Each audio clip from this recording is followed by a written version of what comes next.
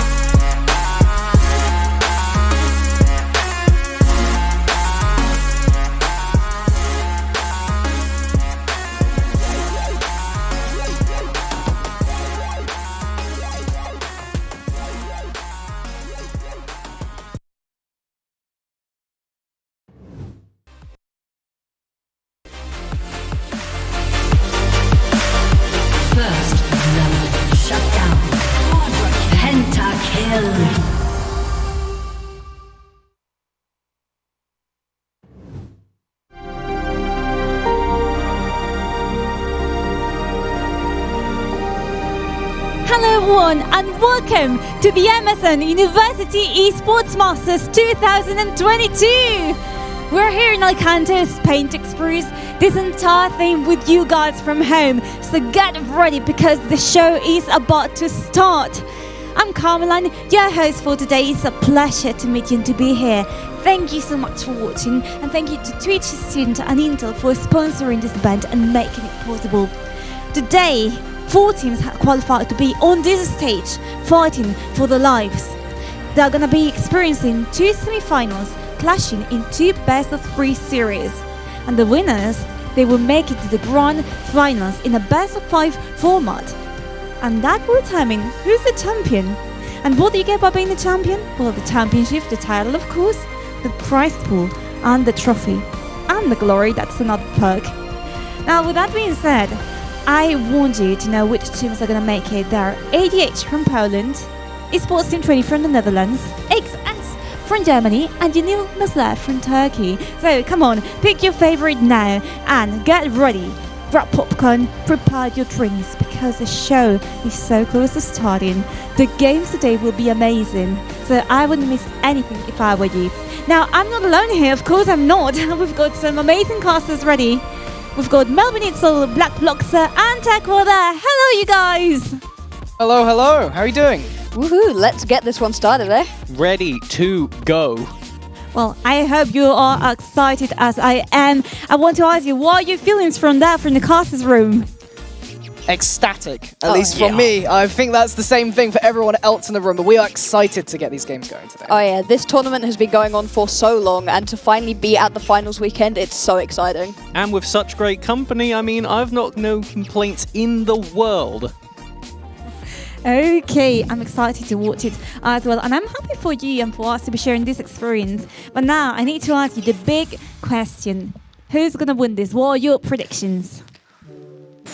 It's hard to say. Well, we have 4 amazing teams. The level is very high, but I think the safe bet for most people has been on Esports Team Twente. Yeah, they have come in as not the favourites, but as a team that actually got knocked out before Kit Esports. But of the 4 remaining teams, they topped their group, the group that a lot of these other teams came from as well. And so you could definitely say there's a good chance that they're going to win. But Yeno Misler, upcoming from the last chance qualifier, absolutely insane playstyle, definitely a dark horse. And I think that one thing we need to keep in mind for myself, obviously, it's on stage. Everybody is getting ready to play for potentially, for some of them, the first time. That environment is going to make a massive change for all these players. I agree with you, and if you ask me about my predictions, I will tell you that I'm not going to tell you it's a secret, just in case, you know. Hedge your bets, gotta do it that way.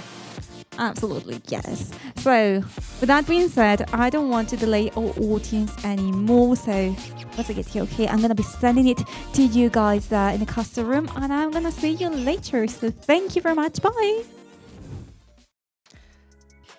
Thank you so much, Carmeline. Now, the first thing that we have to talk about is this is University Esports Masters. What is University Esports Masters? What is it indeed? It is the top teams from all of the university esports leagues throughout Europe. We've got teams from all over competing. We've got 4 different countries represented in these finals, but we've had 12 different countries with multiple teams represented throughout the entire tournament. But we are not just a one-trick pony here. It's not just about League of Legends. We've got so many different games going on, and we've got the results for most of them. We're one of the nearest to the end, I believe, to really find out who is going to take these European Cups, and that is what matters.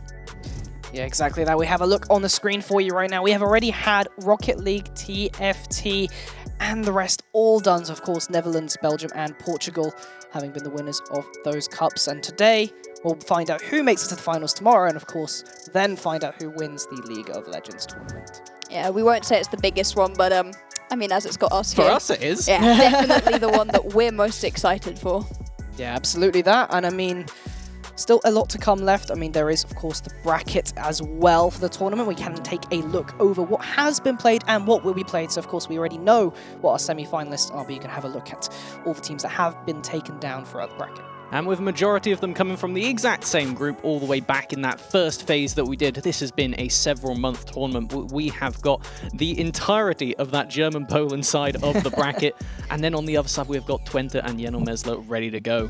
Yeah, we ended up covering different bits of groups. You two ended up coming from Group A and Group B. Unfortunately, completely unrepresented. Yeah, we don't have anything going on now. No, it is Group D that you want to be watching out for. Group D has 3 teams of the 4 represented right now, with Esports Team 20, AGH, and AIX. The only team that is not coming from that is because they weren't in the groups at all. It is Yeno Misler who came through the last chance qualifier. You might be thinking, wait, how did 3 groups come from a group stage, which normally only 2 groups qualify? That's because there are last chance qualifiers, as we mentioned with Yeno Mesler, and that's how AGH managed to make it through. So Group D definitely was a group of death. Yeah, and everybody is trying for their lives. Anybody who made it into the top 8, so either through their groups by winning them or by coming through the last chance qualifier, got in on the prize pool, which is absolutely ginormous. Oh, yes, let's take a gander at what we could be looking for these teams, because all of them are trying to get as high up in the tournament, not just for that prestige. But oh damn, there's a little bit of change sitting on the side for them. Whoever moves their way up, we've got the top 4 for you, and you can see every step matters on that prize pool. Yeah, exactly. So everyone playing at this weekend has already earned a little bit, so have everyone else during playoffs. But You want to earn a little bit more if you're coming here. Yeah. You want to win the entire tournament. It's bragging rights as well, but of course, a massive reward for all of you out there, especially given that students might not necessarily have the most in their That's bank a lot of account. ramen. Yep, that It is indeed. so It is many. a lot of meals. You could definitely afford at least a term's worth of pot noodle out of that. Or one very explosive freshers. But anyway, back to Yeah. what we're actually here for. Let's not go off too sidetracked.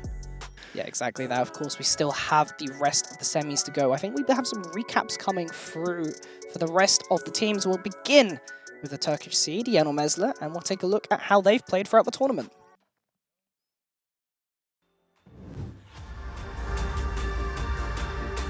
And we will have Avni, Basitoyun, there we go, Fresh Killer, P-God, and Burkus. Trying not to, well, die, to be frank. And, okay, that is a creative play, and that still connects. First blood going the way. Kaitana is going to be the target, goes drowsy and dead. Double tempered Fatal setting up for the CC, the bullet time. You can just see that Wicker unfortunately just doesn't deal enough damage with this one. Avni is running. Alright, there goes the root, there's the Soulfire, Fresh Killer's here to collapse, but there's the handshake and the exhaust. Winnie now going into the bailout, just a little bit too much damage. Egon gonna pick that one up. Will they look for Chelling? Flash forward with the Caffeine Rain, and that secures the kill from the Plasma Peaks. Could get quite risky, it's 3,000, but the members of Yenomizler have that buff. They steal it! Fresh Killer saves the game! They get away on murder!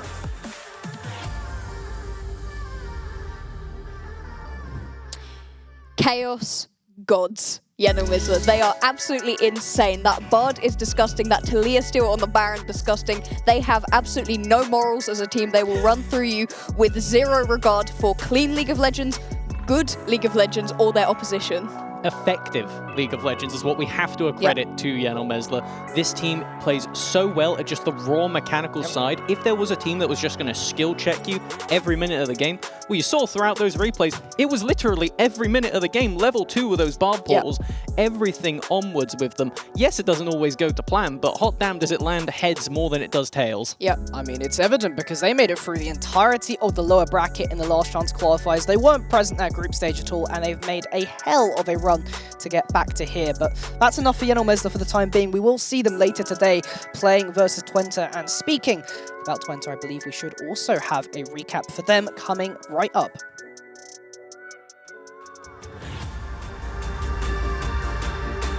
There it is, Esports Team Twente. And this is a roster that made it out of an incredibly contested group. Stopwatches get popped, the Castin is in the back, it is a threat, trying to watch out, nobody's dropped just yet, as I say that, the Nami does. Volibear forced to flash away, Hidden, gonna get one, but then Clocky in the backside, with the Rift Root, with the damage, the presence of mind, shutting down the rest of the team. Bonky now out of mana mechanics with a Quadric, will he make it a Penta? Hidden just a stone's throw away. There's Paranoia, and there's the Tidal Wave. It is a 3v4, but in comes the Malphite out of nowhere. A double kill for the Rock in the top lane. The patience on this player. Clonky comes in, another kill for Twente. And this team just looks unstoppable. Oh my god, the turn the lights out combo, so good. Repulsive, no chance to get out here.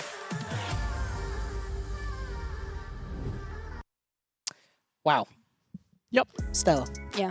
They are overall a very clean team. That's really what we've seen, especially playing through that mid lane, as well as a very strong bot lane. Sort of that bottom side of the map is incredible, and we're going to see them a lot later on in the day. Oh yeah, and the thing is, it's not just about the bot lane as well. They've got that great utility up in the top lane, Emu being able to play a wide variety of picks.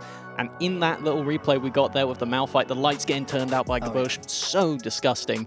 Everything about this team is something to be feared, and there's a reason they're coming into today as our favourites to win it all tomorrow. Yeah, absolutely. I think the biggest strength to highlight is their team fighting. Their team fighting is so excellent that in the group stage, we've seen them win games in major deficits just off the back of superior team fighting, despite maybe losing lanes, for example. So it's definitely something to watch out for, and you can never really count them out in later stages of the game. I mean, absolutely you can't. We were talking about Gabush specifically. When we were in the group stage, we were looking at this player and we were like, I swear we know his his name. Yeah. And we do. We know him from Division 2 of the NLC. You're still allowed to play in this tournament if you're in Division 2. The man will most likely be picked up by a Division 1 squad pretty soon because he's been absolutely smurfing it on this UEM stage. Just has the ability to take the whole team with him and push it forwards into those late game team fights where every single bit, every cog in the wheel works perfectly. With an absolutely monstrous volley bear, considering the patch that we'll talk about in much more detail later on, I think that this team has everything they need to just run away with the rest of the tournament. And looking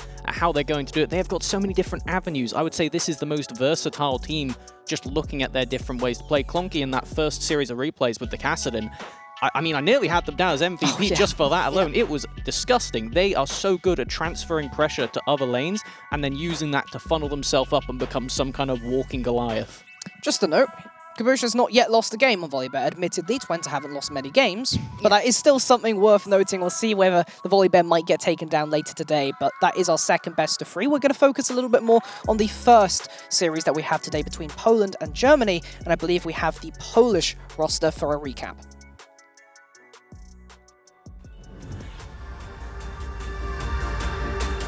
Polish roster of AGH, which is comprised of Alchemic, Crazy, Magister, Life, and Tomarj. Double knock-up, that's might be what you need. Who got the buff? Num got the buff. That's going to give him the level 2, which means Crazy is going to go down immediately. Num will be responded to by Alchemic. Arca now on the roam, likewise with Magister. Being matched, Chengabar getting very low. This Olaf level 1 is so incredible. Magister just needs one more auto. There it is. Picks up 2 kills.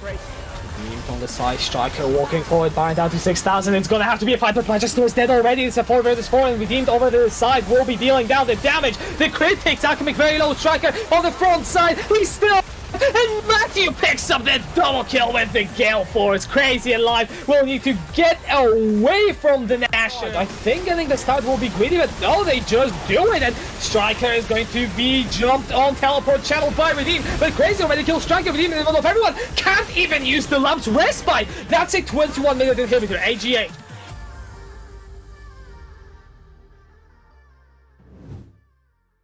And that is the team that made it out of groups, didn't make it out of groups, even made it through the LCQs and then got back. And they've performed very well. In fact, I believe they are the Kingslayers of this tournament so far. Yeah, I definitely think we have to give it down to them, taking away the 2-time champion of Kit right there on screen. Something that, I mean, we were thinking, are Kit going to repeat us with another back-to-back win without dropping a game? And no was the quick answer to that. No, they got taken down in a 2-for-1. It was incredibly close the whole way through, but it didn't matter in the end. AGH came out on top. I think it's really important to highlight for anybody joining us who maybe hasn't followed throughout the rest of the tournament. Kit Esports, the German squad, again, taking out German squads, you know, it's a little bit of a theme we've got right here, had not dropped a game in one whole UEM and had won the last 2 titles in a row, hadn't dropped a game in group stage. The first time we see them and they get taken out. It was a complete shock. Nobody was expecting it, and all of a sudden we're looking at AGH as somebody, you know, that you've got to truly fear for taking that title.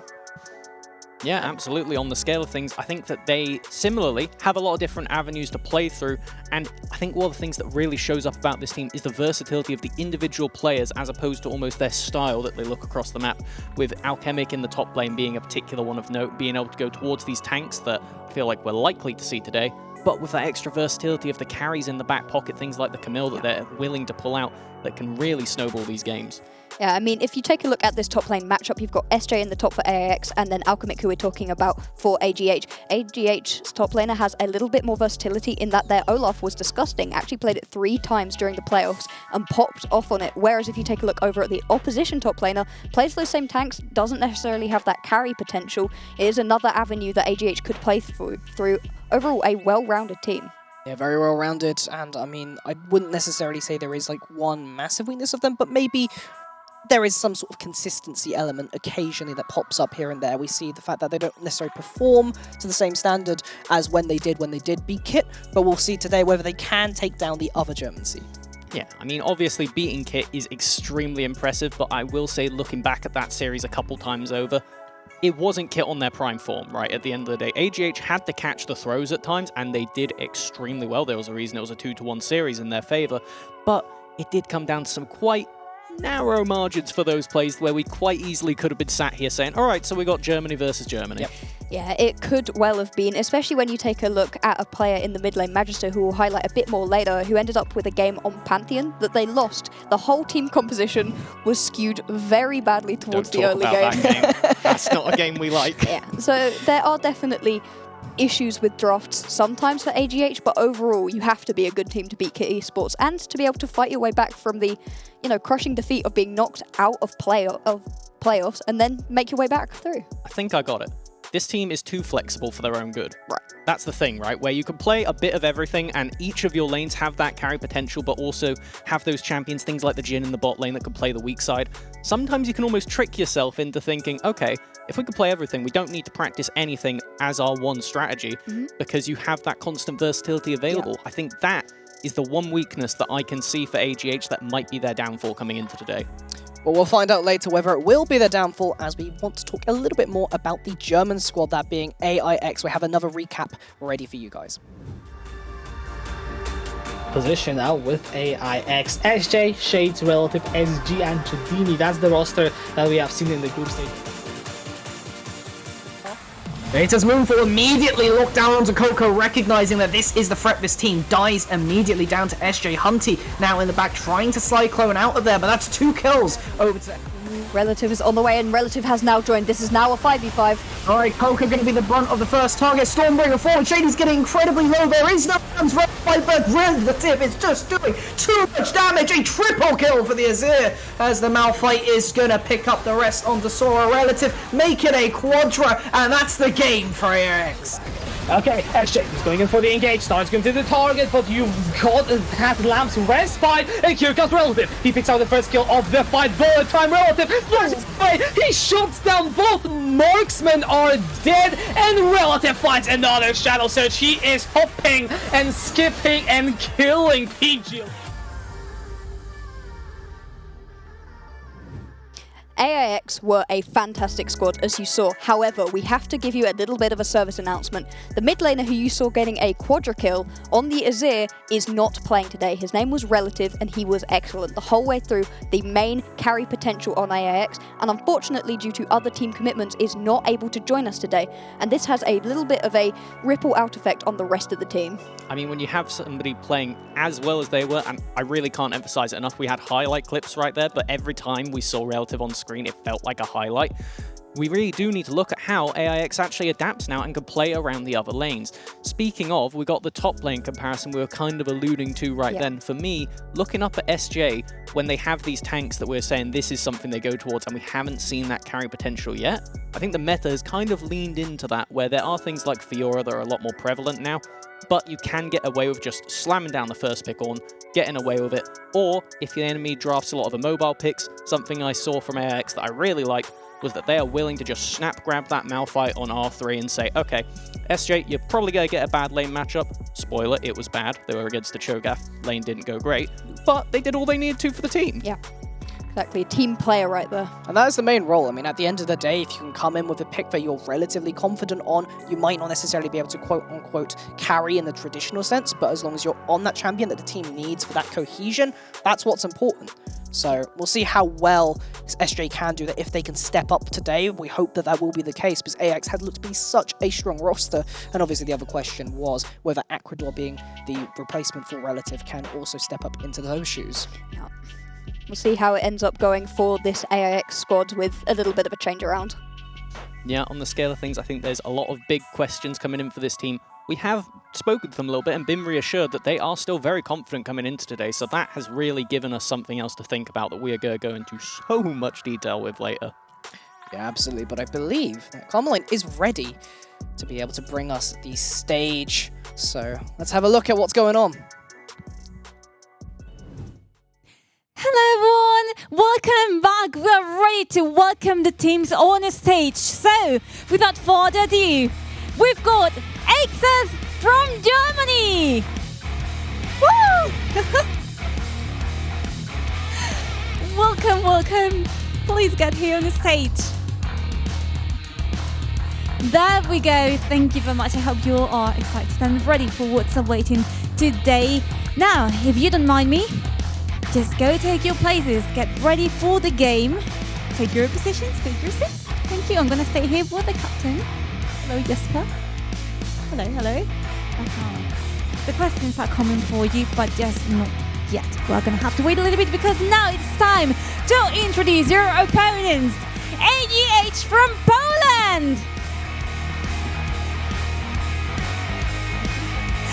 Come on, the stage, that's what I like to see. Happy faces all over here. Okay, so keep this image in mind because this is a team that is going to represent the country. So good luck, you guys. You may take your seats now. Thank you. I'm going to stay here with the captain, Adam. Hello. So, time to have a talk with both captains from both teams here face to face. So, first question. How are you going to face this game? What do you think is going to happen? Let's start with you, Jesper. I think this game is going to be like really a banger. We're going to see some nice spicy picks and hopefully a good game. Okay. I will ask you about the result later on, but what do you think is going to happen? Do you think it's going to be a banger as well? Yeah, I think it's going to be a banger series. I think it's really close matchup. Both teams are very good and well prepared, and we're going to have an exciting series. Okay, and now, before I leave you go with your teammates, what is the result going to look like? I think we have some nice picks prepared, so I think we're going to do it 2-0. I'm sorry. Oh my god, okay, what about you, Adam? Do you agree? I hope not. Yeah, I agree. I think we're going to lose 0-2 to an enemy team. Yeah, I think it's true. Okay. Well, that's not confidence. There you go, shake hands to them so you've agreed that you're going to lose to them. Well, that's about enough. Thank you very much, you guys. You may go back to your seats. And now I'm going to be sending it off to the casters. Thank you very much. Goodbye. See you later. Oh my goodness gracious me. Woo boy. 0-2. 0-2. I mean, They're going to go There we 0-2. more important than our predictions, apparently. I mean, if the players could give that kind of insider Yep. knowledge, do we need to check that there's no like Scripted? cross? Yeah. Interesting right there. Yeah, I'm not sure about that one, but in terms of our predictions, what do you have up for this first match? Well, oddly enough, I'm thinking that it's going to go towards AGH for this one. Apparently, I'm the only one, at the moment at least, thinking it's going to be a 2-1 victory because overall, some of the stuff we're talking about, some of the stuff we're going through, that when I was looking at this team and looking at the breakdown of how all these players go, they just have so much more of a clear strategy to win. And while they do have maybe a few too many strategies to win, I think that it's better to have too much of something than maybe a bit of a question mark on how you're going to go about it. Yeah, quite possibly. I mean, when I look at both of these teams, I had so much faith in AIX, and I do not want to lay any shade on Acrador. I still think that their team is going to function well, but I think in the realms of spicy predictions, I'm going to go 2-0 for AGH. I have a lot of faith in the way that this bot lane specifically can play. All right, we got some rosters here for you. If we haven't got it enough, we have Alchemic, Crazy Magister Life, and Tomage from Poland playing today for AGH. See exactly how they step up onto stage later with their play. We have talked a lot about how Magister is one of the big players on this team. We're going to look at Germany as well. It's SJ, Shades, Acrador, SG, and Jadimi. It's again, of course, Acrador being the replacement for Relative, but Shades being that massive jungler on this team.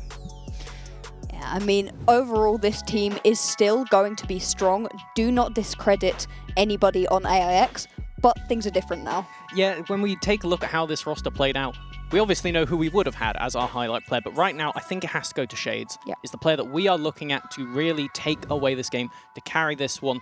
This player is the engine that starts this team rolling. They love these AP junglers and go in with full force on them. Obviously, they're very competent on all the meta picks, but it is their APs where they really start to shine.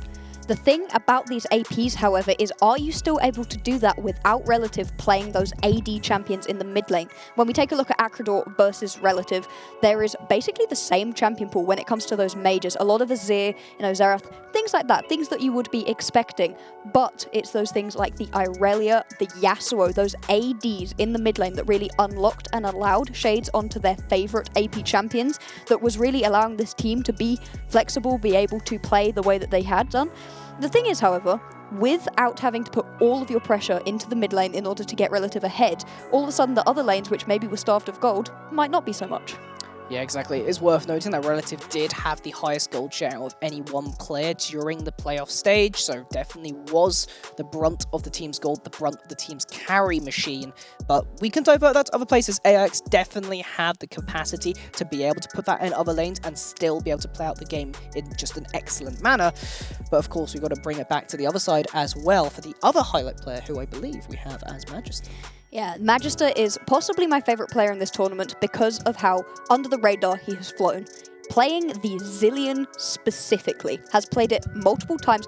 Almost all of their games was on the Zilean during the group stage, and played it 3 times during the playoffs as well. Massive pick priority on this champion, and the way that it is played is excellent. In Magister's hand, I mean, he's going to go down 2-3 waves of CS, you know, he might even lose a solo kill in his lane. It doesn't matter, because once we get to those team fights, or when it comes to roaming around with Crazy to get the side lanes ahead, it is executed flawlessly.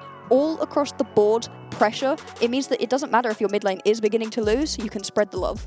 And I think when we look at how Magister really goes about that for the team, it is partly by just enabling their jungler, getting Crazy the resources, and if you don't have somebody just sacrificing in the mid lane, taking those poor trades, roaming away and dropping XP, then you aren't able to get such insane carries, and we know that a lot of these items just snowball exponentially if you start stacking them up. So having Magister in that mid lane is the real support for the squad. I mean, they obviously have Tomage as well, who's quite good, but for me, Magister is the one that we keep our eye on for how they really snowball this team from almost the self-sacrificing side. Yeah, I mean, you have to be careful with a player like Magister that you don't allow them to go completely unnoticed, because Life will have the massive KDO, because Alchemic will get those solo kills, and because Crazy is ganking top mid bot constantly. You know, you can really lose somebody like that, but they are really the linchpin of the team, playing things like the Talia as well, which Talia suffers from low play rates because she feels bad. She's doing a ton of damage, but it never feels like you're doing a lot. You're chipping away at people's health. Same sort of supportive role. Perfect champion for Magister, so another pick to watch. And I think it is one of those ones that could be contested by both teams. If it were to go the other way around, I think it would actually be our 2 highlight players of Magister and Shades being the ones most likely to pick them up. But when we start to look at the wider styles of these teams and how we think it's going to end up playing out, for me, when I'm looking over at the AIX squad, I think that if they can identify Magister as almost that similar starter, what I was describing Shades as earlier for AIX themselves, and can really focus down, get that attention on the mid, potentially roams over their pre-6, then that might just break apart AGH's plan before it even gets a chance to come together. Is the idea then to play a bit more reactive and sort of counter team within draft? Is that the best plan that you think that AX should be going with here? I think it could be, because when you have this new factor of Acrador coming into the squad, it's a question mark for us. It's going to be a question mark for the players. So having that as potentially almost like this just secret trap card ready to go in the draft. If you do lock in the Zilean, maybe we see something like the Silas come back out again. Maybe we see something that just runs them down in lane and doesn't give any chance, while those perma-pushing mid, something wacky. I don't think we're going to get new mid or anything like that, but Singed is pretty good on this patch. Yeah, and I mean, it doesn't just have to be the Zilean. Supportive mid laners have kind of been the name of the game throughout this entire tournament. Obviously, this tournament has run across the course of 4 months, and we started out on patch 11.5. On that patch, the mid lane Karma was the biggest pick, as well as Karma going in all the lanes. Somehow, Karma is still okay 6 patches later, and the hotfix still totally viable. So there's a lot of supportive mid lanes, the Galio too, things that you can play in this mid lane where, hey, if you're not so confident as AIX about Acrador being able to go toe-to-toe and be that carry, he doesn't have to be. Even if he's a bit nervous about playing on stage with this group of guys, doesn't have to be the carry, can pick up something a little bit more supportive and just be fine. I think when we're talking about the carries, obviously we are going to be taking place on patch 12.11b, so that means the B stands for no Belveth for us. We are technically avoiding that one. But the thing that I want to look at for this is there were so many changes. We've got durability, and one of the main things that actually happened here for AGH was when they came up through that last chance qualifier, they had to play so many games in a row on the most recent patch.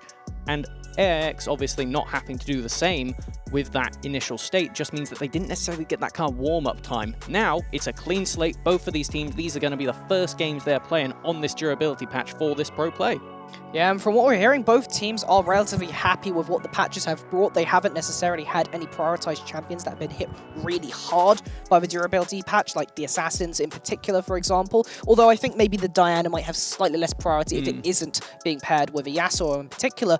But in general, I would say that the durability patch is favoring these teams, and they are quite confident going into it with the playtime they've had in solo queue as well. Yeah, it's changed things up a lot in terms of the bot lane meta, When we joined this tournament, it was the Jinx meta. Nothing but Jinx. Jinx, Jinx, Jinx. Occasionally somebody would pick something up like the Zeri or the Aphelios or the Jhin, and they would lose to whoever had the Jinx.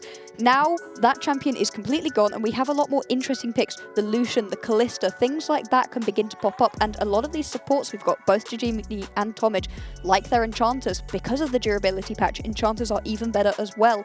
And so it's really changed the way that this bot lane matchup could look. And I think it means that there is an opening for some of the stranger things, like Twitch is something that we have started to see globally pop up every now and again. That is something that we know Life can play.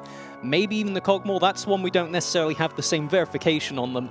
But Zeri, obviously a very big pick, can even be flexed to mid lane with that AP build. We'll just try to keep all these picks in mind, because hot damn, when you rework every champion in the game in a single patch, it throws a bit of a loop, a bit of a spanner into the works. Yeah, I mean, there's just been a lot of reworks as of late. I mean, we've had the Wukong getting a jungle update. We've talked a little bit about Talia as well. Rengar, I'm not too sure if we'll see too much of today, but of course, Olaf being played by Alchemic really, really well during the playoff stage has been toned down a little bit on this patch, but absolutely still very viable alongside the enchanters that we're seeing flexed and have been flexed throughout the tournament. Yeah, was not nerfed out of the meta. Actually, the Olaf received a nerf in 12.11. That gave him an increase to a 55% win rate. They had to hotfix that. Now has come back down to a more healthy 50% win rate, but that means that there's about equal terms of wins and losses. And so if you are skilled on the champion, still absolutely able to be worked, not being nerfed out of the meta. So the Olaf definitely still available. The fact that he can now keep going with his ultimate, basically indefinitely, as long as he can keep landing those attacks, means that a champion means that in the hands of a player like Alchemic could be absolutely devastating. Very impressive performances on them. Even in the counter matchups, they were still able to get a decent amount done. And something that I want to start to look at for the rest of the team is how they can almost facilitate these, I'm not going to say wacky, top lane picks, because that is a meta pick now, as strange as it would have sounded at the start of the split. If you told me you were locking in Olaf top, there's only one name that you'd put down to that. But now, when we're looking at some of the things that are showing up, like the Talia is another big one that we kind of hinted at earlier. Both of these teams have played a decent amount of. The Karma, obviously, the one that has kind of recurred throughout the entire format and just won't leave. Every time we chuck her out, she makes her way right back in. In a different lane every single time. Exactly. Every team has massive respect for this pick, and I think it's just because when you're in this team environment where you can coordinate properly, the rotation advantage Karma can give you is really difficult to play against. Yeah, the flexibility of that pick right now. And I mean, we've talked a little bit about the general strength of enchanters, but that is very much here on this patch in particular. I mean, of course, Jinx is another one of those picks that has been very much prioritized. In playoffs in particular, it has been Wukong and Talia. We have gone over that briefly. I do expect to see the Wukong still pop up again today alongside the Volibear as the response that we've always seen, which is interesting though, because the Volibear for some reason has a significantly favored win rate in this matchup at UEM. However, we are finally into the draft between the two teams, and the first ban will be that Zilean targeting Magister out. Yeah, the highlight pick on the highlight player. Shocking. It makes absolute sense. If you're AX, you do not want to deal with Magister on this pick. Taking it off the board obviously is very strong. Also getting rid of SJ's Ornn. Ooh, I like this so far coming out from AIX. They have a very clear plan, and it is what we were discussing in the pregame. Don't you love it when a plan comes together? Focus out that Veigar, focus out that Zilean. And to be fair, one of the things that is a big question mark is Life and Tomage in the bottom lane will play Senna and anything. So we're just going to have to put that on the sideline and see what happens there. But they also have mages like the Karthus, so it means that if Magister is feeling particularly adventurous, we might see that Pantheon. Not sure if we want to see the Pantheon today, because it didn't really look very good last time, but that is that Senna that you were talking about banned away, preventing that scaling. Senna right now being able to be played in ADC in a farming style once again with most recent patches, but of course can still be paired in a fasting style with a variety of other champions, as Kindred will be taking out one of those contested picks, but clearly they don't want AX to have it. Yeah, there's a bit of a focus right here onto Shades, what we were expecting as well. Some comfort off of SJ and all of the best picks off of Shades. We'll see what the first pick is going to be. If this is locked in, all right, the Yuumi onto Jadimi. Jadimi is fantastic on this pick and can also give you a lot of flexibility. You are conceding your bot lane, though. Your bot lane will not be good at the start of the game, but will be much better later on. I don't hate this because SG on the scale of things has a lot of champions to pair with it. The Zeri's still unbanned, the Ezreal, even to a lesser extent the Misfortune and the Lucian, all the champions we outlined as the things that maybe some are going to be a bit more difficult to play, like the Misfortune given the durability patch. There's still a lot of options, but here it is. Wukong and Talia just sneaking through to this point, and I was really curious to see if they will pick up not only one, but potentially both of them right here. The Wukong is a flex pick as well, can be played in both the jungle and the top lane. Actually, there's a lot of flex picks in the meta right now, and so there is, you know, a lot of freedom right here. You can pick up the Wukong right now and you don't have to pigeonhole it into one role or another. You really expect maybe Life or Tomage to pick up champions right now. There we go with the pickup for Tomage. Enchanter City. Now, we all know of the Lucian Nami, which I've heard from a lot of people is a bit bait on this patch.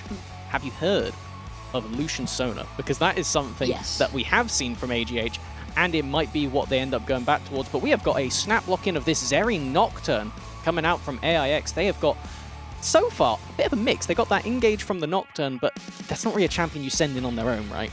No, you're going to want follow-up, but when you have this combination of the Yuumi and the Zeri, can be absolutely disgusting. Anything that gives extra attack speed, extra buffs onto a Zeri is nauseating, and I like the way that this could work together. What did you say? There we go. And the reason that I was kind of thinking that would be the logic going on in AGH's head is because when you have Yuumi Zeri, neither of these two are particularly renowned laning champions, so having any advantage you can get, combined with this Sona, who innately has a good matchup into the Yuumi because you can match her healing and provide a lot more utility to a lot more members, it's something that we've seen AGH play out multiple times with this death ball strategy that they love to go for, as now we get into the second rotation bans. Yeah, of course, in counterpoint to that, the Yuumi Zeri bot lane is also incredibly safe. Yes, if they do try to contest a little bit, they will lose out, but they can kind of sit under tower for the most part. But of course, the Wukong can come in and they can be vulnerable to that, as we see Kassadin and Corki. Corki, one of those picks more recently, rising back into the meta with the Azir, just being able to scale up in the mid lane and provide a powerful late game threat. The Azir is back in the meta, as you said, but also it is one of the main picks for Acrador and something that absolutely overlaps with what Relative played as well.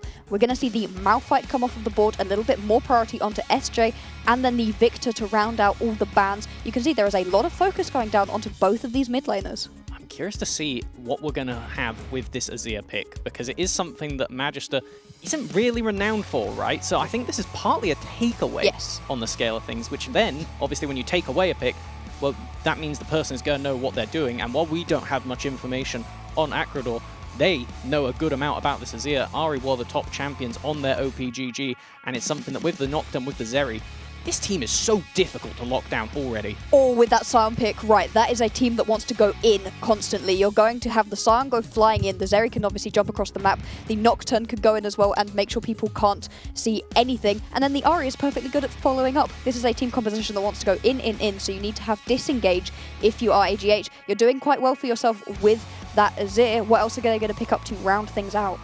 Camille could be quite interesting. Hextech Ultimatum able to prevent certain dashes from occurring, locking people down within particular areas. I'm looking at the Zeri in particular, I'm looking at the Ahri potentially, and that can give you the assassination potential. Get a pick, then go with it in a fight. And I think it's very effective with this kind of team, because when you are against so many hard to lock down champions, we know that just for the Ahri and the Zeri in isolation, Camille is a great champion into them.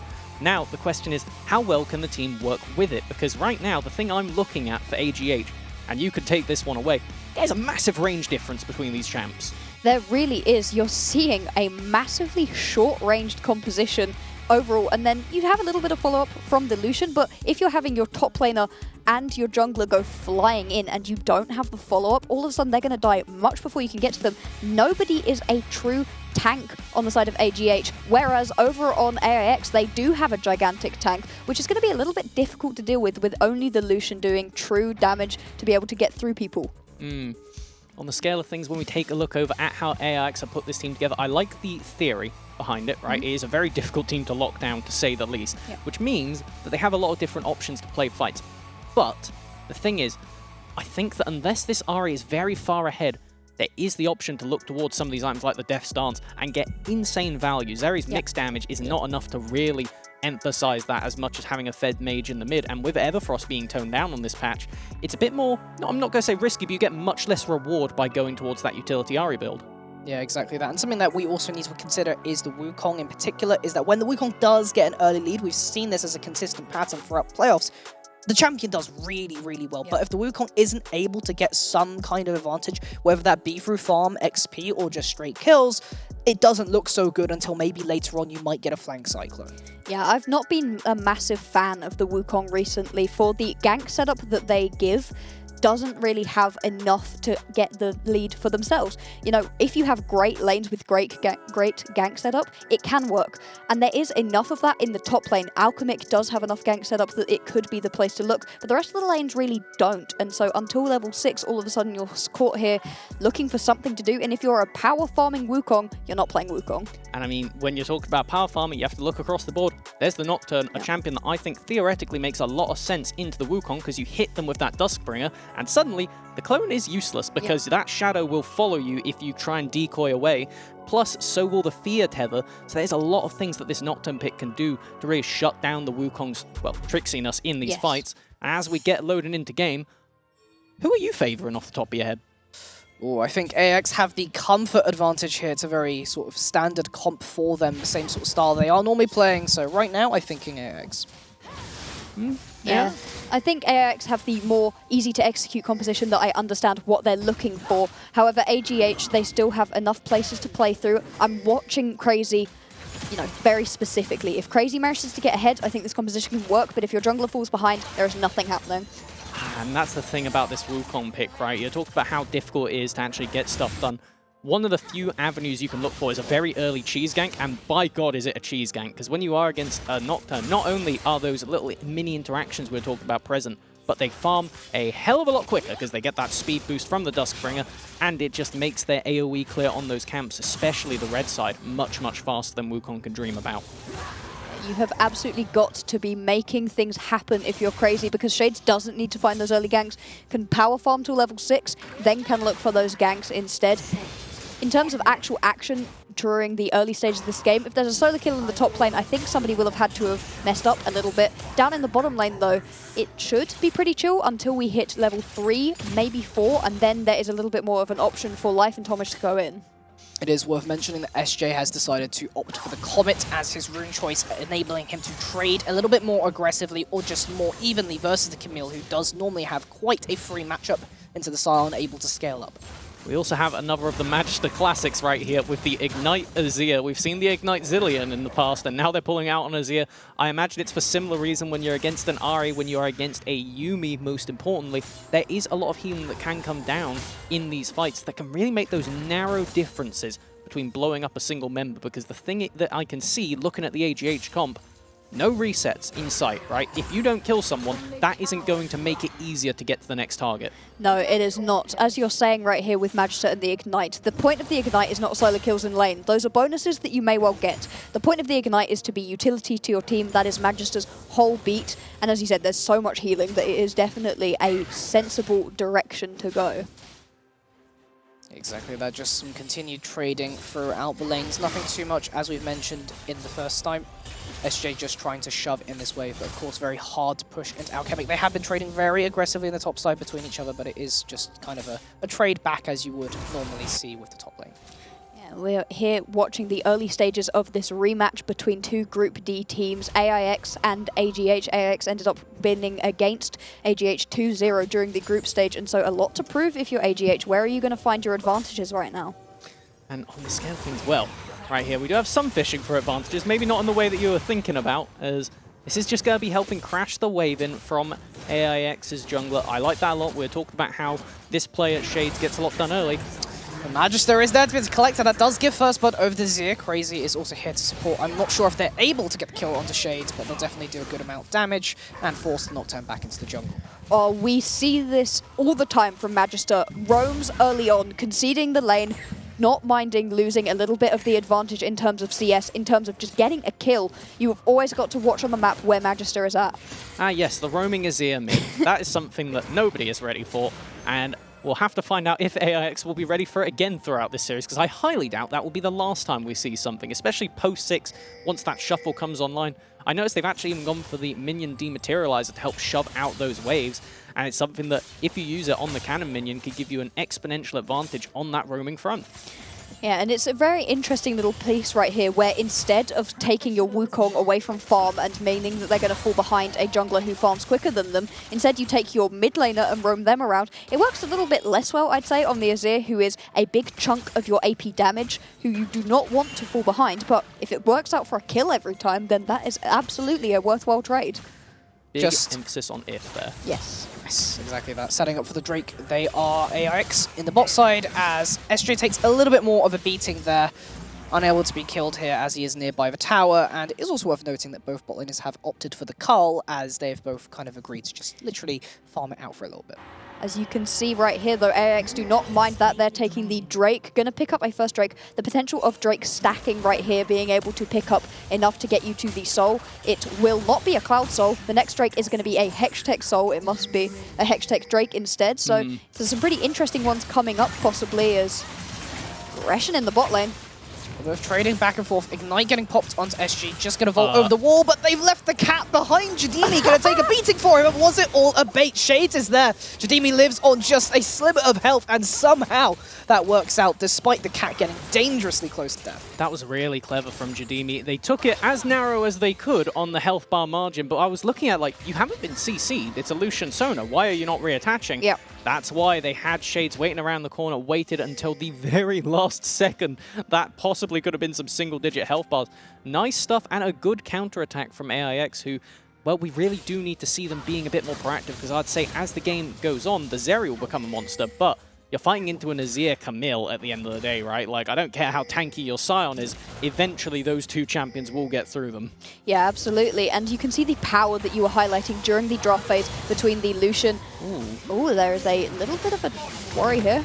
He's here with a divide, and that just means that SJ is going to go down. I'm not sure if that is going to be able to get you out of there. The minions ticking down the corrupting potion, actually able to keep you a little bit alive a little bit longer, but Crazy is there to collect the kill onto SJ. 3 kill participation, and what is the counterattack even happening right now? There is not.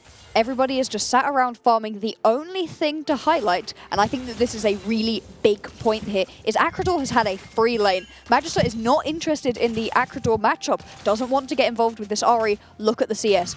Only 3 behind, hasn't even gone down on waves. Magister is a master of pushing out a wave properly, roaming and getting back in time. But to be able to do it every single time, I expect more from Akrador to be able to actually punish this roaming Azir. With the teleport available and being level 6 on this Ahri now, there's a lot of playmaking available. That's the charm. Wukong's just going to go down, I think. Too much health, but there's the regen from the passive alongside the Soda, able to keep Crazy alive, and somehow Magister ends up getting the kill onto the Ahri instead, despite AX initiating the play. This was all a rotation to try and start up the Herald and looking for the pick on the enemy jungler first. They will not be able to get it, and it means now, if you look at the map, they're just losing out across the map. Zeri vaulting in. Magister having to flash away, but it will just be the summoner traded. You do get the kill earlier, but of course that was slightly overextended in lane there to be able to have to burn the flash. Oh, and Akrador getting involved with the first fight of the game and ends up going down for it. What should have been a charm into burst death for Crazy ends up with actually a kill going the other way. AGH currently having the much better map rotation than anybody on the side of AIX. And right now, where are we looking at AIX to get themselves back into this game? I'm thinking that off the back of this Herald, they could look to put it down, but I mean, it's going to be very narrow. I really hope this doesn't reset on them, because this happens all the time when aggro gets shed. Going to be able to avoid it, thankfully for them. And then it's going to be about putting that down and trying to snowball SG, because I think as this draft goes on and as the game continues, this Zeri is going to be your win condition, right? Nocturne gets outscaled from 2 items onwards. The Ahri, well, we did put a big old asterisk and say, if you're ahead, great. If you're not ahead, we may have problems. Where is the AP damage? Is it the Yuumi? Yeah, I mean, they do some magic, but I don't think that's really where you want to be clutching on it. No. The Zeri doesn't even have anything close to that AP build at the moment. You will be looking for that crit with the Immortal Shield build into the Phantom Dancer second. It is a big spike after that. Yeah, and very interestingly, if you take a look at the items, Magister went for the tier 2 Sorcerer's Boots first. You can see that there is a roaming style right here. This is not what you expect from an Azir. Azir is usually very happy to sit in lane, farm with those Sand Soldiers, be safe. Instead, Boots, I'm going roaming, is what Magister has said. And so far, it's been very effective. You can see the pings coming. I'm just going to keep waiting on that old timer and opportunities to be able to use that divide into other lanes. It is worth noting that currently AGH do have a minor lead at 10 minutes. Of course, it is not that much in the grand scheme of things. And with the next Drake coming up in 45 seconds, we do expect both teams to be looking for that. Yeah, you can see that the Wukong is making its way down there, actually roaming up away. There is a possibility that AGH don't care about the first 2 Drakes. They're going to see what a soul it is and then see if it's worth fighting for. I mean, when you think about what's left at the end of the day, though, you're already guaranteed to not be getting a Cloud Soul, so Yeah. it will be valuable, to say the least. And it is a bit of a dangerous one, because when we think about that scaling again, the first items are very important for all of these champions, but spiking on one item does so much more for the Nocturne than it will for the Wukong and the rest of the AGH squad. If you have confidence that Shades isn't going to go straight for this Drake, then it makes sense to go get a few more camps and then make your way down a few more levels, perhaps. But you do not want to begin to concede loads. If you're already on Soul Point at 15 minutes into the game, you're in a very bad spot in terms of controlling the tempo of the game. But already you can see AX, they do want this Hextech Soul, and unfortunately, Oh, hold on. That's going to be a paranoia instead, trying to eliminate this Sona before a fight can occur. They will manage to do that, but can they get away with anything more crazy?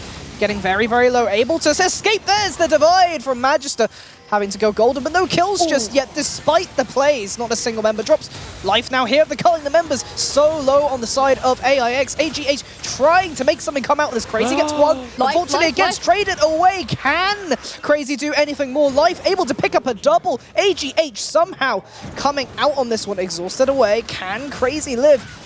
Passive healing, the other, the dash away from the Q. Can Life lay down the damage before he dies? Crazy somehow survives. And it's an ace. what a play right there out of Life. Just insane, keeping alive Crazy, who had every right to die. A brilliant juke in and out of that bush, and the fact that they managed to kill the Silent Shield before it could reactivate meant the explosion didn't finish off Crazy. They are in this game exponentially, so 3-0-3 on the Wukong.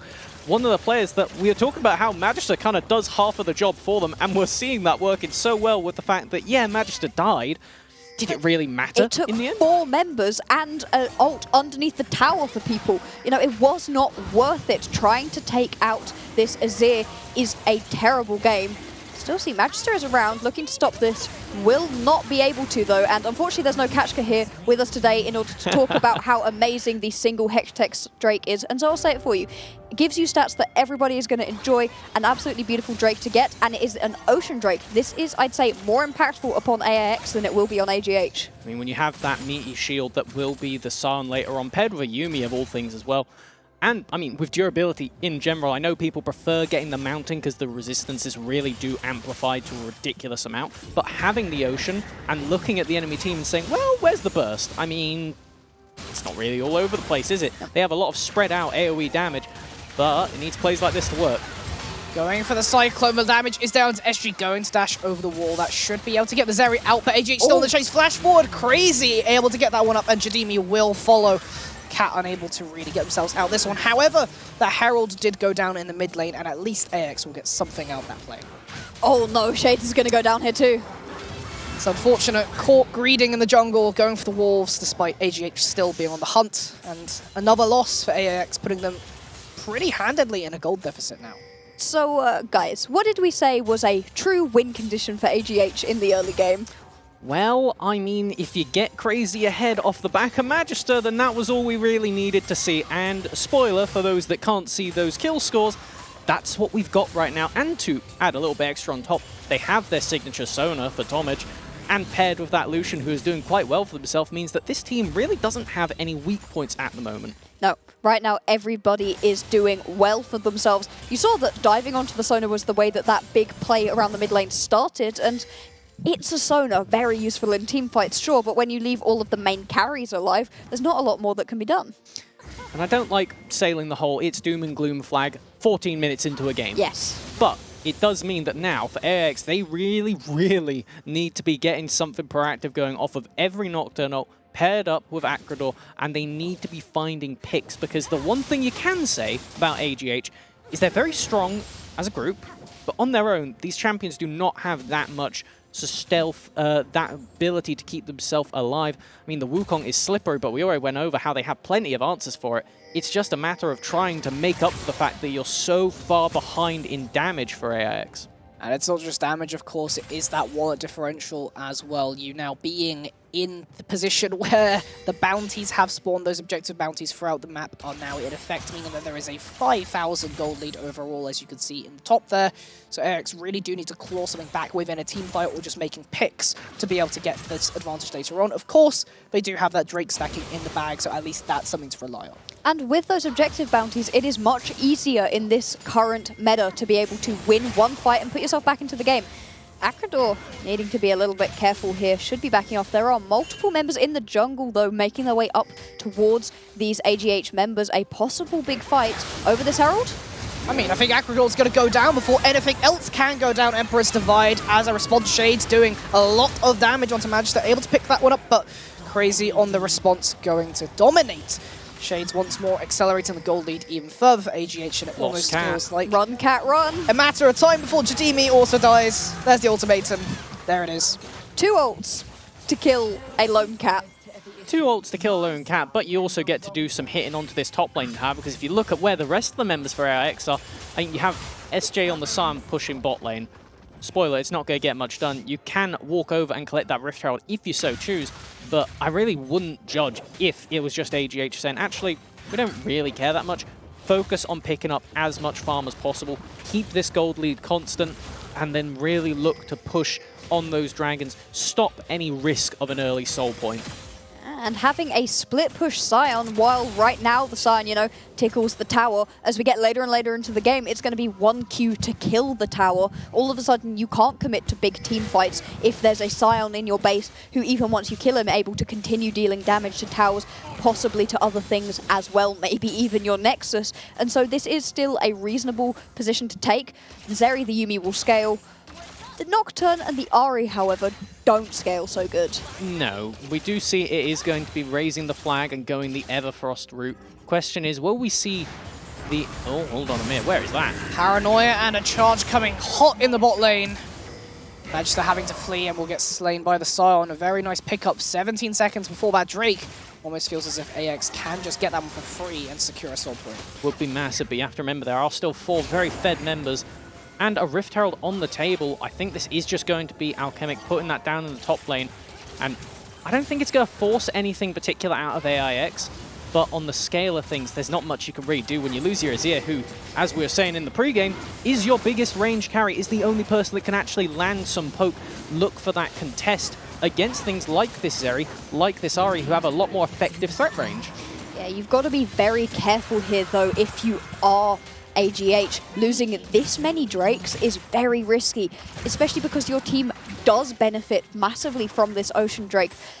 The thing we always say about Ocean Drake is you like it on tanks because if the squishy has bursted down, well, who cares that they're going to regen a lot of health, but on big tanks such as a Scion, all of a sudden you keep this up, but Herald going down into this top lane, possibly already cracking the base. Counter-attack onto Magister on the bot side right here. It looks like there will be a dive, but you are going to lose a lot, AIX. That's potentially an inhibitor as well. I mean, in fact, it will just be an inhibitor. That Rift Herald charge won't even damage. There's 3 potentially even get 1 Nexus turret right here.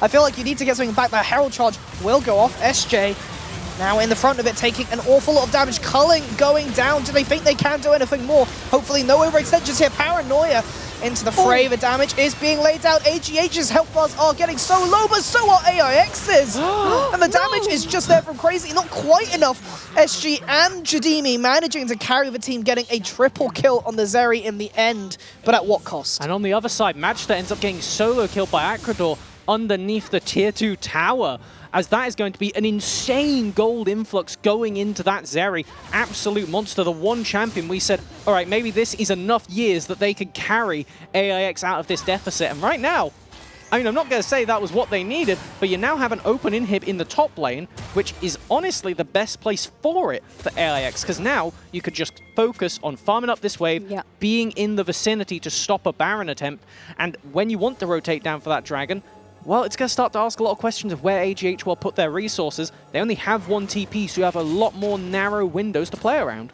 And especially because you have this inhibitor down in the top lane, like you said, and because of those 3 Drakes picked up early, you don't care about getting this next Drake. You technically don't even care about getting these next 3 Drakes. You've bought yourself 15 minutes, potentially, in which you can just sit back, farm, and begin to scale up. It was a lovely play, but also saying that feels a little bit wrong because they lost an inhibitor tower, an inhibitor and a Nexus Tower. It was the best case scenario with where they had positioned themselves, because the counter-attack plan, by the looks of it from AIX, was, okay, we have 3 people bot, we're just going to dive onto this bot lane and kill Magister. Yep. Okay, I like the concept, however, the issue was they waited way too long to actually pull the trigger, and it just resulted in, as you said, a massive amount of resources from the top side just bleeding away. It went from a situation where it's like, haha, we've caught Magister under the tower to, we need to base, and Magister keeps hitting us. Uh-oh, we're going to lose our Nexus. Managed to avoid that one, and now, with an open inhib in the top lane, the question does become, how is AGH's sieging potential? Well, with a Baron, I would say quite good, because the Azir can outrange everyone, like we said. We do have a Nocturne with ult on the way, blue ward available. Remember, there is a goal differential in favor of AGH, but AX have the Drake's Baron down to 6,000 Shades, looking for the engage. There goes the Paranoia straight onto the top side, going to go golden for the time being. Here comes the damage. Magister, the first one to die, instead will be responded by Shades, also going down crazy, able to back away. Clone taking the brunt of that. Top laners Still are on their way. a 3v3. It's going to be inside track for Alchemik. He's going for a hook shot onto SG. There goes the ultimatum. The rest of the team cannot follow up yet. There's the exhaust. There just ain't enough damage right now, but Alchemik still staying alive with the healing. Will get picked up eventually by Acrador, but on the whole, AGH winning out. They'll be able to take that one, at least in the numbers advantage, just going to be a 3 for 2 in the favor of AGH. They are looking to walk back to that Baron. Crazy still alive on the jungle. Shades will be up very shortly. Acrador does have the teleport. Will they be able to get over here, and if they even want to? Because the thing is, if you get something to go wrong here, well, your top lane inhib is open and the enemy team will have Baron. Very risky. You will lose if you contest on this. The first contest went about as well as they could have hoped for, but they are now going to lose the Baron right here. It was a matter of how many members managed to get away. Acrador chasing in. Acrador maybe being a bit overzealous on that one, but here comes Shades of the cat on top. Fortunately, Crazy is just a little bit too strong. A combination of life, 7, 2, and 7 here on the Lucian. Still 2 members with that Baron buff, able to back away and eventually siege down lanes. Oh, managed to actually respawn in time to get it as well. Thing is, the Baron buff there, going down Sona, isn't that important because there is no situation where Tomaj should be away from their team. No. This Sona is the focal point of the squad. You are feeding those enhanced autos over to the Lucian and doing so much more for this Wukong, who we've seen Crazy go in and come back out and then go back in on the second Cyclone in basically every single fight.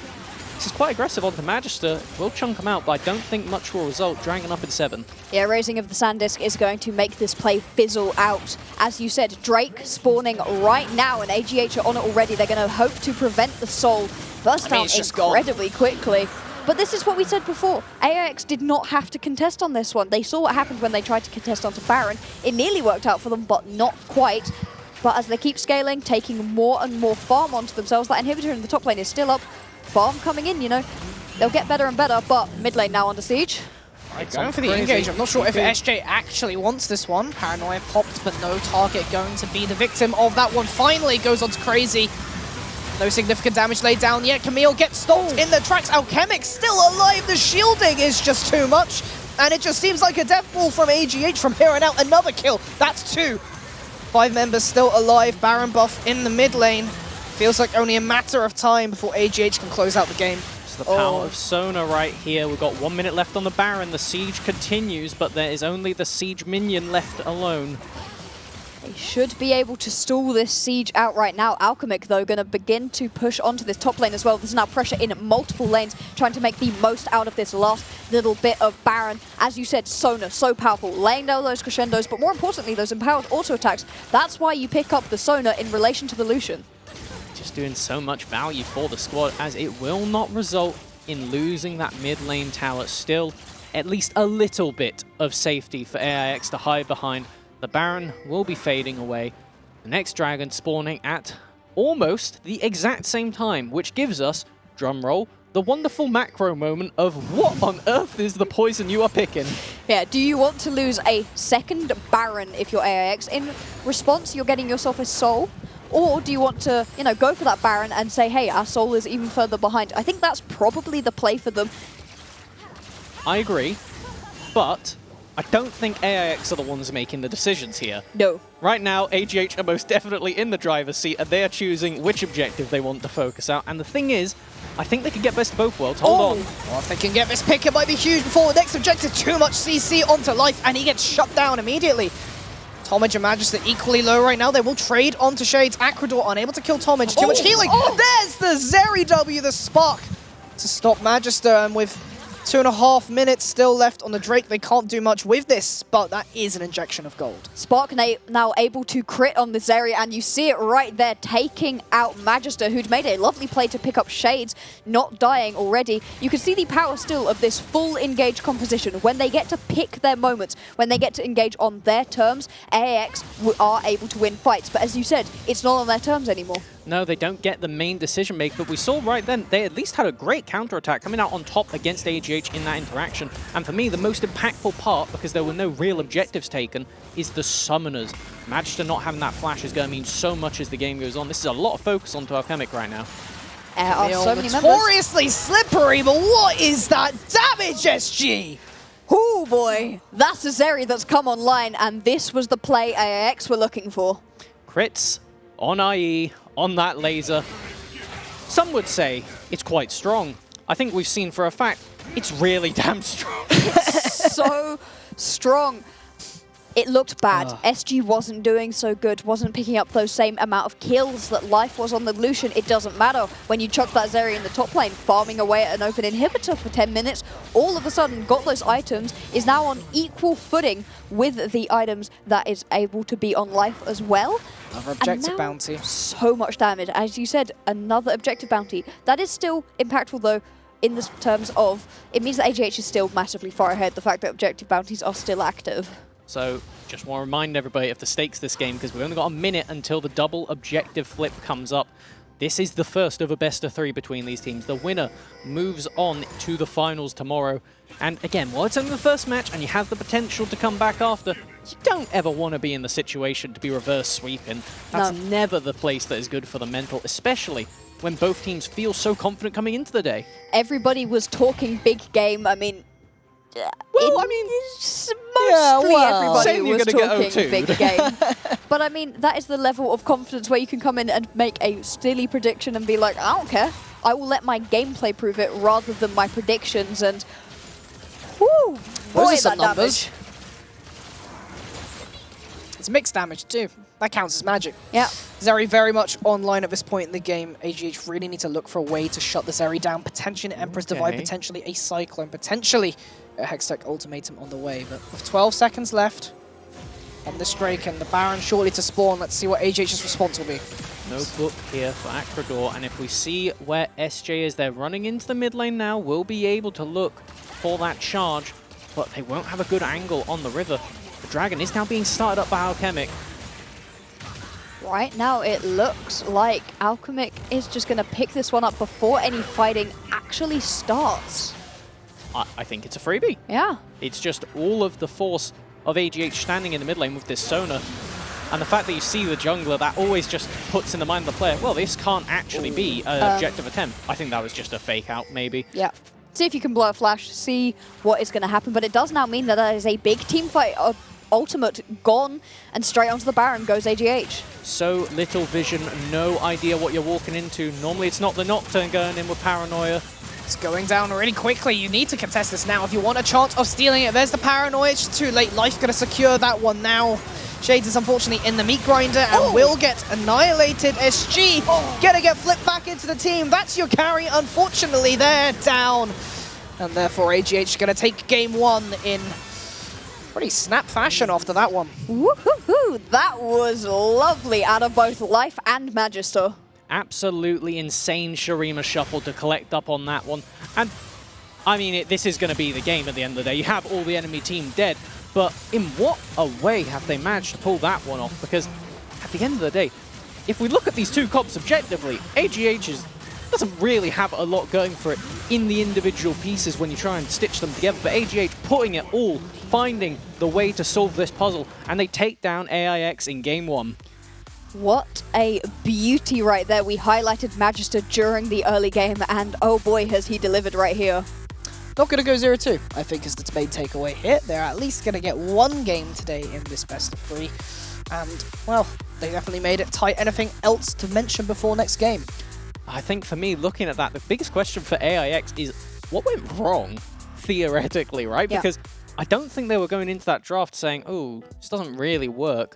But they did have a bit of a disjoint. They had all these individual, very flexible mobile picks, but they didn't force enough. And the fact that a roaming Azir, Magister's roaming Azir, really just said, actually, your plan, I would prefer that you didn't have that, and just threw it away. No attempt at that. It was really interesting when you've got the Azir as the roaming pick and not the Ahri. Ahri has dashes entirely so that she can get around the map. If she wants to go roam, great champion to do so, and yet the Ahri sat in the mid lane as, you know, that Azir was off into the top lane about once a wave, and yet there was no CS advantage. I think Acrador maybe nerves with playing with this squad for the first time on this big stage, but needs to find a champion that works with the rest of the team. Magister, though, what do you do about this man?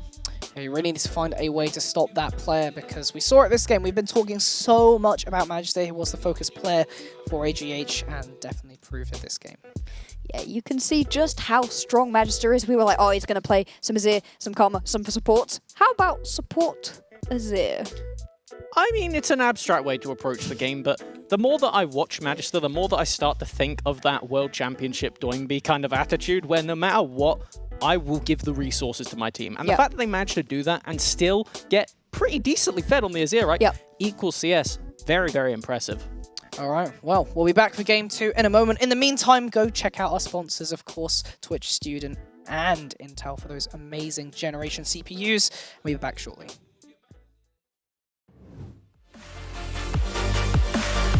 First blood, shut down. Pentakill.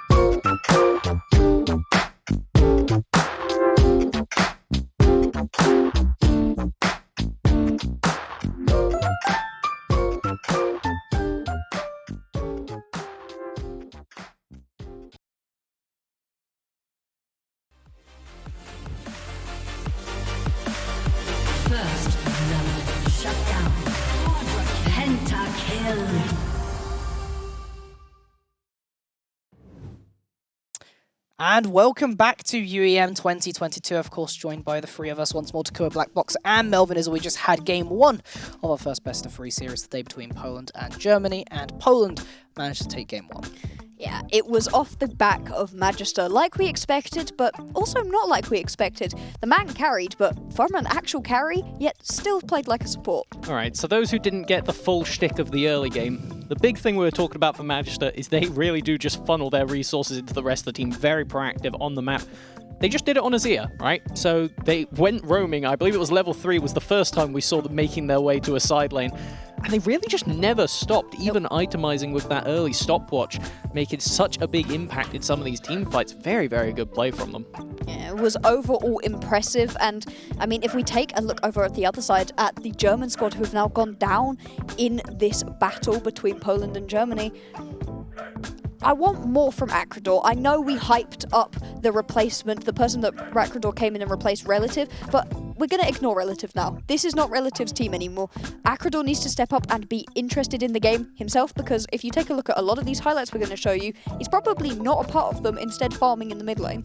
I mean, when you get your first game playing with the team properly on stage, first of all, against, well, Magister, who we've already said time and time again is absolutely wacky, then, I mean, if we start glancing at these plays right here, you'll just get to see every attempt went poorly. This was the first time post-6 that we thought there was going to be some proactive play, and it was proactive, but the issue was Tomage on this Sona was pretty much everywhere they needed to be once the lane phase ended, and doing a massive amount of mitigation right there. Every single fight you see, if they're not killed immediately, the fight goes in AGH's favor. You can see here what Magister sacrificed. So much damage on some members of AX, and it just enabled Life and Crazy to eventually clean this up. Very good mechanical execution on behalf of both of them as well, for Crazy to actually get through the entirety of SJ's health bar and still survive. Yeah, overall, it was a very nice game out of AGH. It stagnated a little bit in the mid game, which is the only concern. And there was a moment where the Zeri all of a sudden was popping people in. About one spell that we were like, yeah, maybe this isn't going to go so good. In the end, though, they managed to fight back through their team fights, through the likes of Magister and Life. But, you know, I would have liked that momentum to have continued. One thing I will give credit over to AIX for was that objective snowballing, right? They had the 3 dragons at, what, basically 15 minutes? As soon as you physically could. They were at soul point. Now, admittedly, AGH, you know, didn't give them over the soul. They played very well at denying that, and is something we know teams can do. But if you have even slightly worse of a performance, or if one of those Magister Sarima shuffles don't actually hit the essential targets, you mistime a flash, suddenly you're playing a very, very difficult game, especially after that top lane siege really flubbed, like you said. Exactly, there's going to be a lot of adaptations that both teams really are going to need to make in this next game. We have talked a little bit about shutting down Magister, but is there anything else in particular that both teams should be looking at? I think that for me, it's getting more priority and more playmaking early, which is weird to say when you have an Ahri for Acrador, right? That is one of the champions. You hit 6, you're on the map, you're proactive. Yeah. Now, admittedly, we didn't get a chance at that because Magister just said, all right, so you know everything you want to do. Again, not going to allow it. Nope.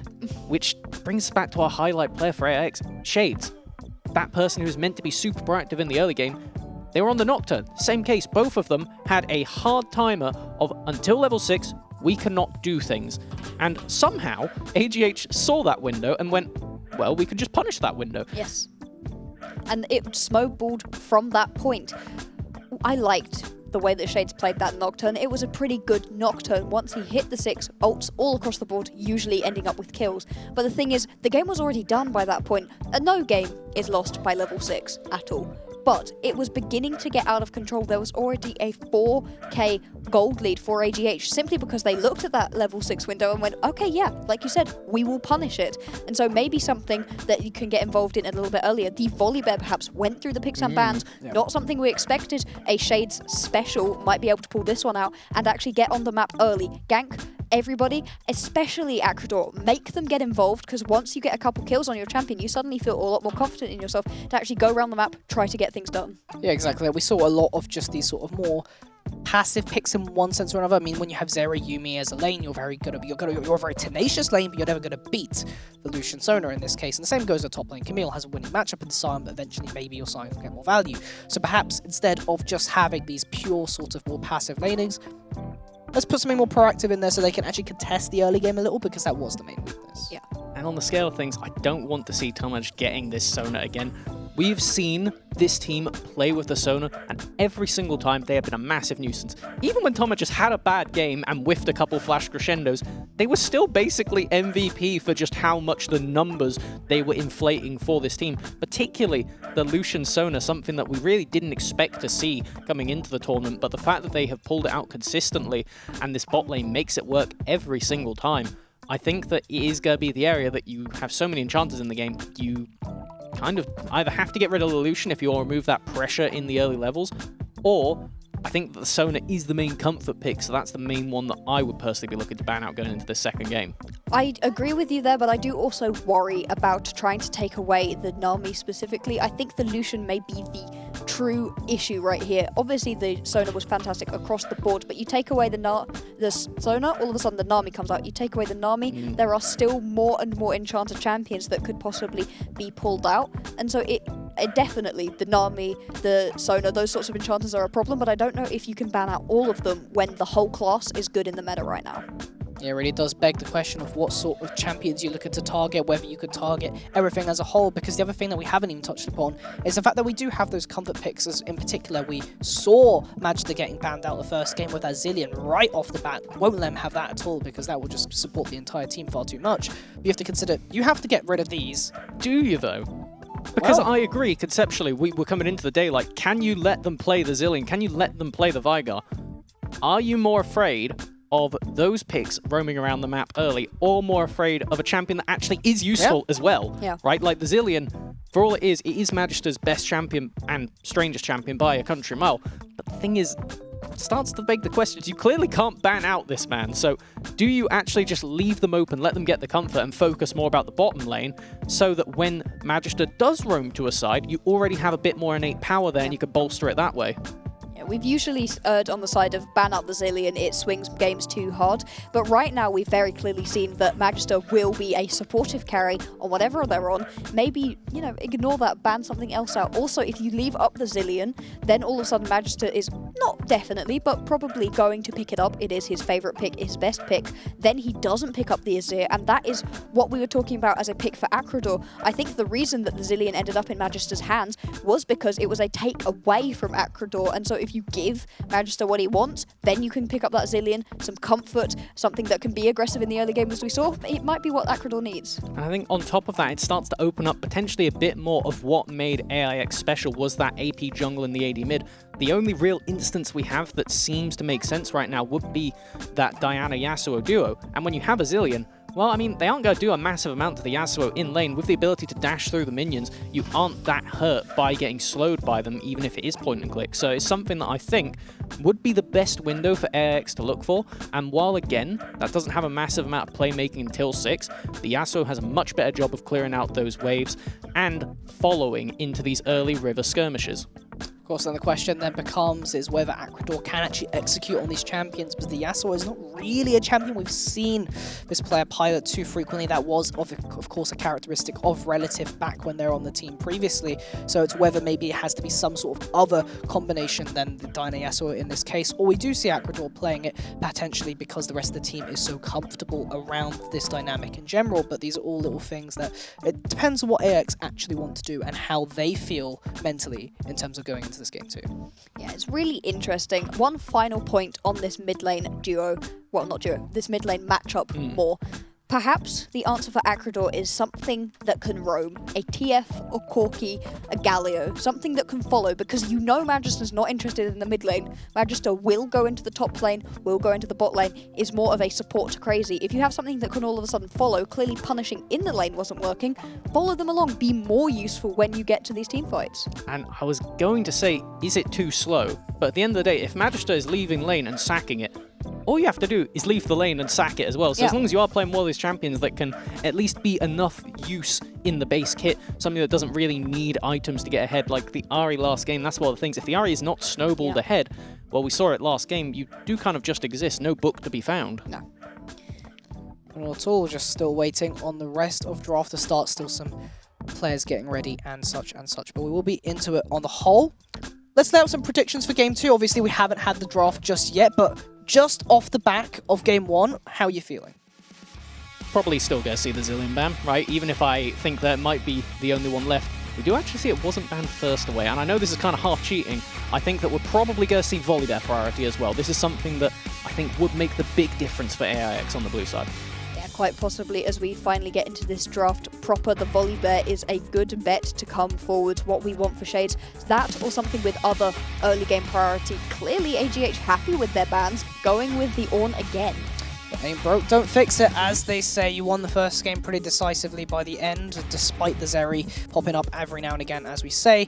AX still continuing to prioritize this Senna ban right now, as it is just a very flexible scaling pick. Viego still targeting Shades that way. You can see the same sorts of bans coming out across the board, actually.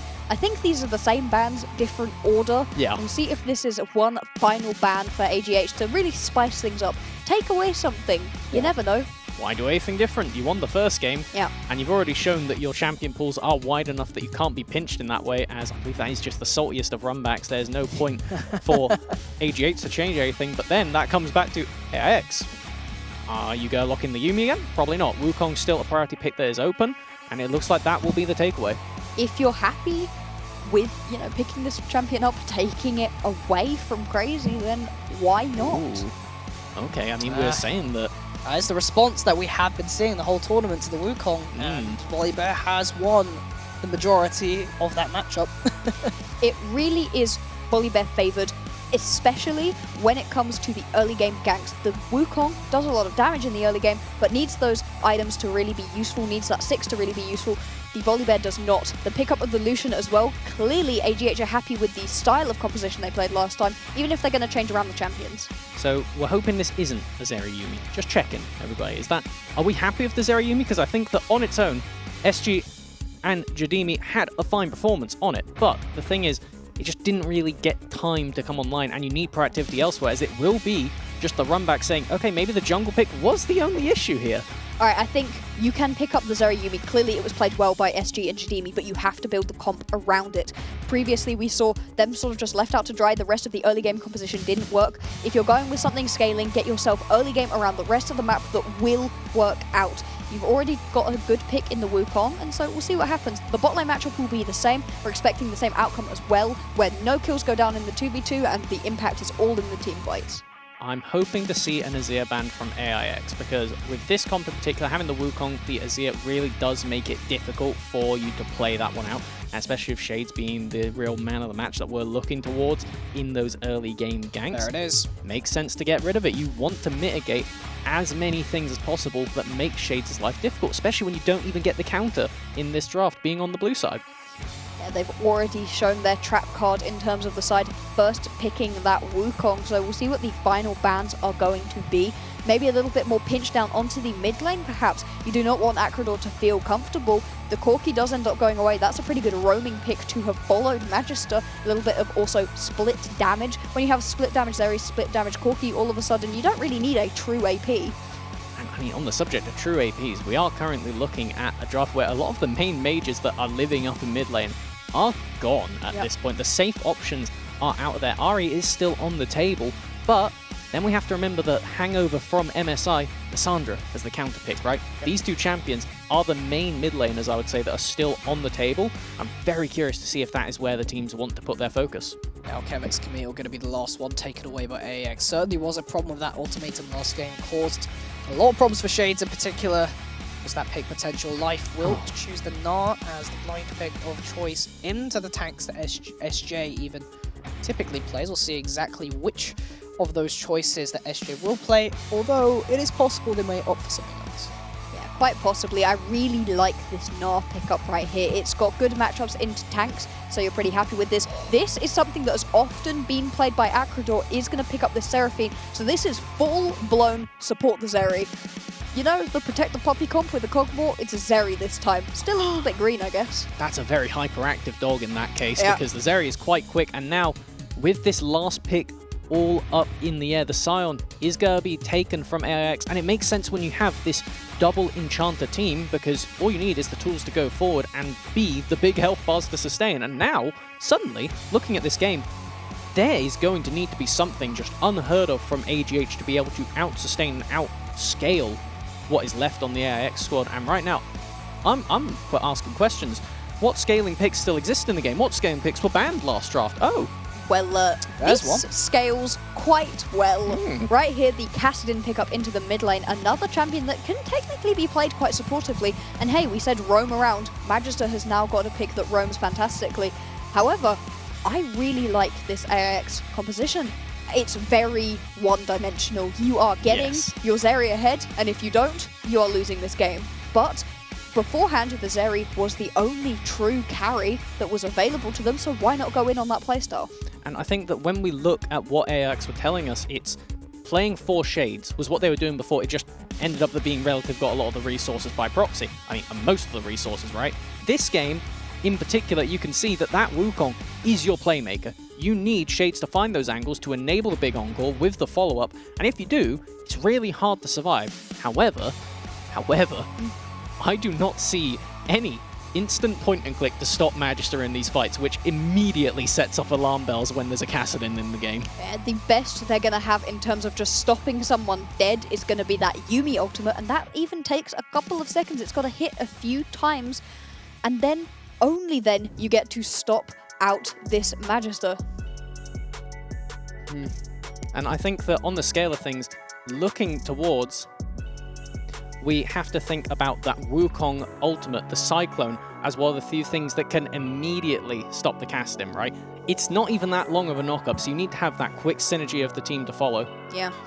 It is very much all in on this Zeri on one side. The other side, there's a lot more different angles that you can go through. You can carry through a Gnar, you can carry through a Kassadin eventually, and we saw how well the Lucian could pop off, especially also when you have that Volibear constantly able to roam around the map. I can see how this Kassadin and Volibear matchup would be very good. Absolutely. As we are heading into the game, why don't you take us over the stakes? Here we go, ARX and AGH back on the Rift once more, facing off second time. Who's going to pick up the second game here? Magister and Aquador just kind of shifting around in the mid lane. Hopefully we'll see a little bit more fight back from AIX. We do not want to see this end in just one game, or in just 2 games. You know, we want to see every bit these teams have up and available. What do you think AIX are going to do? Obviously, we know that the late game is go through the Zeri. What do you see about the rest? Yeah, I mean, the big thing is you kind of just need to get to the point of being able to do that in the late game. Of course, the Wukong does need to be there in the early game to try and get some resources to facilitate and playmake for the rest of the team. But they kind of just need to stall out the lanes a little bit, but they have to be careful at the same time to not be too inactive in the early game, or else Magister kind of just gets the scale for free. Yep. And of course, if you can't stop Magister, then your win con of Zeri is just dead. Yes, absolutely. The Kassadin can definitely ruin the day of a Zeri. It's very hard, even with all of the leaping around that a Zeri can do, to actually outrun everybody else. I mean, when you're talking about outrunning, the Kassadin Blink is the most important ability in the game. So take us back through this jungle path and in the early game. Where are we expecting this kind of priority? In the early game, with this, you know, with this Volibear, with this Wukong, I think they're both going to have to look a little bit towards the top lane. You can certainly gank onto a Scion, onto a Gnar, and get yourself some kills. I do like the fact that the Wukong is surrounded by people who have pretty good support in terms of actually CCing and stopping issues from arising where, you know, the Wukong goes flying in, bonks somebody on the head, and yeah, that's the end of the gank. Well, that's the thing, right? You don't have that kind of lockup, and I know we were talking about from the aspect of how to shut down a Kassadin, but it's the same thing for gank setup. You don't have a lot of it until 6, and spoiler, we kind of said a similar thing last game, and we saw how that went. Question is Magister somehow going to roam on Kassadin? I will say, for the first time, I hope not. Yes, it would be not troll. We've seen Magister make it work. You would have thought it's a little bit troll to roam around on a Nazir, but I think with the Kassadin specifically, you want to be sitting in this lane at least until 6. At that point, you can be unleashed onto the map. Now, for anybody who doesn't know the Kassadin particularly well, we're looking for level 11 and then specifically for level 16, at which point this champion is disgusting. It can jump around the map constantly, and as you said, Dan, you're really worried if you are this Zeri. Yeah, exactly that. There is nothing that is strictly going to stop Magister, especially if Magister has that flank angle, and because almost all of your damage is inside of SG here. If Magister can get the assassination onto the Zeri, then it opens up the rest of the team fight for AGH. And on the subject of kind of opening up this game for AGH, I think bot lane level 6 is where we really do need to keep our eyes open, because Crazy, I mean, both junglers have made their way down here for a gank, but once they hit level 6, turning off that tower is going to be massive. I really like this kind of just lurking in the back of the pit. When you've cleared your whole jungle, it is always, always, always better to base in a lane, because if the enemy laners overextend and put themselves into an iffy spot, suddenly you're right there, right then to counter gank. Yeah, the only issue right there with that is the fact that this is now the third base attempt out of Crazy. Keeps cancelling it, keeps watching. It's a little bit of time wasted, nothing too bad, but when you are a Volibear, especially versus a Wukong, you need to be proactive. That's not something we have an issue with Crazy, is always good and proactive, but, you know, don't want to be sitting around in the lane for too long stealing CS and, more importantly, XP. So where are they actually going to look for a gank? I mean, I know we're talking about the Psalm being a target to go for, but when you look at it, I'm happy if they just go mid and burn Flash, right? Because it means post 6, Magister's kill threat becomes immense, and all of a sudden Acrador has to burn big cooldowns, whether it be that passive, getting the echoed route out on the beat drop, or the ultimate to just get away, because otherwise it's very, very oppressive. Really can be, but again, I really do like this sort of safety net for Acrador. We were talking about it at the end of the last game and also a little bit in the pre-game where we were like, you know what, if Acrador isn't feeling so confident, can just go onto something a little bit more supportive in the mid lane. What is more supportive than a support? Exactly that right now. Tomage and Dimi both in chances this game being able to support the rest of them alongside Seraphine. Very, very even game state this early. I mean, you don't really expect too much action from both these teams. It is that jungle, as we have mentioned, that you want to watch. Neither team have decided to make too many ganks as there haven't been the opportunities to do so. So just waiting on Crazy and Shades to continue palming down, and we'll wait for them to contest this objective. In terms of, you know, solo kill opportunities, do you think a Sion is going to solo kill a Gnar pre-6? Probably not. No. Not the other way round either. These mid laners definitely not pre-6. And also we saw no 2v2 kills in the bot lane during the previous game, and this is the same matchup. So overall, we are really just watching these junglers, seeing what they're going to do. I'm really interested to see what the priority on Drakes is this time around. Shades had a big target on the Drakes last time. Instead, looking to invade a little bit here. Crazy backing off. It's one where you can force a stat check for certain, as we do have Acrador actually using that mid lane priority you get by default on just being, well, anything into casting in reality. It's rare that that champion is one that is known for getting mid prio.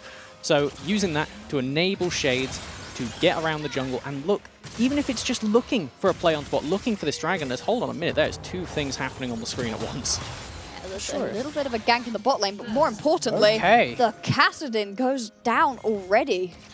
Well, it is traded back. I would say overall, Magister's fairly happy of getting a gold injection here, even if it's given over to Shades. Shades, however, going to be blown straight into the side of Crazy in Life. Just a little bit of damage trading, and they're going to back off. We did not see that first blood, which is unfortunate, but still, it's a nice little pickup for Magister. If you're looking at who gets a kill, I mean, it's nice to get a kill onto your Wukong, but getting an early kill onto your Kassadin, I think that's where it's at. Double duty. Not only did you get the early kill onto the Kassadin, yes, they traded flashes, so Volibear still has flash, and as soon as Crazy hits 6, well, I feel like we're going to have a crazy concert going down in the mid lane.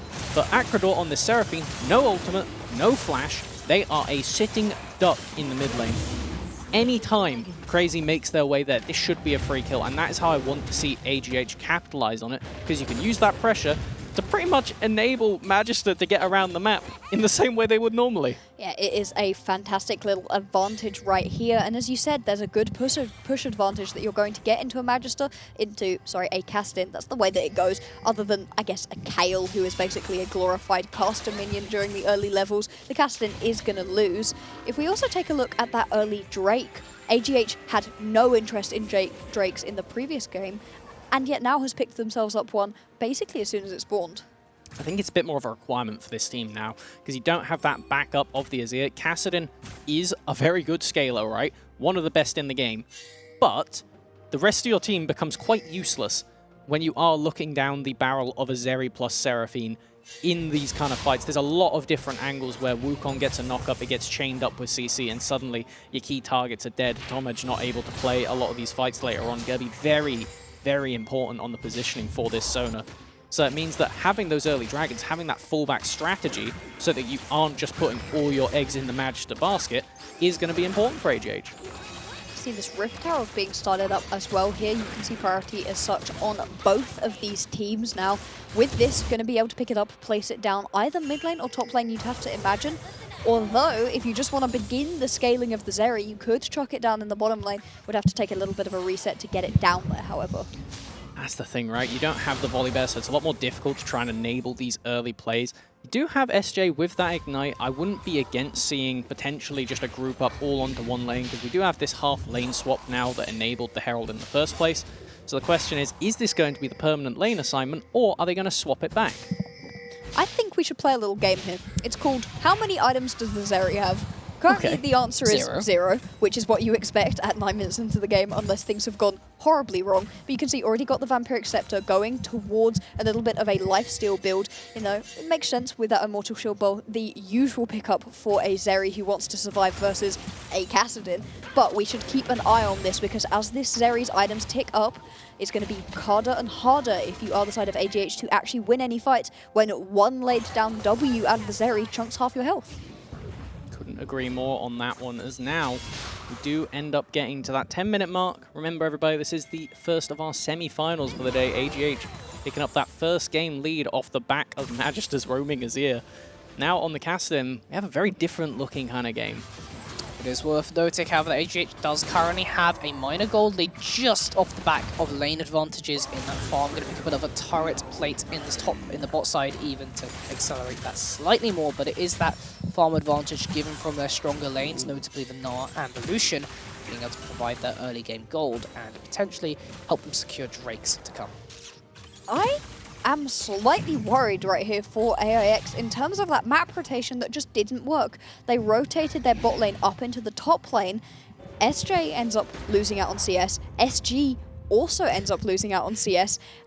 And the side of AGH just didn't care. They just sat in that bottom lane, kept farming, and nothing happened. There was no ability for the Zeri and the Yuumi to be able to take out the Gnar, so kind of just lost them tempo. If your name starts with S and it has 2 letters in it, you were not pleased with the rotation. And now, one of the things I thought could have happened off of the back of that would have been, well, having SJ use the ultimate to engage onto that Sona, right? You still have the flash, but at the end of the day, with a Zeri Yuumi, you should be able to chase it down. Instead, going for the safer option is what happened here. Using it to get back to lane while they have that Ignite instead of the teleport. You obviously can't use it to get back yourself. The spellbook, you know, it giveth and it taketh. It's a little bit worrying right here if you are AIX. It's not indicative of the end of the world, but in terms of finding little advantages, if you want to go all the way in this tournament, win tomorrow, you have to win today first of all, and just losing out on little things right here. That's the sort of thing that can be punished once you get to these quarterfinals, semi-finals, and then the finals. Already have multiple members bottom. This is great. As the encore doesn't land, however, Tomic able to get away with a number of health shades, able to pick that up with the flash, now in danger himself. Will pick up a double kill before he eventually goes down to crazy. 1 for 2 currently in favor of AX. Alchemic is here, but I think the chase is unable to happen. That's a Gnar without any Gnar bar, and unfortunate little play right here. It does end up being a 2 for 1 in favor of AIX, so a little bit of an advantage. More fighting going on in the mid lane. Magister. You say fighting. Really wanted that plate. I mean, fighting the plate, perhaps. That was like chasing something around with a broom, trying to shoo him out of your kitchen right there. It was, get off of my tower, Magister. You shouldn't be around here. Bad Kassadin, as now they've gone up to the top lane to collect more farm. Will they be farming champions? That is a scion. Try and collect a kill Ignite down from SJ, but this side is out of mana. Yeah. Simply does the damage. Riftwalk might be able to allow Magister to catch up, but it's just too expensive right now. Doesn't have the mana to be able to cast the ability. That's some bodies in the bot lane. That is a lot of bodies in the bot lane and a lot of health chunked out of Alchemic. Again, AGH are looking for another Drake. Shades is here. I mean, they could definitely go for the steal. It is the Wukong. Smite is up in a half second's time. They don't know the HP. It's on the back. Lost Cone over the side. Shame they will not get that steal. Instead, AGH will secure 2 Drakes. And putting themselves up in a Drake stacking position instead, the opposite of what we saw last time, and the Mountain Drake. I think this is a pretty interesting Drake in this game. You've got multiple members who will be tanky enough to make use of some extra shields. And also, if you are AIX able to pick this up, I think the same thing for AGH. If either of your carries in the mid lane or in the bot lane are able to pick up that Mountain Soul, all of a sudden you won't get bursted out quite so badly. I'm going to put an asterisk on that because we do actually have one of the few champions who has that interaction with shields. And it's not often we get to talk about that with Zeri. But when they do hit you, she steals your shields before even dealing the damage. And it was a minor feature when we just had the Sona in the game, so it was something that we didn't really push too hard. Now you have the Sona, you have the cast into a lesser extent. You also have a volley bear with a shield. Yes, big shield on the volley there. And suddenly, if you tack on a Mountain Soul at the end of that, then SG is going to be very difficult to break through. With 2 supports on their back healing them as well, you're going to need a pretty clean execution, a one-shot from Magister if you want any chance of killing SG once we get to that 2-3 item point. And it all of a sudden becomes that interesting question of, is it worth taking that Soul? We've seen Souls definitely win games, but also fighting around Souls that you don't need can put you in a bad position to lose them. It's fantastic for AGH that they picked up that first 2 because it now means that they're not worried about the opposition getting the Soul unless they're willing to let this game go to 30 minutes. Okay, this is a chase onto the flashless Scion. Can they get around the corner to ult? Great spellbook to exhaust. SJ gonna go down here. Just too much damage with the 3 members of AGH. Another kill for Poland. Unfortunately, onto Tomic, not entirely the member that you wanted. There are other people there who would have liked it a little bit more, but I won't accept that. No, hold on a minute. Okay. I love giving the supports gold in the early game because the faster you get them to mythics, the easier these early game objective fights become. This is true. And I think that it's something that is extremely underrated. Shades is just vibing around in the enemy jungle. I mean, bit of a scrap happening. Just gonna go over the wall, Get himself out there. Careful. We can see everything begins to fizzle out, but lots of damage being laid down. Shades definitely needed to be careful. Right.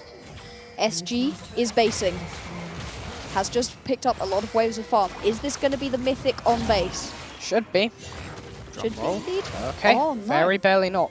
Yeah, not quite able to have enough gold. Now, this is important because we can see fights happening right here. Now, both your Zeri is not around for the fights and also doesn't have the item. This is all Sure, this over was the a very place. early engage from Crazy. Going to be returned by Shade. Cyclone gonna go down. Shade's now doing a lot of damage to Crazy, being a bit overzealous. Stormbringer keeping him alive for a second, but instead, that just donates the kill over to SG. Lightning Crash onto Tomic. Damage getting laid down by AX, and eventually SG just seemed to manage to cash these in. That's another kill over to Zeri, of course, so if they can get Alchemic, it's a lot of bonus gold onto the carries of this team. They're out. Barely out. Alchemic's gonna sneak away. Please don't die to the Zeri laser. It looks like we won't see another attempt from SG. Very well could have had it at the end of that one.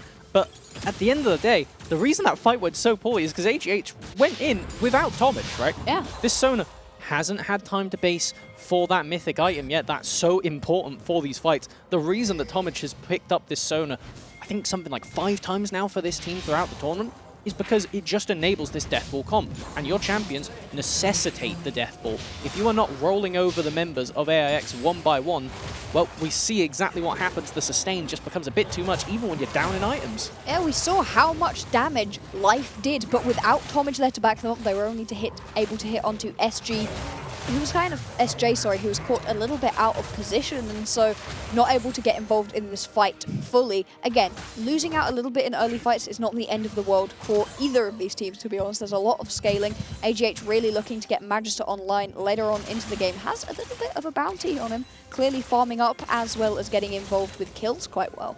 I think having that Crown of the Shattered Queen will make a lot of difference because it just buys that extra buffer time when you go in. There's not that much poke on the side of AIX that is reliable to land. Seraphine ability's very, very slow. It's quite difficult to hit them. And then on the scale of things, I mean, the Prowling Projectile from Jadimi isn't exactly that quick, not that instant, so this should be a very safe game where you can pick your moment and have Magister go in to really finish off the fight.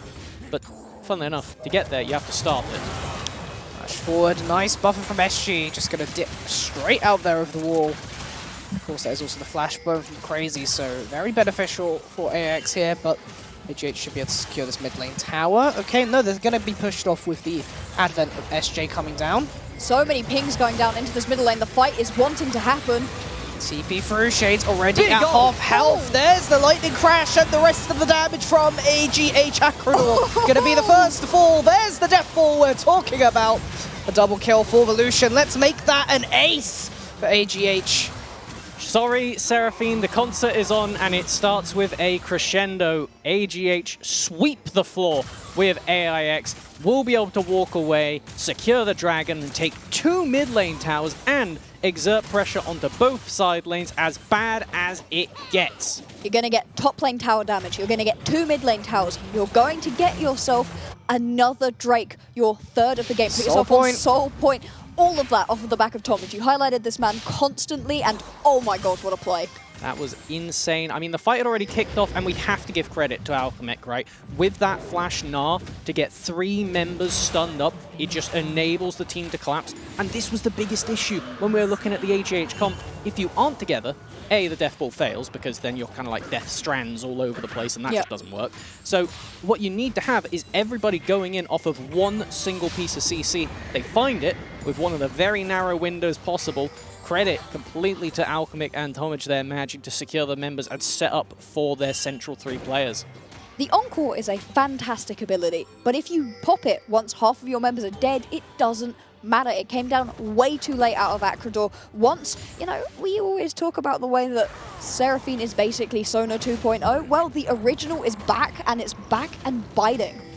I think that the way that I'm thinking of Tomage right now is almost just like how in The Dark Knight Bane is talking to Batman of you were born in the Enchanters, but no, I was raised by them. Yeah, exactly. Fantastic little play right there from Tomage, and everybody got involved perfectly. Alchemic, huge ultimate, as well as Tomage. And then on top of that, when you have enough damage from everybody else, it was a snowball, big death ball composition. So lovely to see. Right. Got 20 minutes. Baron's about to spawn. When there is this many enchanters in the game, regardless of how good your team is at taking Baron, you can eventually take Baron. Just by proxy of being tanky and eventually sustaining up throughout it. However, there's a lot of mixed magic damage on the AIX squad, and Baron does shred your MR. So, if you do commit to this, which it looks like AGH are most definitely going for, there is the potential for it to go completely wrong. Will we get the collapse? So careful. Alright, already down to half HP. AX still not in position. 3,000 right now. Shades finally on the way. Here comes the stun. And on the Shades, Shades going to get very, very low, but there's the charge from Sion. Can AIX make it happen? Their health bars are depleting, and AGH look to be coming on top. SJ, unfortunately, going to be the last one to fall, but a quadra kill for life, and unfortunately, life fading away from AIX. Is SG falling at the start of the fight. All of the CC comes out from AIX. It all hits, but it all hits different people. Not able to finalize any kills. And it's deja vu of the last fights. If you don't kill a single member straight away, the Sona does so much. So many counter-attack tools. The just extra time bought by that Crown of the Shattered Queen as well. So big for Magisters. Now the Baron will be secured. And if it was bad before, it is much worse now with AIX on the last legs for the tournament. Okay, it is not a good position right now for AIX, but we know that this team composition are fantastic. Can you think of something that they can do to get themselves back into this game? We know that the overarching point is get Zeri ahead, but currently they are behind. So what do they do to put themselves back in a tenable situation? Well, the thing is, they really need to be in a position around the team fight first, because each time we've seen AX, they have been going into AGH. And unfortunately, yes, they have a Wukong and a Sion, but for the Zeri and the Seraphine, they'd rather area control. They don't necessarily always want to be going in. So if you can get the setup first, it's going to make it more difficult for AGH to be able to approach you and let that Sona get so much AoE value. I absolutely love that, because for both of these comps, it's about having the enemy team walk at you and then counter-attack. If you're trying to be the proactive one, it goes wrong. And with that Mountain Soul for AGH spawning in 1:30, it is going to be nigh impossible for AIX to actually set up around that objective. You're going to need to sack so much from the top side. Many minion waves, potentially a full inhib, maybe even threatening leaving your base open. Very dangerous against double TPs. But if you want to get to this objective and set up as a clump, you need to be there ASAP. Right now, you're running out of time. You can see there's a lot of vision for AGH up in the top side of the map. There's a lot less vision down in the bottom side of the map for anybody, but specifically for AIX. They are so in the dark.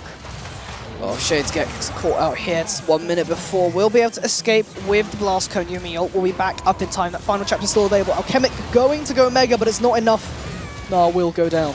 I mean, you commit a lot right there, but you've lost your mid lane tower in the background. It's Crazy. crazy. They're going to be able to stroll out to the rest of the clump, and I know that it is a 5v4, but you still got a lot of resources. There's the engage from Shades. Can they make it happen? Zeri laser Tomage going to die immediately. Traded back Shades will be sacrificed. Magister popping. The Zonya's there.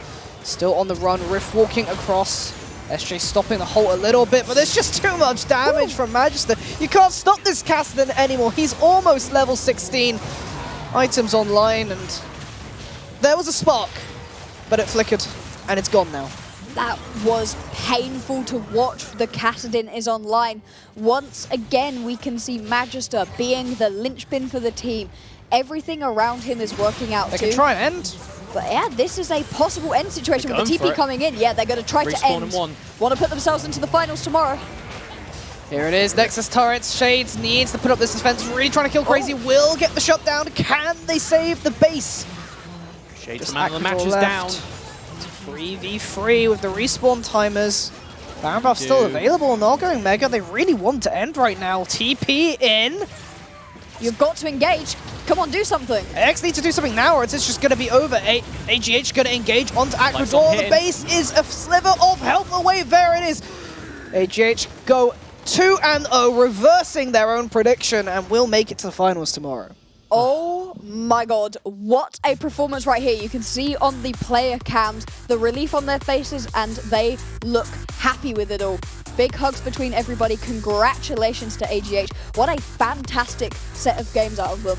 I mean, your prediction will end up being correct for that one. All praises. Congratulations, like you said, AGH coming out with a clean performance off the back of Magister, and the rest of the team working very, very well around them. Obviously, commiserations over to AIX, but what is this? What is this celebration? We've had the stews. We're having squats. the squats, the I lifting. feel like they're going to throw him. Okay, yeah, there it is, throwing him up. Absolutely love it. You can see how happy they are right here with being able to pick up the win. A massive congratulations right here to AGH picking up the series versus AIX. They are going to join us for finals tomorrow. We'll see who they're against, but I think we need to say a little bit of a sorry and a goodbye to AIX.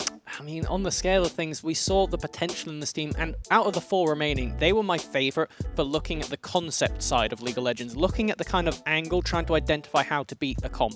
They go, okay, this game, we know the enemy is going to prioritize that Sona. We want to try and match that and force them to play their own game against us. Unfortunately, they weren't able to make it happen. AIX falling. As we take a look at some of these replays, this was really the fight that started to come together for them. And it looked like, for a brief moment, it would work for AIX. But no, the power of AGH, the power of this Sona, just immense. So many fights in a row resulting in an ace. SG just got shut down too early. The problem is when you put all of your eggs into one basket, if the basket shatters, That one was too close. doesn't look very good. If the Encore had followed up there, then suddenly that's 2 kills that you can turn on the volley bear. But just those narrow margins, those stage nerves that can be hitting these players. Commiserations again over to AIX. You played your hearts out, but at the end of the day, AGH came for blood and they got it. Oh yeah, they have played a fantastic game. We will see them tomorrow. We'll see who they're against. We have Yenil Misler versus Esports Team 20. It's going to be a ridiculous matchup next. We're super excited for that one, but oh boy, what about this one? That was, I'd say, really fun League of Legends too, and we expected something maybe slower out of this AGH composition. I think that if there's one thing that whichever team does face them tomorrow, it's got to be acknowledging this Sona Lucia bot lane. Yeah. Because at least the way that AGH are pulling it off, it gets the best of both worlds. You have the insane scaling of the Sona as the game goes on. It enables their comp of this clump of just grouping together and deathballing over the enemy. I know I said it so many times throughout that game. There's a reason. Because it's all they're doing, right? They're just grouping up and rolling over. All right, and I believe we have Carmeline now on standby to provide an interview with the winners here. And we're going to throw it to her.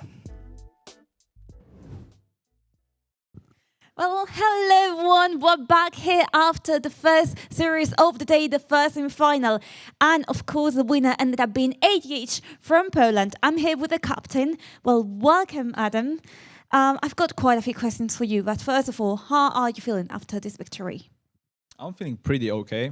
We won pretty convincingly, and I'm looking forward for the finals.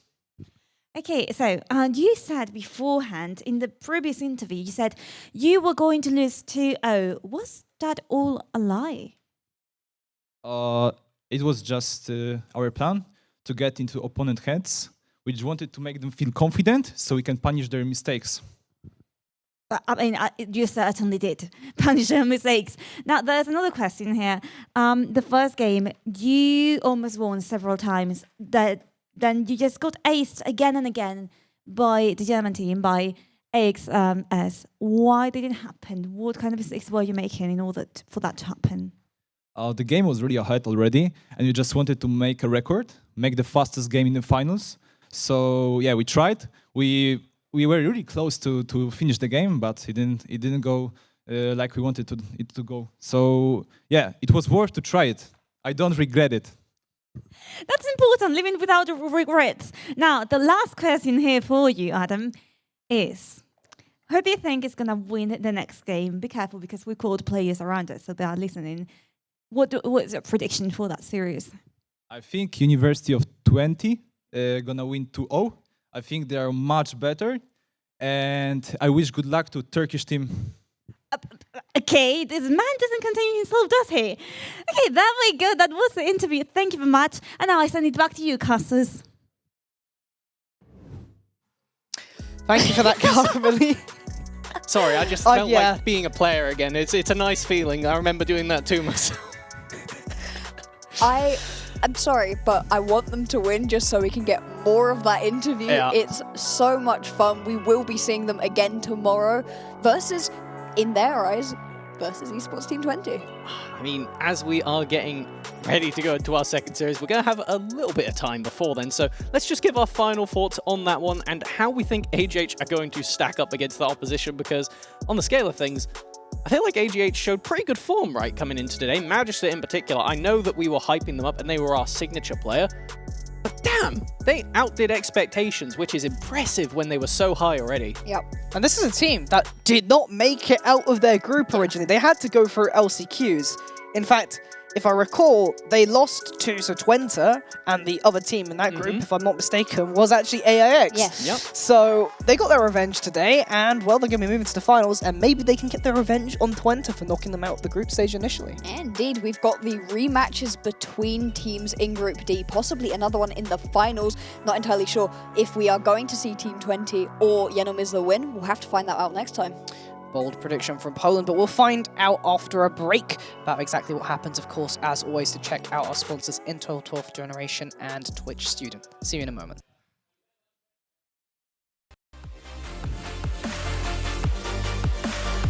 First blood. Shut down. Pentakill.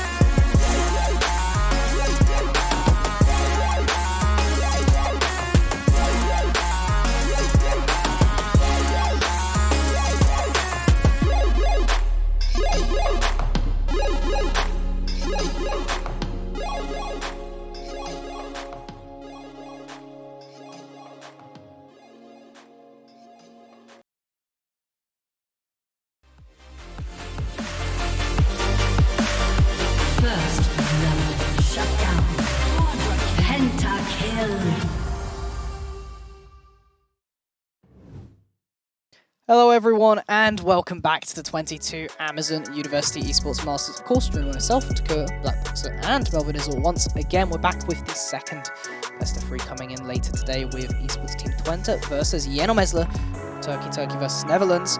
And once again, we're going to recap. We're at the University Esports Masters. what is this tournament? Is a tournament that is bringing you all the way from the individual regions competing in their domestic leagues up into this. This is the highest level of university esports that we have in Europe. If you are winning this, you are the best university team for the year. We may well have a new region to crown as champions. And so this is an absolutely insane tournament where we see people from all across Europe. And while it's the most important to us, it's not just about League of Legends. There's multiple other games, and it means infinite bragging rights. Could you imagine saying you're the best uni team at League of Legends or at any of the other games that we have to offer? Full stop. Yeah. In the whole of Europe. Nobody could contest that. You got the title. That's it. You get the title, and I mean, you get a couple other things too, but we can talk about that a little bit later. Yeah, a little bit. I believe we will have an updated bracket shortly, given the result of the best of 3 that we just had there, and that is the grand final for you. AGH moving up to that one, and we'll find out which team meets them tomorrow. Yeah, they're going to be scary opponents for whoever wins between Yenomizla and Esports Team 20, absolutely dismantling AIX, who we expected to be a fantastic team coming in, you know, and they played well in bursts, but overall AGH coming through a lot more consistent than their opponents, and will that consistency be able to win them? And I think one of the main things we have to say is we do, again, have to put that asterisk of it was AIX without their signature player in the mid lane. So AGH obviously coming in very confident, predicting themselves to lose the series for the mental psych out factor. Absolutely. Those interviews are something else. We will get at least one tomorrow to introduce off the game, so we'll have to find out how that goes. But the thing is, they are now in the finals, which means they've qualified for quite a hearty prize minimum. Yeah, indeed. If we take a look at this prize pool, they will at least get 3,000 euros of our 14,500 euro prize pool. Oh yeah, but the title for winning 1,000 euros each for the players. Absolutely insane amounts of money, especially for broke university students, and so gotta love it. I said a lot of ramen last time, but honestly, I mean, it's a lot of money, even just in general, not just for the broke university students that, well, you know, we've all been once or twice. I mean, we've all had to scavenge at the shops for the best deal possible. But anyway, we're away from that one now. We've got to look a bit more about the specifics, not just what they're playing for, but who's actually playing for it. Indeed, if we take a look at these two teams, we've got Turkey versus Netherlands, Esports Team 20 versus Yenomizla. Should be a fantastic matchup. If we take a look at the Netherlands. All right, we have the roster right here. Muke, Bush, Klonky Mechanics, and QTKT. This is the tournament favorite right now going into this. And well, they've only dropped 2 games the entire tournament, and they look very strong. Rightfully so, because when we look at this squad, they came out of groups with roster issues and still topped their group, which turned out to retroactively be the group of death. 3 out of our 4 quarterfinalists, being that semi-finalists even, being from that one group alone. And the fact that they managed to do it without a complete roster looked amazing in the one series we have got to see from them since then. It's a very scary team on a patch that I think leans into them quite well. Yeah, there are a lot of strong points on this team. If you take a look at the bot lane, that is the issue that they had during group stage, where QTKT ended up having to play in the bot lane, and Mechanics was nowhere to be seen. All of a sudden, they get him back, they run through their group, and haven't dropped a game since. The only thing is they haven't played as much as their opponents. That is the thing, right? When we look over to the other side of Yenomizla, well, I mean, this team was the only one that didn't come out of that same group. And part of the reason is because they did that last chance qualifier, sprinting their way through it.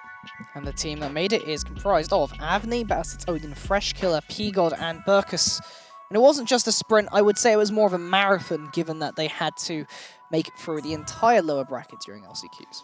Yeah, they had an absolute time of it going through the lower bracket as well, not just through last chance qualifier like AGH, but having to go through the lower bracket as well, having lost their first. This is an interesting point right here. Both of the teams that would be in the finals, if Yenomizla win, would be last chance qualifier teams. Clearly getting a little bit more practice as a 5-man is useful, and of course it is. This is high-level League of Legends. It doesn't matter if you pop off if your team doesn't work around you. I think that's kind of what we got to see, just doing a brief throwback to the previous series. You have to pop off and then bring that lead to the rest of your team. If we could get more Magister-esque performances from players, then suddenly Well, I mean, we have very, very competitive games in to go, and looking at both of these teams, there are plenty of players that can do it on each squad. Yeah, absolutely. I mean, it's a high level of play. We have some highlight players for you coming later on, but we'll wait until we see the full rosters on stage in a moment before we hand it off to that. But in general, we'll recap once more. So Twente are the favourites coming into this, but I think Yenomez have a few tools in the arsenal. I think it's the lane phase mostly. Yeah. I think that's fair, because when we look at Yenomez, they're all about early snowballing and skirmishing. This team skill checks you. If you are not this good, they will blow you apart, and it doesn't matter. They will have couple ints, they will throw fights. Again, they win more than they lose. They are a very biased coin because they just love to go for this raw outplay value, which is something that when you are on a patch like we are now, we're on patch 12.11b, you know, B minus the Belveth, etc. We have the durability all in. If you do get a lead here, it's quite difficult to throw it away because you last for so much longer in these fights. Absolutely, and you said they like to flip it. They really do. We have nicknamed this team the Chaos Gods. Absolutely love to just take everything you thought you knew about League of Legends, scratch it up in a little ball and toss it right out the window. Kind of the opposite of the way that Esports Team 20 play. I mean, if you want a little bit of a comparison, this is an LPL style play style. We are just going to fight constantly versus what you see out of Esports Team 20, where it's a little bit more of an LCK, slow, consistent, you know, we're going to find the right objectives with the right vision at the right time, rather than these guys who are going to three-man dive you at level 1. And in spite of recent international events where those styles headed up directly in quite high-level points, I don't want to undersell Twente from the sounds of that, because they are all individually very, very skilled, and they have got a lot of picks that we need to keep our eyes open for as we get rolling through. They even have, well, basically the highest ranked player here, or at very least the highest ranked up in divisions on the scale of things. Yeah, indeed. The man is called Gabush, and oh my god, we were prepping for the teams before we saw anything of them, and we were looking down and we were like, Gabush. It's a name. I know that name. Yeah, I've heard of them. Where have I heard of this before? NLC Div 2, probably going to end up in NLC Div 1 at some point. A fantastic player and terrifying to face. Absolutely, and I mean, it's not just Gabush, to be honest, because one thing is that we haven't necessarily brought on too much, but I think we touched on it briefly a while back, is that Twente have lost games. They've lost 2 games in particular. Both of those games were not with their full roster, and once you got Mechanics and Clonky back where they were meant to be, this team really came alive. And just to quickly take it for Clonky, when we saw that series they had recently, they nearly made me put Clonky as the MVP of the team, right? Because of how disgusting their Kassadin was. We just saw an amazing Kassadin game, and that is something that does need to be looked at in the ban phase by Yenomezler. Otherwise, I feel like we could get a repeat of that performance. We've seen how good the Kassadin can be. Take it off the board, most definitely. Unless you're going to just get run through, it's a ticking time bomb, and unless you're able to get that early lead, there's nothing you can do about it. I mean, that being said, though, who's going to get an early lead in this team? Well, yeah, Yenomezler, early game gods. That is the really big question, because I think something that we have mentioned a little bit about Twente is that, yes, they're a very strong team, but if we were to say that they have a single weak point, I think we would all agree that it was their lane phase is the weakest. Not weak by any means, but it is the weakest point of the team, and the strongest point of the team is Yenomezler's individual skill checking, which they can definitely exploit. And I think now that we've kind of gone over both of these teams, something that we really should keep an eye on is that possibility of getting a new winner for the tournament, right? A new region claiming the top after Kit for the past 2 years basically just, well, effectively brainwashed us and said, no, actually, we are the only team that can win UE Masters. Even coming into the quarterfinals, we're like, well, it's just going to be Kit looking for another any percent speed run, right? Gets immediately knocked out by AGH, who we see now are the real deal. And now, with Twente kind of being the de facto second to look at and go, well, I mean, this team's just really good. They're like really good and really consistent. We kind of fell for that once. Are we falling for it a second time? Unsure right here. It's a really interesting question. I mean, as you said, if Yenomezler are losing, which is what we are not expecting, I'm not going to go that far. We'll make our predictions later on in the show. But if Yenomezler lose, as one would think about when you see Esports Team 20 as the favourites coming in, then we would have a brand new champion in this UE Masters. It's a very promising prospect on the scale of things, both of these teams today. have got a lot of regional pride backing them, as it would make an amazing performance, looking for Turkey to try and reclaim that crown again, or for the Netherlands to finally make it past second place.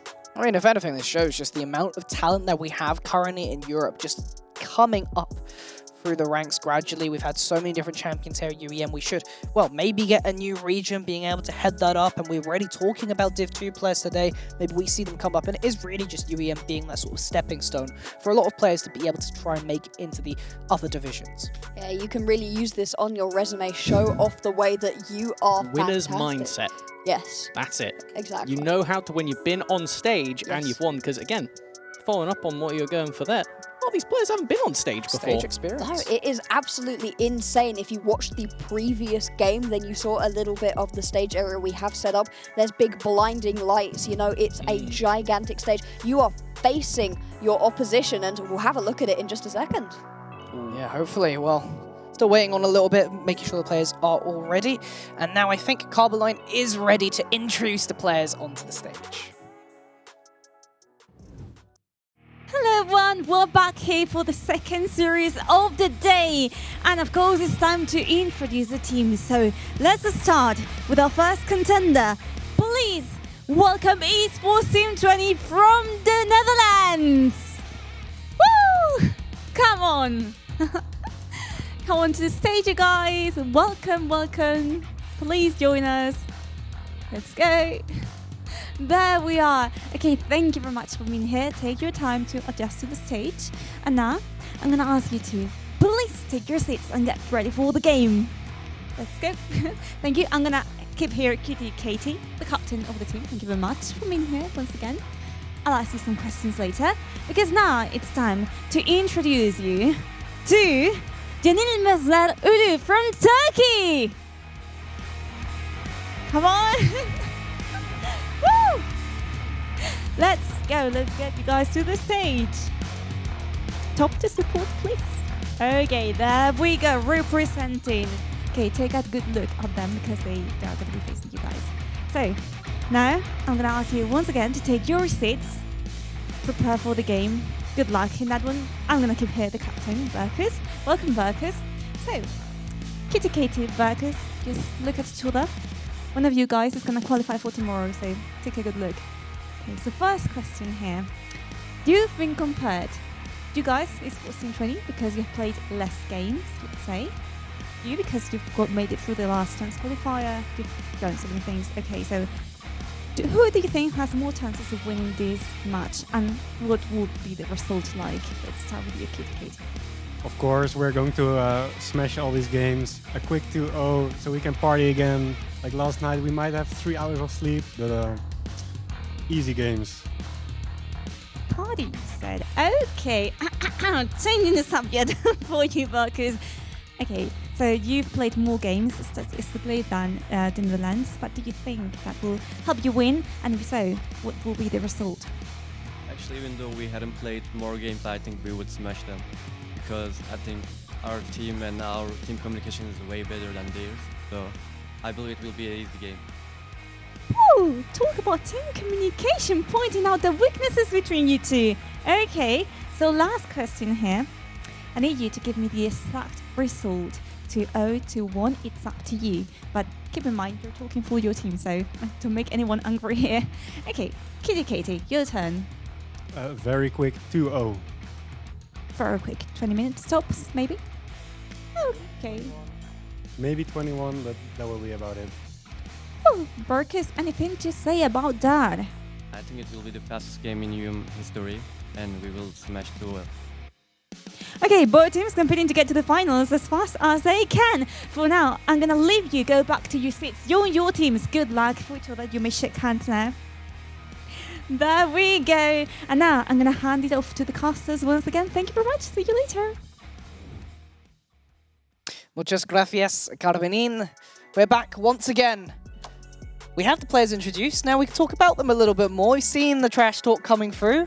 Twente thinks they can win the game in 20, 2-0. I mean, it makes sense. Or 21. Come on, give me Yeah, a bit of credit. Now, we've seen the interview metagame here of the team that won in the previous match was the one that said they were going to lose. Yeah. Both of those teams seemed immensely confident.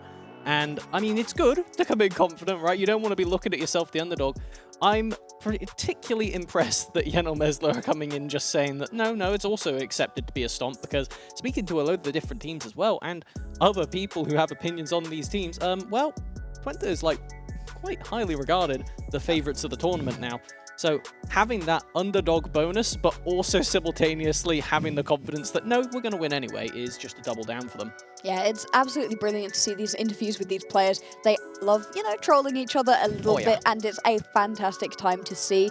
These two clearly very confident in their teams, though you have to be. You cannot come into this going, well, we might lose, because then you will lose. You have got to have that mindset to go for those plays that you have to do and be confident. That's the only way you can win. Yeah, that's the plan. Confidence is key. Mental as well, as we've talked about a little bit. This is on stage. And for many people, it will be their first time performing on stage, playing on stage. That mental, those nerves will be in effect. And combating them is important to be able to keep your team communications up. As Burkus says, they apparently have the better communications. I mean, the thing I appreciate about both of these teams is both of their captains are the support, which means that you can see, for better or for worse, depending on which roster you're talking about, it means that there is always something happening in the comms, because that is the main benefit of the support role. You're not spending your time last in, you're not spending your time pathing and tracking the enemy jungler, so you do have that extra bonus to be focusing extra on the lane and getting those advantages and then being across the map, which means, I mean, it kind of travels quite nicely into the fact that I would say these are two of our most proactive players in the tournament, let alone in the support role. Yeah, it really is a lot, coming down to this support role.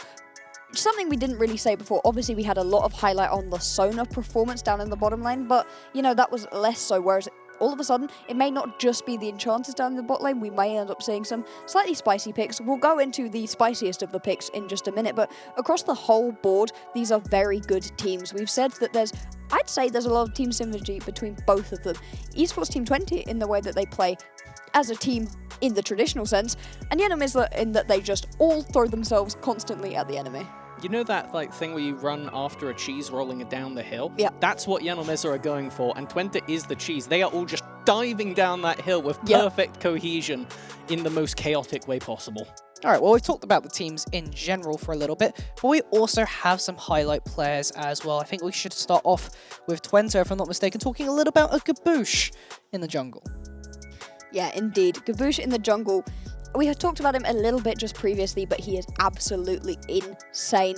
Just going to be able to be the true engine and linchpin of the team. If you're looking for somebody to get fights started, it's Gaboosh. If you're looking for somebody to end fights during the later game stages, it's also going to be Gaboosh. The Volley Bear specifically is his absolute best pick. Picks it up basically every time it's available and just ruins people on it, especially with the fact that the Volley Bear is also a flex that could go up into the top side as well. It means that there's a lot of flexibility on the top of just Gaboosh being a fantastic mechanical player. And I think part of the extra benefit that you get when you have your jungler being such a proficient player is not only do you have the flexibility in the champions, but when you are on these early game picks like the Volley Bear, you know exactly which buttons to press to get around that map and to break apart the enemy team's comp.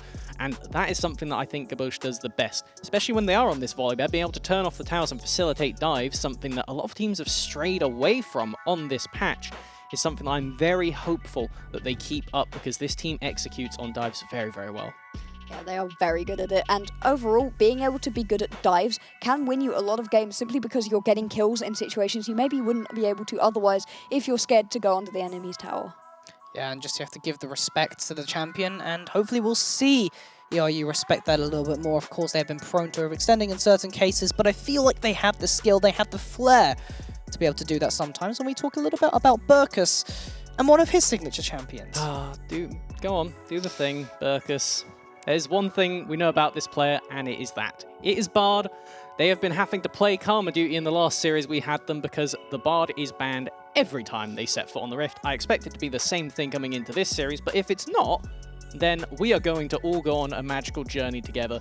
This player somehow managed to play the Karma, which they got stuck on, 3 games in a row, like it was a Bard, getting around the map, being proactive, impacting the side lanes. Bard has roaming inbuilt through trying to collect meeps throughout the map. That's why Bard roams. The kit works around that. Karma does not need to find meeps around the map, and yet was going on journeys throughout the map, constantly getting in people's faces. You will be sat watching top laners farm, thinking everything is calm and chill, because the Karma has gone back to base, and all of a sudden they're in top lane, and there's a kill that's gone down instantaneously. This man is absolutely insane, will start fights anywhere and everywhere that he has any presence. And I want to differentiate them a little bit from what we're saying, because this is very similar to how we're talking about Magister in the mid lane, is Burkus and P-God in particular in the bottom lane for Yenomesler. They also go for solo kills. Level 2, there is almost always something aggressive going down. All right, well, Absolutely insane, yeah. leave picks and bans already, so we should be going into those very shortly, and it's gone. We've talked about it. It's off the table. Bard. Yeah, we'll go away with that one. We're not going to be seeing it. We'll see what else comes off the board. Clonky's Yone going to come off instantly. I mean, when you look at how good this player could be from just roaming to the side lanes at level 6 in particular for Clonky and picking up a series of kills, when you pair it with Gabosh, who facilitates those tower dives, suddenly you see why this is the case, as we now get a Zera actually taken away. Interesting. That's a little ban off of Fresh Killer, possibly off of Burkus as well. Can also play it down into the bottom lane. You don't expect to see it already as well. A Zeri being taken out of Mechanix's pool. Fantastic on that. Mechanix loves those carries that, you know, scale into the late game, will just tear through your team. Yeah, Mechanics very much known for the Senna, the Zeri, and the Jinx in particular this tournament, and has really torn it up. However, during playoffs specifically, has only played Lucian thus far, paired with that Nami to give that early game lane, that to basically support the fact that Twente have slightly weaker lanes. I seem to notice that both of those picks are currently still open, and the champion that snuck through all of our drafts last game, Bard is banned, Karma is here. If there is one team in the tournament who understands why Karma is one of the highest, if not the highest presence champion we have got, it is Esports Team Twente. And you now get to take it away from Burkus, who is going to respond instantaneously with the Rakan. Been playing a lot of it on solo queue recently. It's a little bit of a step away from the usual, but the Rakan can absolutely roam around, get into other places on the map, you know, can work in this playstyle. We'll see if it's going to be a jungler picked up. That's usually what we see, the bot lane and the jungle picked up during the first 3 picks of the draft. Will that trend continue? Looks like it'll actually just be the bot lane role picked up. That is, I'm going to say dangerous. Kai'Sa, not exactly the biggest power pick we have on the patch. It is something that Yenomesler like to play, though, because when we look at how this bot lane looks to execute that Vayne, Kai'Sa, Samira trio that we kind of just clump into the same, like, anomaly of a champion is what P-God's bread and butter is at the end of the day. So now, how does Twente prepare for the oncoming storm that is Yenomesler?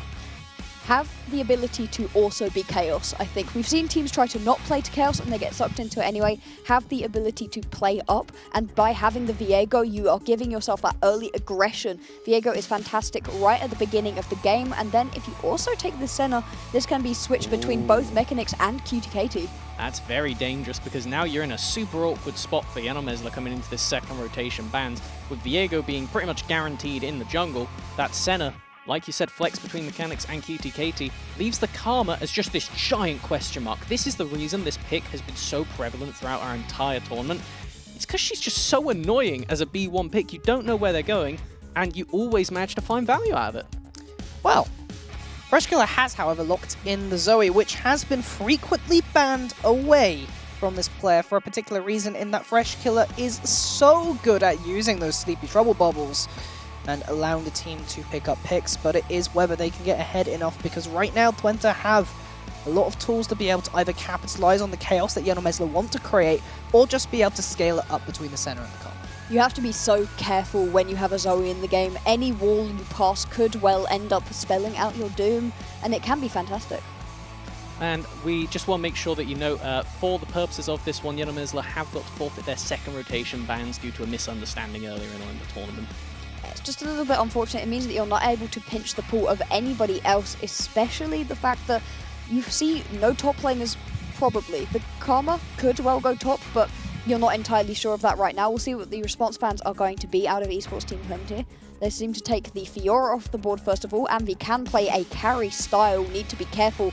Mainly likes to play those sort of bruiser-esque types, and so need to be careful of that. I find it interesting that we actually do see EMU take away the Fiora, as it's something they are renowned for themselves. Does make me think that they expect Yenomesler to, I would say rightfully, save their top lane for last pick. You already have the jungler visible on the enemy team, so I won't give anything away. Now let's find out where Twente puts that last bit of priority. Will it be a double down on the top?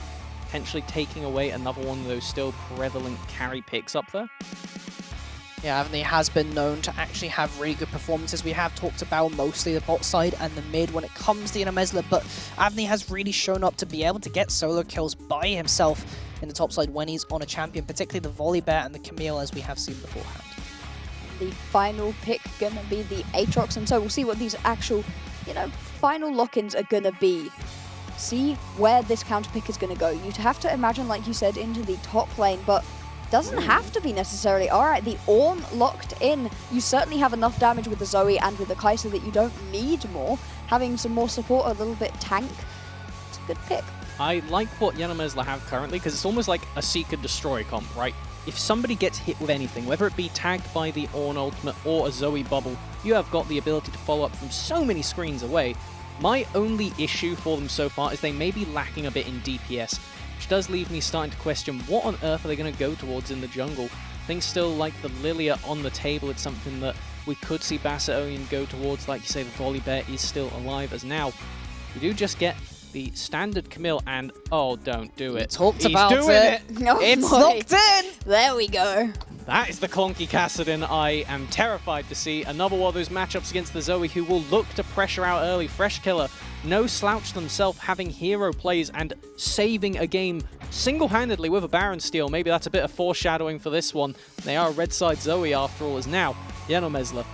How do you break open this infinite scaling nightmare on the enemy team?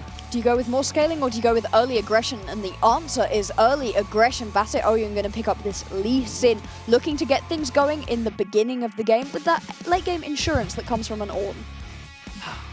I'm looking at the Lee Sin right now, and it's obviously not something that we see very much on this current patch. With the durability update, that burst potential is severely mitigated. One benefit I will give it, though, is that you are able to kick away the Kassadin, which is immediate response to them jumping in, something that we saw in the previous game, having no immediate response for a Kassadin.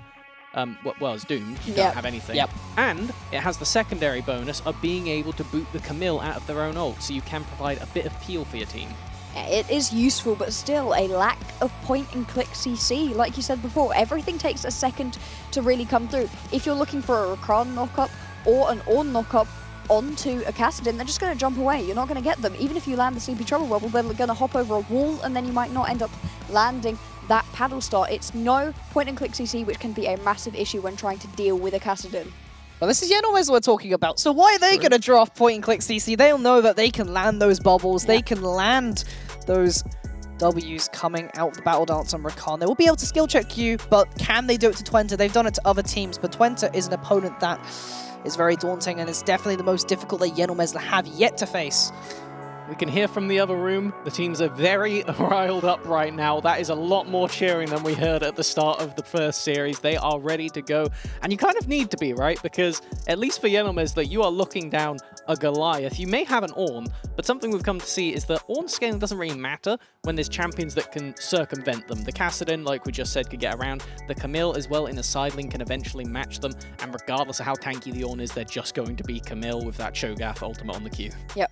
And of course, there's the other problem is, yes, you have the Ornn, but you also have champions like Lee Sin that don't necessarily do so well, especially in later stages of the game.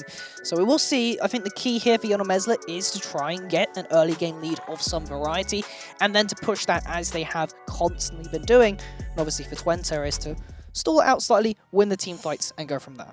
As we jump on into game for the second best of 3 to see who will be joining in the finals, you have got the Netherlands versus Turkey, Esports Team 20 versus Yenomesla. That is a Ghost Senna for mechanics in the bottom lane, and they are doing the fasting strategy of QTKT collecting up the farm. I'm going to say that's unique. Yes. I personally do rate having Ghost on ADCs. It's just not something you see very often, so every time you have to do that double take. No, but with the Senna, you can absolutely see why this would be the pickup. The Senna is fantastic at chasing people out, and all of a sudden, if you can do that even better, that continues to be a useful summon spell into the late game as well. If you're chasing someone down and auto-attacking them for about a quarter of their health each time, plus you're also 20 movement speeds faster than them, well, there's nothing they can do. There's something else about Senna's kit is that you have the passive move speed. If you manage to get your passive procced and you rip a soul out, you get a little bit of extra move speed. Fleet as well, giving you another percentage of move speed. And commonly, what is wrong with the Senna is something like the approach velocity or even the commencing boots to give you even more chaseability. So mechanics really should be quite mobile on this champion. You're going to have to be very careful if you are up against the Senna, but the Senna will not come through until later on in the game. Mainly if you're looking at this Esports Team 20 composition, you're looking in the top and the jungle for actual involvement in fights early game. The Castin is basically useless in early game lanes, as is the Senna. I'm looking at this path from Basset Oyen, and I want to keep our eyes fixated on the bottom lane because for one of the first times I would say ever watching Yenno Mesler play, level 2 they are not able to immediately force. And with this 3-camp clear that we have from Basset Oyen, they are ready to go red buff in hand. If they find this knock-up, that could be a dead target. Lands Ignite immediately going on to QTKT, but the root from Senna followed up by the Resonating Strike. Move speed still available. Basset Oyen really wants it. You have a flash from P-God. Just not enough damage though. This is going to be a really weird position after the fact. Gabosh actually debated coming over, decided they'd stick to farming their own camps right now. It's an amazing lane state. Yeah, on the scale of things, there's nothing for them to really rush to. They weren't going to swing that play quick enough. He's going to be a massive summoner advantage, taking off 3 from that bottom lane. And I love it. It is a very Yenno Mesler play, getting your jungler involved right in the early game, having taken their Rud buff, Raptors, Gromp straight into gank. It makes sense. It gets you the level 3 because you've taken 3 camps down, and also you're taking the Gromp last, so you're going to get that little bit of healing. It's a nice play, puts the bot lane, like you said, they were not in a good spot to fight. All of a sudden, they are in a good spot to fight.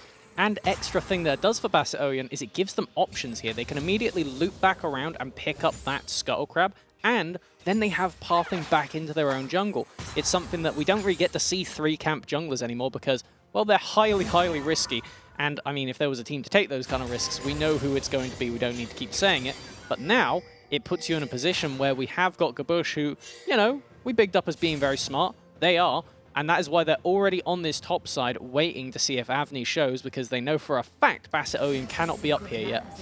No, and this is the way that all of a sudden Esports Team 20, you know, they have the ability to fight nice, to fight clean, but they're not going to just go in on something they are not sure is going to work out. I am very curious to see what Basset Oyen builds this game, because we could get the very standard like Gore Drinker, Stride Breaker kind of itemization, but, and I say this very hesitantly, there is always the world where we see just a Lethality Lee Sin as something that would come out from them, because they didn't have enough gold by the looks of it to opt towards that pickaxe, which when you do go for the bruisery items, is usually the go-to, because you want that Iron Spike Whip so you can clear your red side out. Opting for double longsword instead, and not just pathing up to the top side to finish off that clear, really goes to show that Basset Oyen prefers being on the map to actually being optimal. Here comes Gabosh, flash forward, gonna catch Avni off guard there, and there will be a first blood. Over to Mew here, really, really nice lane play, forcing Avni. He really wanted to crash that wave and gets punished for it. It's an unfortunate little play there for Avni, but it does mean that all of a sudden, although all of the early aggression was on the side of Turkey, the Netherlands have pulled themselves back into a nice spot. The response right here is going to be a Drake, the first Mountain Drake, going to go over to Turkey without any real response. I mean, I guess Gabosh could run his way down here, but he won't make it in time. No, you don't really want to face check into a Rakan Lee Sin without flash anyway. It is a death sentence waiting to happen, even with your own bot lane making their way back. And this is how we've seen Yenno Mesler leverage that early bot lane play and just using the summoner advantage to get to this first dragon. My biggest question is going to be, how do they keep that going after? Because Burkus now has the option of heading onto the map and just duoing with Basset Oyen and making Gabosh's time a bad one, or they could just keep coming down this bot lane, but they really do need that level 6 on the Lee Sin first. You've got to find those levels somehow, and for the minute, everything is pretty calm, which is not usually what we say, other than, oh no. Fresh kill, that might actually be a solo kill. Ignite Q, the shield from Clonky might be able to save him. Just one more tick! Oh, wait, what happened? 26 HP! Basset Oyen just died. They made a play onto the bottom lane and got counteracted by Gabosh, this smart jungler coming in and managing to negate the play onto bot. We were kind of alluding to it, but there was something else happening mid, and now it goes completely out of Yenno Mesler's favor. You can see right here, Yenno Mesler, we expect them to get themselves early leads, but Gabosh is a fantastic jungler, so good at tracking the enemy through the jungle, through knowing where they start, the little scraps of information they pick up off of vision, they can track exactly where Basset Oyen is, and once you know that, on the Lee Sin, you know, you're not actually as good skirmishing as is Gabosh on this Viego. All of a sudden, if there is also the Viego there, you're going to lose this. And on top of that, if you do go for these kind of fights we expect from Yenomesla, where they're happy to sacrifice 1, 2, sometimes 5 players to trying to get the play to work, well, Gabosh being on this Viego means that anytime you opt for those really messy, uncoordinated fights, you are going to be just feeding this Viego stacks and resets, which, I mean, just makes it even less likely to go in your own favor. I love this pick overall, and they are executing it well. Really doesn't miss on these bubbles right now. Clonky taking a beating mid lane. You have got to be so careful, despite the fact has dashes to get around. Doesn't seem to matter for the minute. Constantly having to be careful and run away. And I mean, once you are locked into lane as a Kassadin, you are not having a good time.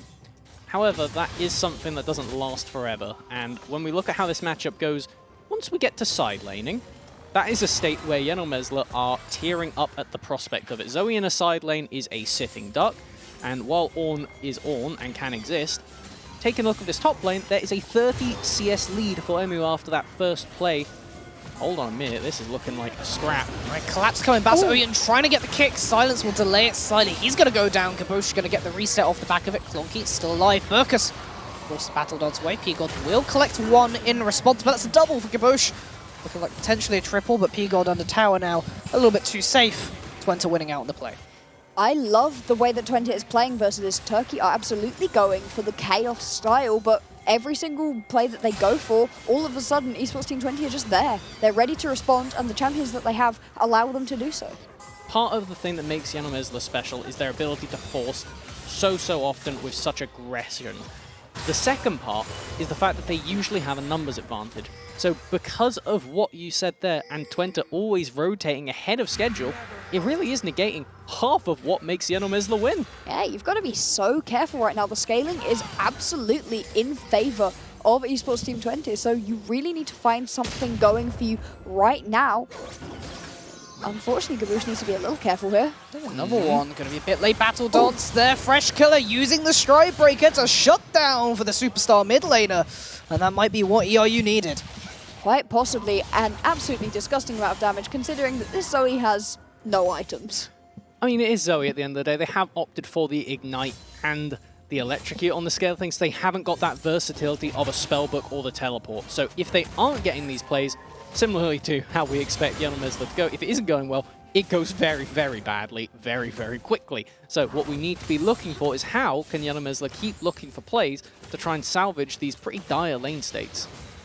Yeah, you've got to be quite careful right now for this Turkish squad. We're expecting them to be further ahead. They've drafted themselves a pretty good early composition. You know, the Lee Sin has got to do good things in the early game. Fresh Killer is absolutely a bright spot right now, is going to be able to be fine. And also, if you look down in the bottom lane, there's a lot of farm right now on P-God, going to be good as well. Once we get into these big team fights, maybe okay, but for the minute, when it's skirmishes and map rotation is the name of the game, Esports Team 20 are doing it much better.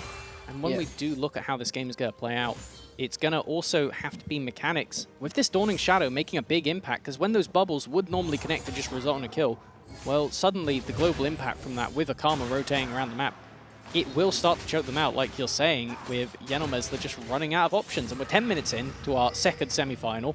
Obviously, no games yet between these teams.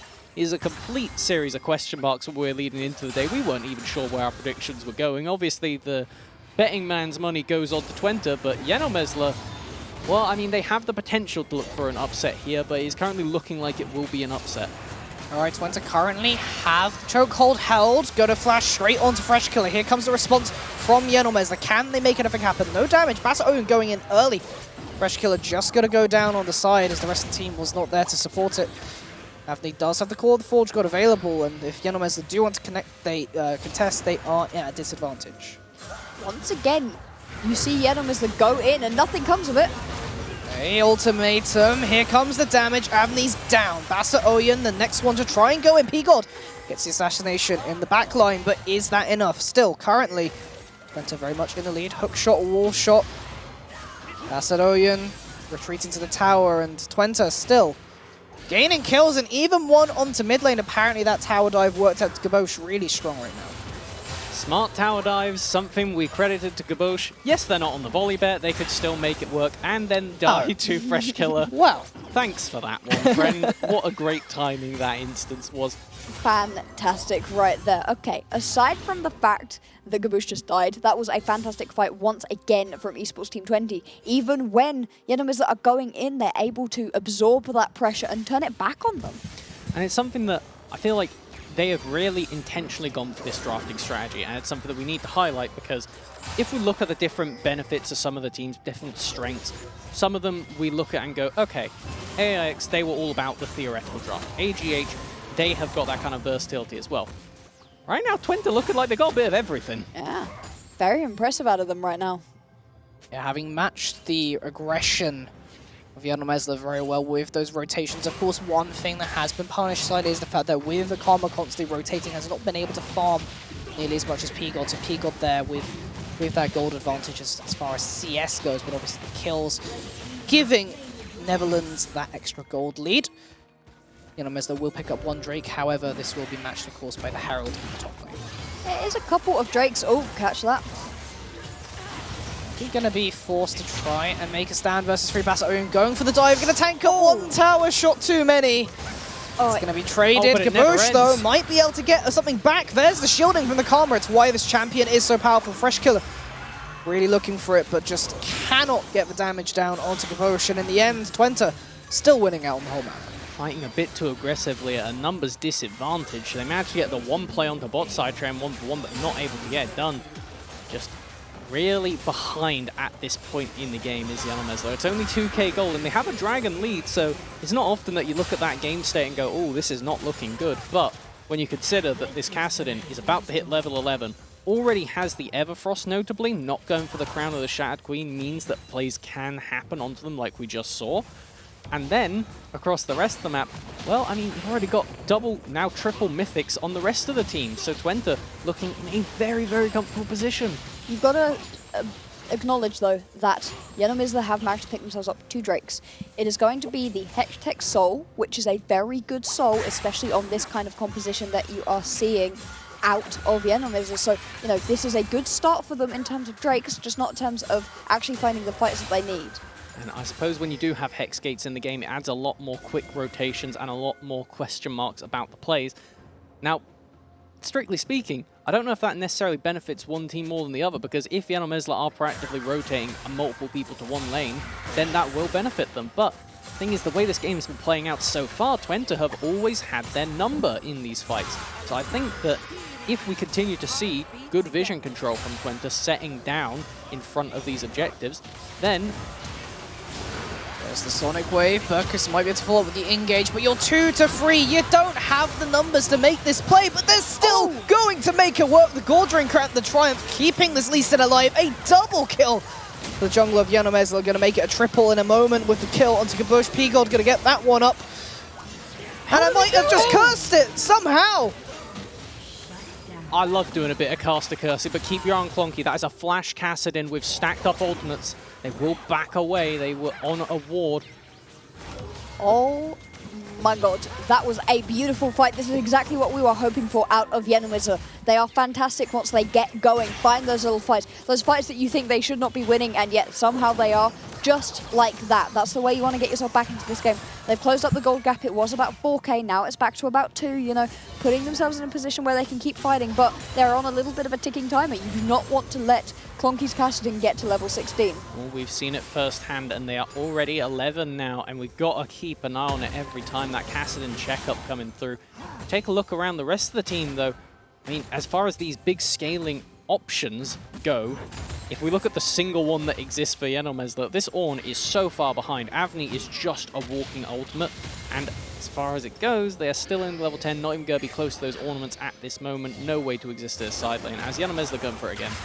Still see these pings coming down. There's that Trouble Bubble. Fresh Killer really on target with these today. Gabosh still taking so much damage. Burkus back to Orion with the chase. They just don't stop.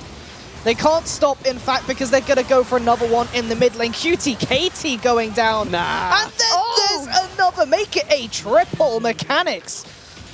What is this team? They are a walking highlight reel. I love Yenomesla to bits because you can look at such a dire game, and in the way that we would go, you can't count Kit out of the game, they're Kit. With Yenomesla, you do count them out of the game, and then they remind you firsthand why you shouldn't.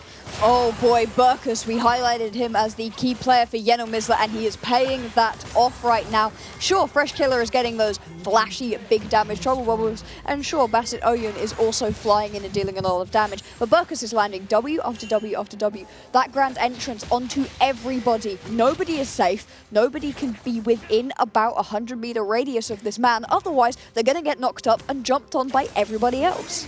And as this game continues to go forward, I'm very curious to see. We've got the Shirelias now. That is the important one because this team makes the most use out of that item that I have ever seen. Actually having a champion that is meant to have the Shirelias, I mean, I feel like that's probably just an exponential, not putting two negatives next to each other. With this dragon spawning in 10 seconds, though, what will Yenomesla do to get into this fight? Clonky is in the top lane, has TP, but Avni needs to stop it. And has the ability to do so, you know? It's not like both of these top laners are immobile. Facing. Hextech soul point. There's the Shirelias. There's the charm coming through. Burkus gonna lock down Emu, already down. Peacock doing so much damage in the backline. Will go down as a sacrifice, but still currently 4 to 3. Can they make it happen? A double kill, just 2 to 4 now. Clonky with walking away from that battle dance. Very nice right there. Lovely fight right there out of Turkey, but it could have been way better. I'm sorry, this is such a tiny little thing.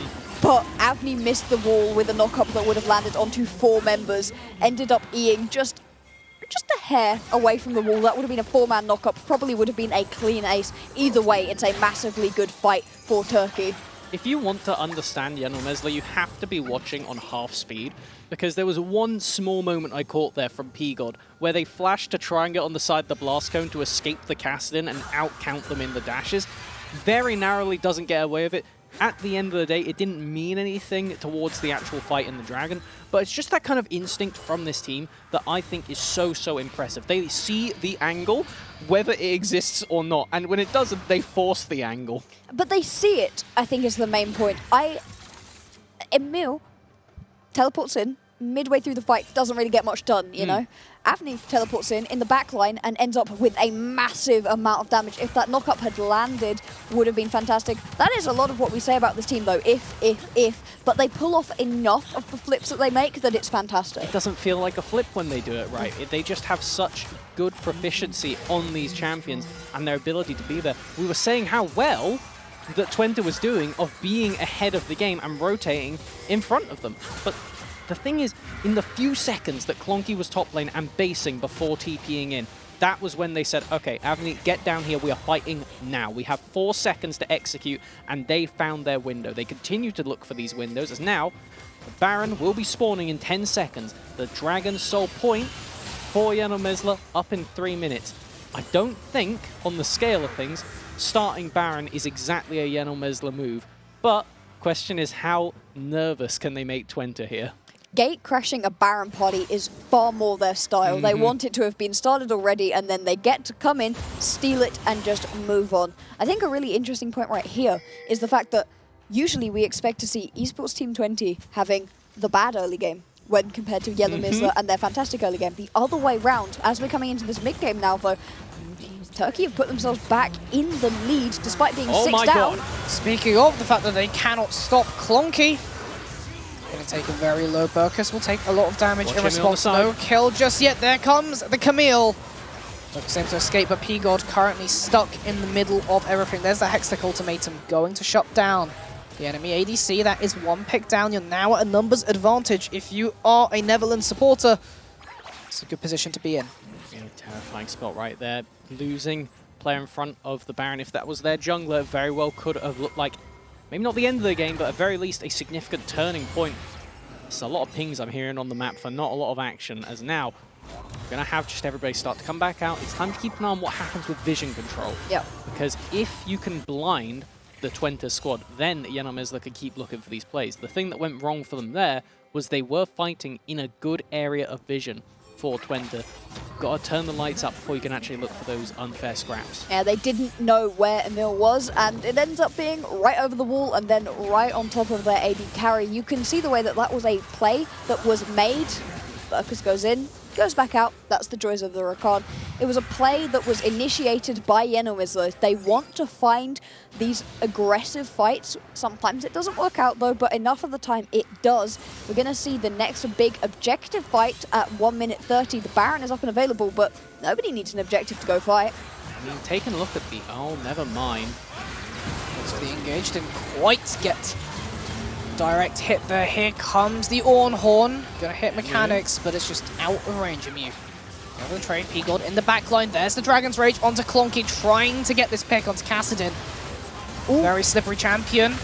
Both escaping for the time being. Eventually, Kassadin does fall. How is Fresh Killer alive? Still alive. Fresh Killer still alive. 3 people cannot take down these 2 members of ERU. QTKT now taking so much damage from these members, and Yenomezler just seem invincible at this point. No way! He landed that! I mean, he can't get over, but they've got to do something off of the back of this. The Dragon is spawning in 40. This is dangerous to go for the Baron. I think it's a bait.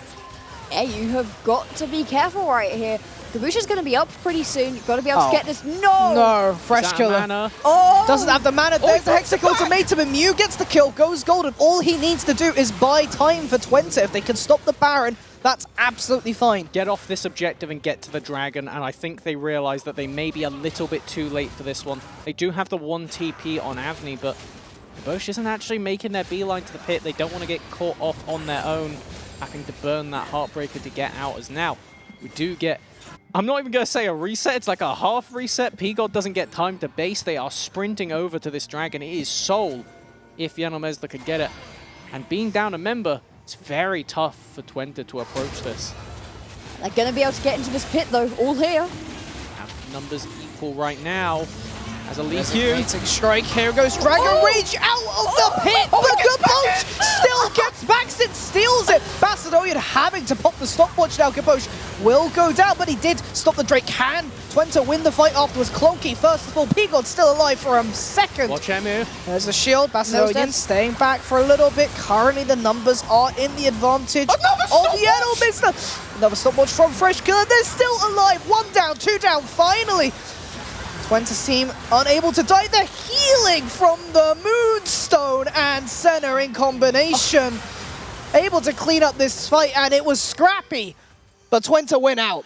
Oh my god, the amount of mechanical plays right there. Bassadorian with the beautiful kick to get the jungler out of the pit, still misses the smite, and then overall it's slightly missed skill shots. It is just absolutely insane fighting, and the healing. I think that's the main point right here. Nobody could get through Emil or through the healing that was coming out of QTKT and Mechanics. That might be the turning point for the game, because with Fresh Killer having to itemize into this Zhonya's to keep themselves safe, using multiple stopwatches in that fight, and somehow turning Zoe into a soft DPS threat, we are seeing that point from the draft start to rear its ugly head.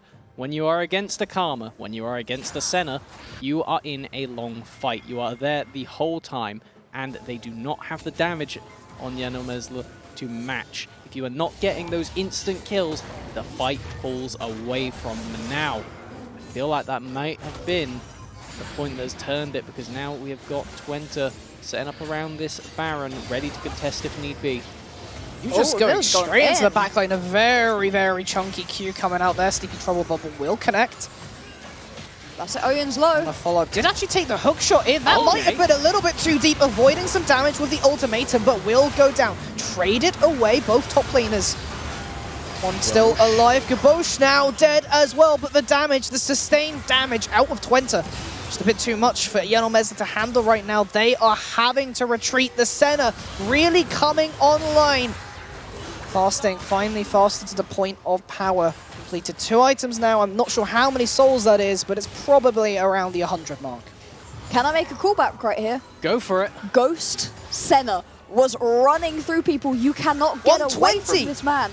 so much speed right here and also so much range off of all those souls. That's why you fast as Senna. You get so many more souls when you do not pick up the CS, and because of that you get extra range on your auto attacks, plus the ghost that is on mechanics, and nobody can get away from you. This fight is becoming a bit insane, and it feels more like a solitary fight is this game. Look at the kill count, 26 minutes in. We nearly have a kill a minute, not full stop, per team. Yep.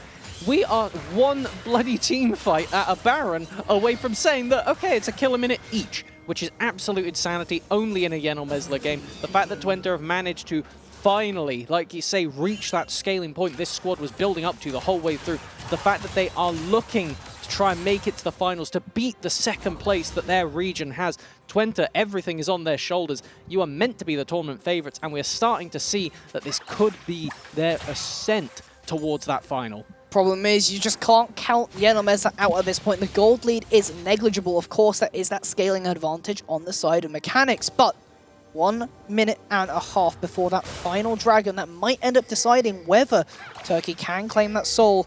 That then leads to an Elder, and we know what can happen at an Elder Drake. Oh yes, that is the ultimate flipping situation. As I zoom and enhance onto that mini-map, we do have him hovering in the top river, waiting to see if anybody from Yenal Mesler was coming to put a ward down. Fnatic Death Brush being set up right there could possibly have worked, and the fact that Kaboosh got kicked out of the pit of that previous fight, managed to get back in and steal it back off of Basse Oyen is massive. That would have been a Hextech soul over to this Turkish squad. They probably would have been able to, if not win, make things happen. Alright, the 3v3 gonna go down straight onto the Karma. They know who they need to target. QTKT goes down. Kaboosh next on the list. Clonky went in the backline. Fresh Killer stalling for a little bit of time. Kaboosh should be able to pick that one up with a Heartbreaker. There's the reset. That might be what Viego needs to keep this team fight alive.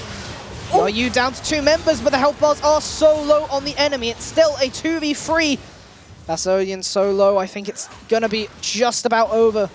There's Yenal Mesler squad, and that's what happens if Viego can get just 1 reset in a team fight. The clock is done. That's a level 16 Kassadin, a late game Camille at this point, and we've already talked about the bot lane.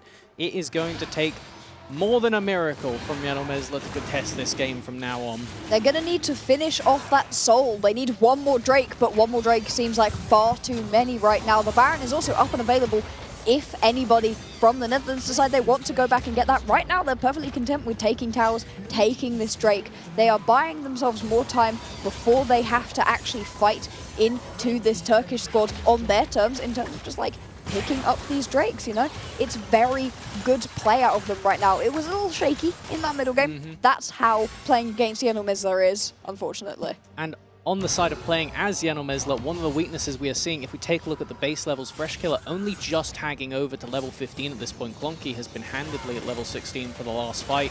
It is just that XP advantage that you get by sacrificing some members in the early to mid game from Twente and saying, all right, you can make your proactive plays, but we're going to keep picking up this farm. We're going to keep getting these camps, this XP, and it will make the difference as the game continues on. It's not all about gold. The further on into the game, the more those base levels and the more those big ultimate points really start to show. If you take a look at scaling on these teams, obviously the Kassadin is disgusting, but Kassadin is not infinite scaling. Kassadin does eventually cap out.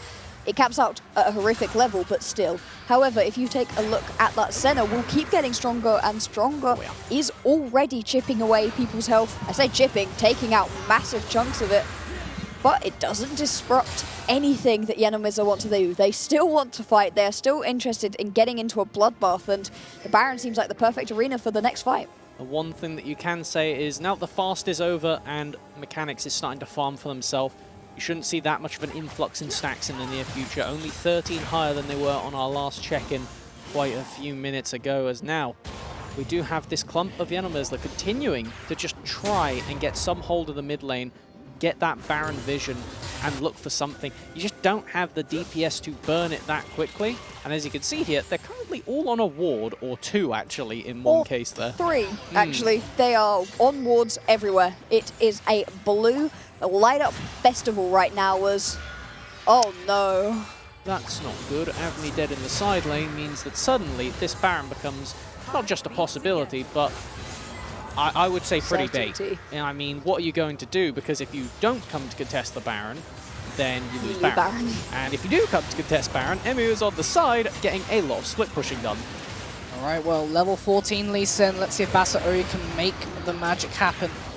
Twente backing out a little bit. They don't want to flip this game just yet, just showing decision making because they know they could just stall out the game as Camille in the side lane will get a lot of sieging done. Plonky still watching the back.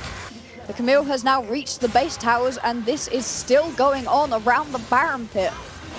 The bubble coming through, onto the Baron. They know the HP is going to de-leash, and this is just such a great dance. There's no rush for Twente. Bonky is able to just sit back here. Oh, Fresh Killer, what was that mechanics going down so low? Healing up a little bit now, but Kabosh also getting really low. Basa Oyen just needs a little bit of healing. He makes the steal happen. Resurrecting in the GA. That might have just saved the game, though. Admittedly, you will lose a few members, but if you did lose the Baron, that definitely would have been game. At least you have 2 members with a Baron buff to defend from ETT. They can't end. Well, I don't know necessarily, because if we look at the open base, and I think Avni might be about to get picked by the whole squad. This might still be the end. A lovely play out of Basa Oyen to steal that Baron, but the amount of sieging going on, unfortunately, not the minions. Oh. I mean, I wouldn't if they chase get this. the portal, there might be a chance, but even then, you're still just leaving an ADC alone in the base. I mean, he's killing Clonky right now. Stopwatch just about saving them. Stopwatch gaming this time around. Still, though, this is a wild goose chase as the rest of your team isn't able to actually finish off the base. But this is really good because you're delaying the death timers. If you kill Avni now, they're just going to be really, really desynced. This Ornn is not going to spawn in time, potentially, for the next team fight at the Drake. He's just stalling it out. It's 50 seconds on the Drake. He can wait. No! No whiff. We're good. Gibosh knows what they're doing. I mean, just no whiff. He's really playing with it. He's really playing with it. What do you need to do? There's no rush. Yeah, there it is. Beautiful. If he'd have gotten out, that would have been insane. Unfortunately, does not end up getting out. As you said, that's now 45 seconds where you don't have to deal with the Ornn. That's a lot of the team fight power gone. And you know what? Spawning in less than that amount of time, the next Drake that Yenomizla have to get if they want to be able to win this game. It is imperative that they get this soul. And right now, they are so far away from actually being able to fight toe-to-toe to the Esports Team 20. No silver linings for Yenomizla here. That was their last Baron buff dead.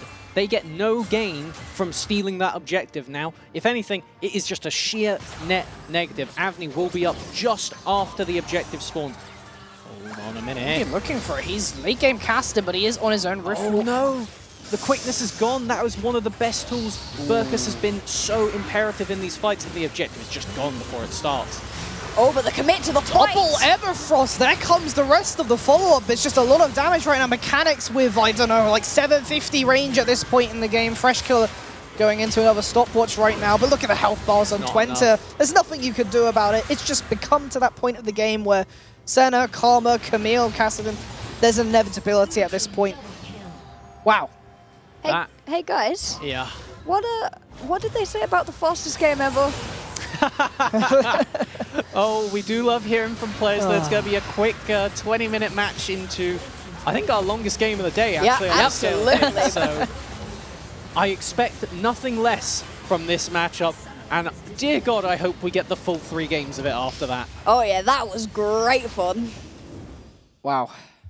Both teams realizing that, well, their opponents are better matched than they might have expected initially. And, well, it was definitely a close game. It just ended up being that scaling coming in a little bit too hot.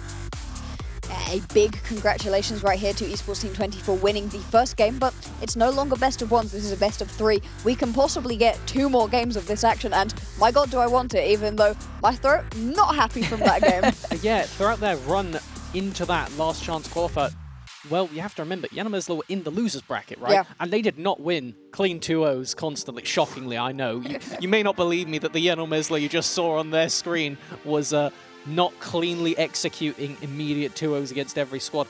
They happily went to 3-game series and still came back. This game, I mean, it would be a massive understatement to say that Yenomizla showed life. Twente obviously come out on top with a better comp and a better execution. I think if you have like 30% more scaling from the Yenomizla comp.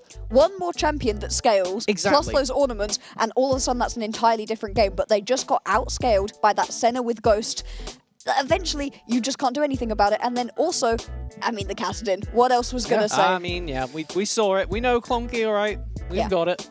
I mean, you can't leave it up, can you? No, I think maybe the response is to just ban away some of these threats. That Senna in particular, you drafted a relatively aggressive lane. You had the Lee Sin come very early down to the bot side. You made a play that forced them back. Had an early lane advantage, but Senna eventually gets to the point of getting a certain amount of souls and a certain amount of range where you can deal with it. So technically, did that game go to script? Because Kabosh early proactivity, countering out the aggression. Yanamezla couldn't get to start, but then as soon as they did, it became explosive and looked like it was in their favor. Yeah. And then shortly after that, the scaling came online. So yeah, pretty much exactly to plan. I hope you're ready for potentially 2 more of those. Yeah. Well, you have a breakup, so you can get your water, get rested, get your popcorn, whatever you need, the snacks you need to be in for another cinematic experience. Take a look at our sponsors. In the meantime, of course, Intel and Twitch Student. We're back for game 2. First blood. Shut down. Pentakill.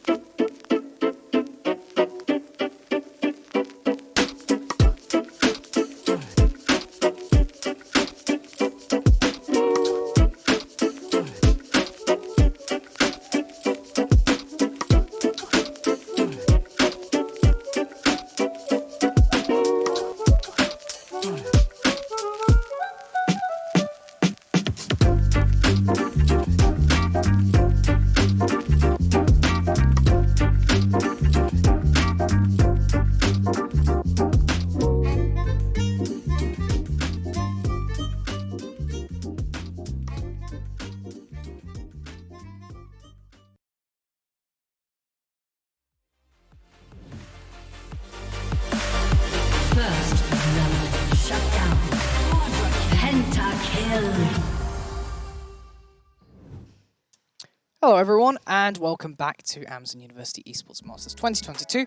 Again, myself, Takua, Blackboxer, and Melvin Izzle. We've just had game 1. That was a series. Yep.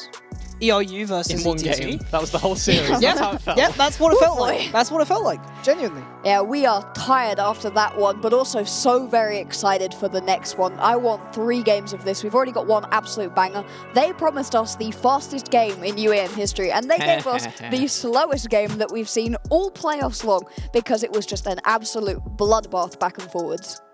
I mean, at the end of the day, it did go to plan, but I don't think anybody really goes into a game going, this is exactly how we want to win as Twente. This is it. We want to take the early advantage by mitigating their strengths and then immediately give them the lead due to getting outplayed across the map. Oh yeah, just getting out-rotated by Basset Oyen. It's really hard to avoid Basset Oyen. He is all across the map constantly. It's it's not against Esports Team 20 for having that happen, and the fact that they fought through it is very impressive, but with a composition with slightly more scaling, maybe that doesn't happen. Yeah, I think one of the big takeaways from us was maybe get rid of some of that inevitability. That Senna in particular on ETT, it was a big problem for Yanomes. Yeah. Let's just put it that way.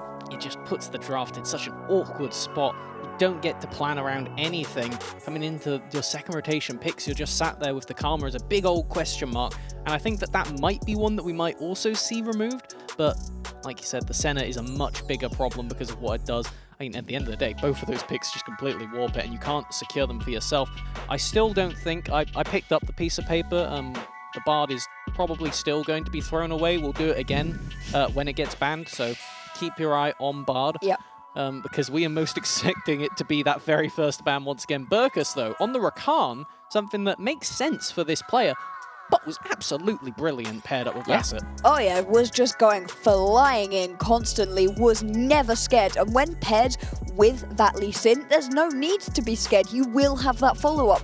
It was just unfortunate that eventually the Senna and eventually the casting came online. There was nothing to be done at that point in time. The only thing I think where there was actually an outplay and a mismatch perhaps between pairs in this team was Emil versus Anvi. Yeah, I definitely got to support you on that one there. The Ornn top lane, I mean, it got ganked early by Gabosh and then got left completely on island, which, again, smart play from Gabosh. Clap, clap, clap. We love applauding them. There's a reason they're our highlight player. They understand how the teams want to go about it, and the way that Yanomesla functions, you don't have time to give resources to Hop when they're on a tank.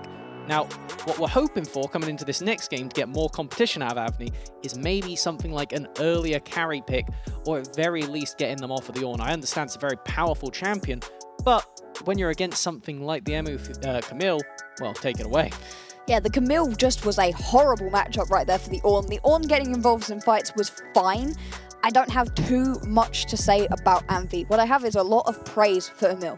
Was able to use that Camille as such as a distraction, was able to be in the backline surrounded by 3 or 4 members, use that Hextech ultimatum, use that hookshot wall dive, leap away and still be a nuisance. And with the build that they went for, with that Death Stance, you know, they had that Divine Thunder as well. So much healing, so much ability to shred through people, just was not dying, and it meant that the rest of the carries that you actually want to be hitting, you actually want to be killing Gabush, Mechanics, even Clonky, and you just couldn't because you were too busy being given the ring around by that Camille. Does make me start to question, can we find a Moonstone mechanism on Yanomesla? Because the way that they play these fights, obviously Shirelia's makes perfect sense. Yes. It enables them to get in, get the individual pick, and then win off the rest with numbers advantage and individual outplays. Some of those Lee Sin Qs last game were just beautiful. Absolutely disgusting in both ways, actually. Both of those two things could go together completely. But this time around, they need to be able to win those sustained fights. Yeah. And maybe it isn't something that they can necessarily bandage in Champion Select. We've been over way too many champs for them to just individually get through. And you can see the conferring of both of the teams trying to debate what on earth can we do to fix it, because there were just too many options from Twente. They're a Shirelia's team through and through. They want to run at you, but Moonstone would be great because their team fights don't end like that. You know, they're going and they're going and they're going. The thing is, with all of the other teams that we've seen, even in a way, Esports Team 20, Clonky can pull out those actually more supportive champions, has played a tiny bit of the Zillion, you know? Fresh Killer does not play anything like that. Fresh Killer is going to kill you with something very aggressive, probably a control mage, such as the Zoe, I guess technically control/burst mage, but nothing with Moonstone.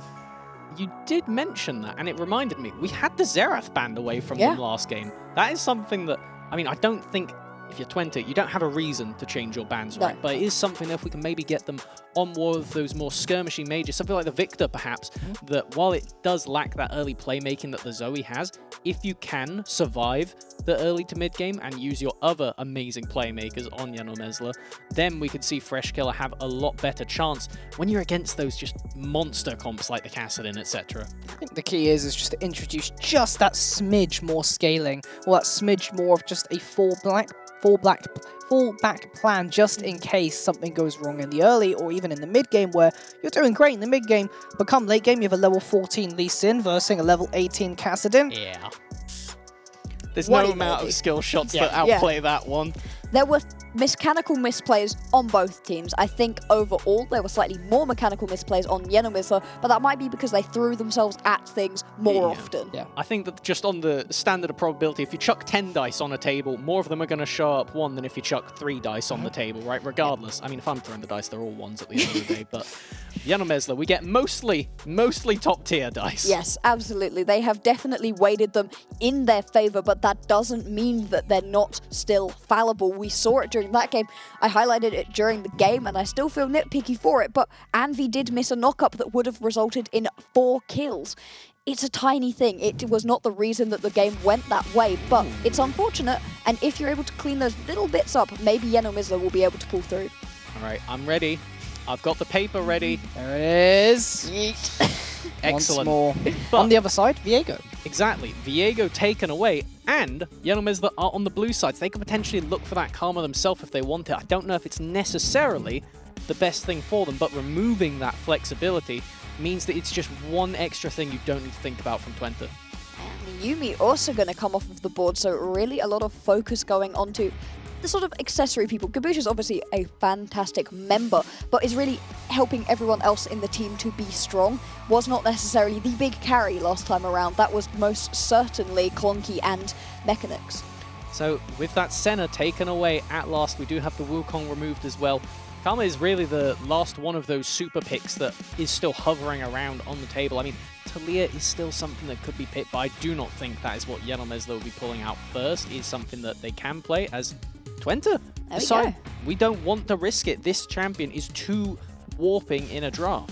And we've seen Burkus pilot it. We've mentioned it briefly. Burkus has the ability to just roam around. We saw it on Rakan. We haven't seen it on Bard, but we have seen it on Bard before. And we have seen him play Karma like a Bard, as you say. But first, we still have first pick of Yanomezla to come through. What will it be? And it will continue to be that Rakan priority to allow for that playmaking and the Shirelles. If it's your second best pickup right here, why not? The Bard has already been thrown onto the floor, but still have this Rakan up and available. Will it be paired with a Lee Sin again? It's the right kind of jungler to go in with it. Perhaps something different. Maybe even the Volibear, still a fantastic champion we've not seen high priority on. I think part of the magic that kind of came from the Lee Sin Rakan duo is the fact that they could just trade dashes over and over. It gives so much extra positioning, as we will get that terrifying Bear Gabush, signature player for the team on their 100% win rate Volibear.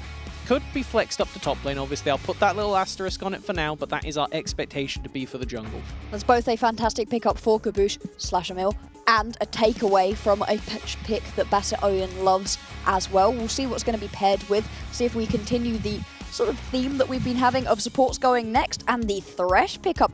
Not something we see QT Katie on very often. I think that is just an adaptation based on how we've seen Yanomezla play the game. Having those lanterns available does a massive amount to almost flipping the script and just denying the fact that you can actually make these picks. If we do have QTKT, captain of the team, ready to respond to these plays, suddenly Yanomezla starts to fall apart in a very different way to when they were jumping into a Viego. It's a really good counter matchup as well. Wow. Oh, it's been done. We talked about it behind the scenes, but we did not talk about it fully on camera. Here we have an Udyr. My jaw is dropped. We were thinking about all the prevalent picks coming into this patch, and I have put one little Udyr on the side in a square. It's something that we know is amazing right now. The ability to clear through the jungle at rapid speed is insane. He benefits massively from the durability. Wait, they didn't ban and this? they didn't ban the Xerath we were alluding to as well. You have got the point-and-click CC with those skill shots, and I'm going to be honest, guys, Freshkiller doesn't need the CC to hit those. No, Freshkiller is fantastic on this Xerath, one of their best. We saw all of the bubbles landing. Well, imagine if it's not a bubble, and instead it is 4 Xerath ultis. You are going to have an absolutely awful time of it, and this is a throwback to the beginning of the competition. I don't know how well that is going to fare into the Xerath itself. Obviously, you could deny the Udyr ganking, not having any innate mobility itself makes a lot of sense and will help you out there. But if we see Yenomesla potentially stray away from their comfort and maybe instead of going for the Kai'Sa, look for something maybe like the Xayah, I think this game would have a really good place. Obviously, the natural synergy with the Rakan, it's something that I think Twente should really be thinking about getting rid of. It is already gone. Yep, there you go. You managed to just about get that prediction in. What else could be paired up right here with the Rakan? Another big pickup in the meta is the Lucian, but it's not really P-God's style, particularly doesn't fit very well with that Rakan, and then you're kind of getting into the scraps of the meta. Obviously, again, we've seen plenty of the Zeri, but... I'm thinking it's Vayne.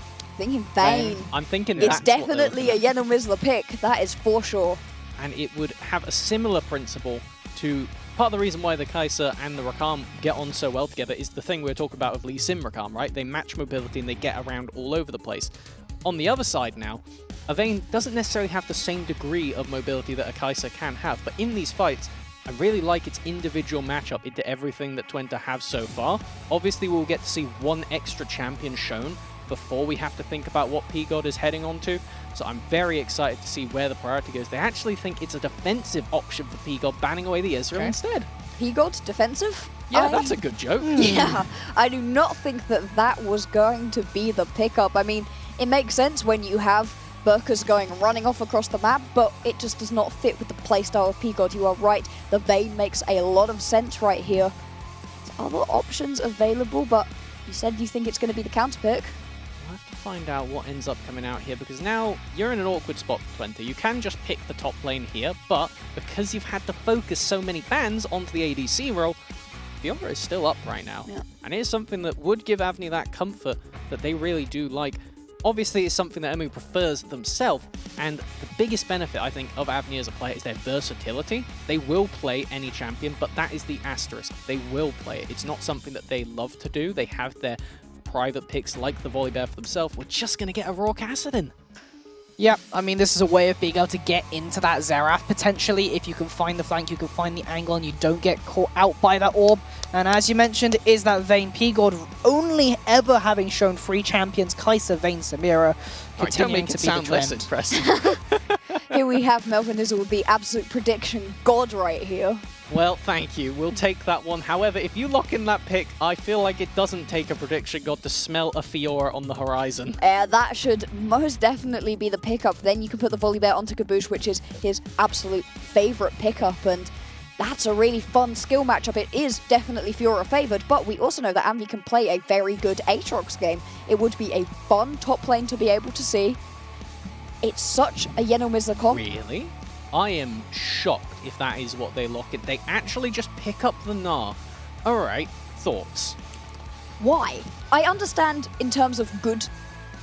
It's not even a strictly winning matchup. Like, I wouldn't say it's losing per se, but my guess is they kind of want that team fight ability with that Gnar bar, potentially to be able to catch out with Xerath, potentially be able to catch out Vayne, but even that is quite difficult, so I'm interested to see exactly how Twente intend to leverage that in the top side.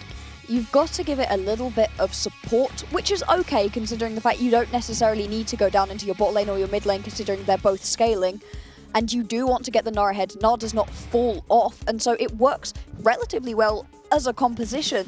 It's just into the Aatrox, there were better matchups. Yeah, I think that with what you've said there, I'm pretty sure I get what Twente are trying to do here. They want to have that early playthrough, right? They need to have something that is a force of strength, because Lord knows it will not be Kassadin or Jinx getting you much done in those early fights outside of potentially a Yenomesla level 2 play gone wrong. This should be heavy focus from Twente top lane. Yeah, it should be, but we knew that they were going to concede the early game, except that's not how it worked in the last game around. We thought that Yenomesla were going to be the team that were going to come through and actually manage to destroy people. It didn't work out that way, so if you're banking on it not working out that way again, having a lot of scaling still works, and yikes, there's a lot of scaling again.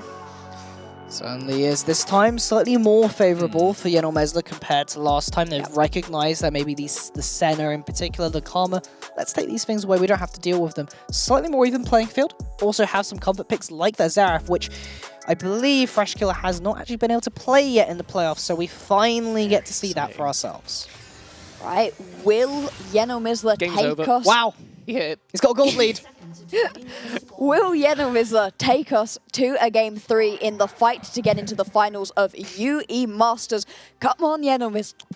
Come on, Yenor Mesler. If you lose this game, Yenor Mesler, we guarantee a new country taking the cup. This would be either Netherlands or Poland taking it away. That is what is on your shoulders, Twente. Trying to create a potential new dynasty when we take a look at what we've seen hiding behind Kit's shadow for all this time. Now, can they peer out? Show us some light. Well, there is also a prize pool at stake. Oh yeah, so we do like money. Let's not forget about that one. But of course, Basset Oyen going to be one to watch. Of course, taking the correct build here with that lethal tempo and the ghost on the Udyr to be able to be a massive nuisance. One of the other things is that not many people can actually 1v1 this champion in the middle of the jungle because they just win, is the best way to put it. Yeah, part of the thing that makes Udyr so good with this lethal tempo change is the fact that they can use the Q steroid on that Tiger stance to just immediately stack up the tempo, and then swapping between their different stances, they just get insane value from auto-attacking quickly. And shockingly, Udyr doesn't really complain of having a bit extra auto range themselves. So everything about this champion is a nuisance to deal with. There are certain times in the game where Gabosh can contest, but those are going to be very narrow windows and pretty much rely on having a gold lead.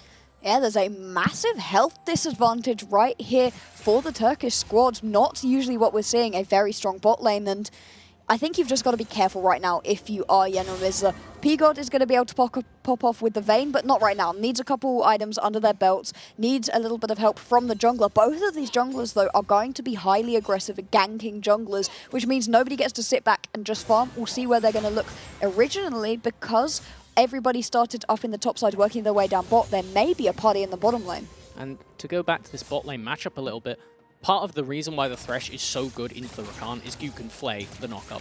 And that pretty much just negates everything Burkus can do. How can you find the angle if the flay exists? How can you get the follow-up on the pick if they proceed to actually tag with the Lantern? As that was just what appeared to be actually pretty good trading, and most importantly, holds the minion wave in front of the tower with Basset Oyen down here. Interesting, they are actually going for the ward instead of finishing the Krugs. They will be a little bit behind on their clear versus Gabosh, but they will have priority on this grab. It's going to be a bit flippy, though, with the fact that bot lane can rotate first. Yeah, more interested in the crab than anything else. Makes a little bit of sense. You want your bot lane to be safe, also want to be able to get down into that bottom lane for the fights. That speed up coming off of the killed Scuttle Crab can be useful in that, but overall, everything is pretty calm for the moment. It's a good matchup for QTKT right here into Burkus. If you see the Rakan going in with that grand entrance, there's enough time for the Rakan just sat there that you can just hook him up, and then all of a sudden, all of that engage is gone. Bush is on a zombie ward right now, and it's a pre-6 volley bet. All right, we know we talk about how much he likes to dive towers, but I don't think they're going to be going that far, as Oyen is around. They are looking for a play here, but the potential... So 3 versus 3 Flame Chompers laid down. There's the death sentence. There should be the kill. First blood donated over to Gabosh. And I'm not keen on that entire contest, because you did know that Volibear was around. Yeah, you can see Freshkiller's also made his way down here, was very much interested in getting involved in this fight, but you're versus a Thresh. I mean, you're going to be able to stroll away from that one. I was a little scared for Freshkiller, if I'm being honest. I don't know why I was, but when you have a Volibear is down, scary. Yeah, they Very are one of these scary. champions that do that. Yeah, we can see up into this top lane, though. This is what we were expecting. You know, the Nard doesn't have a great ability to fight into this. We were expecting maybe a little bit of jungle attention up into this top side, but no, instead it went down bottom lane, and as such, Emil is having a bad time of it versus this Aatrox. Which is going to be at least a silver lining, because you really do need that if you're Yenor Mesler. Having a winning topside would have swung so much in that first game. If we just think to every single time it was a Camille showing up and just raw outstatting the Ornn, having way more impact just based on items, not even necessarily on gameplay a lot of time. Emil played great, by the way, we're not going to try and take that away from them. But if you have a much more even case, when you have an Aatrox who, I think, pretty much suits the Enomesla world and the comp of running you down and getting those picks one by one, I think that it's essential for this player to have a better game if they want to even take us to that game 3. This is 4 champions that sprint it down your throat and your artillery gunning in the back out of Fresh Killer. It's a perfect composition for Enomesla. They actually managed to get Conky's Fash, which is really good, especially because now, with that Summoner Spellbook, they're only going to be able to swap out one.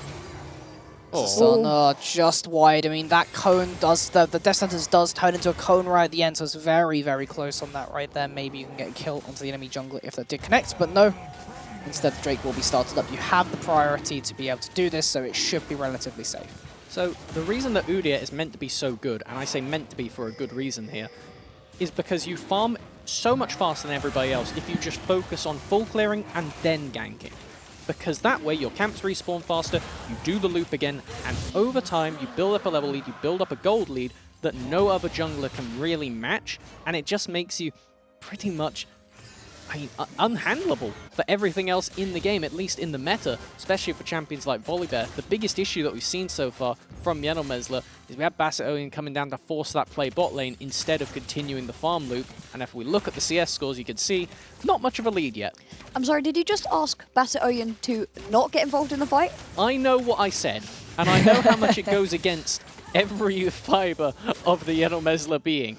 But that is how this champion needs to operate. It doesn't work, or it's just a worse Volibear if you go to these fights off cooldown. All right, discount bear we're seeing right here. Will Basset be able to pull it back together? For the minute, it is very even. We saw this in the last game as well. It was very calm, chill, collected. And then we had triple kills. Lovely flash Death Sentence flayed into the Chompers, but the damage is not quite there. There it is! I didn't say that too early, and there is the final rocket from Fishbones, able to finish that one off.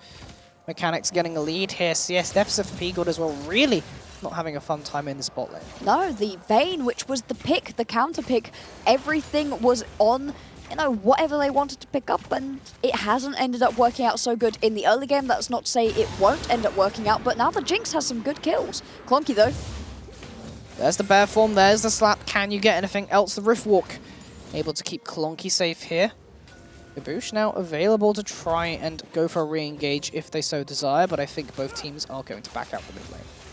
Need to be careful down in this bottom lane that things don't get out of control for P-God and Burkers. They're having a pretty bad time of it right now, and we knew that QTKT was good on the Blitzcrank. Apparently it's just hook champions in general. I mean, that is a very transferable skill if you could hit the skill shots, and the Thresh provides a lot more for your team, or at least a lot more versatility for it, which is, again, more of what we know from Twente, and they are showing it right this game. That level 1 play that P-God and Burkus went for has not paid off at all. It has made this lane so difficult. You'll see that P-God was actually level 4 at one point while Burkus was 6. That is how far in XP they need to catch up being in this lane, which, in fairness, when you have Burkus as your support, is doable, considering they usually like to go for, you know, walkabouts, as we see right now. The issue is, leaving them in the bottom lane makes you susceptible to Gaboosh on the Volibear. Yeah, it doesn't leave you in a particularly good spot, especially with the Volibear ability to turn off a tower when they dive, negating a lot of damage as... Oh boy!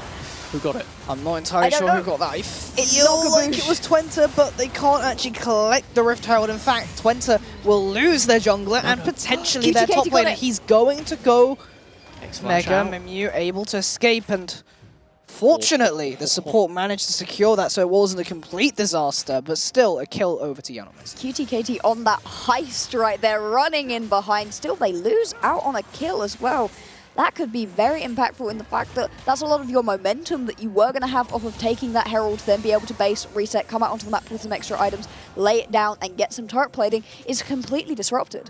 One thing I will say, though, is the fact that the Thresh gets to pick up isn't bad, because when we look at this game state, there is only one place that Herald is going, right? It is going to break open the bot lane tower and try and funnel as much gold into mechanics as possible, as we do now have QTKT back down here with it. I'm waiting for Gaboosh to come down. Doesn't matter who puts down the objective if they turn the tower off all the same. This could be a little bit of a fight right here. You can also see Clunky has made their way out of the mid lane too, just to pick up the blue buff, but could possibly have roamed down, tried to get a kill. P-God and Burkers have sensed this, have backed off, and things remain calm but tense. noticing that there's a 20 CS lead built up in the mid lane. I know that Clonky has obviously got the counter matchup here, being able to resist and shrug off all that Fresh Killer has for the moment. Is the car matchup where you try and hit as much poke as you can just to farm off of the first strike, but Xerath shouldn't ever really be in range for casting to get them simultaneously. You shouldn't ever be able to land enough consistent poke after 6 to be able to guarantee kills, at least without jungle and support intervention.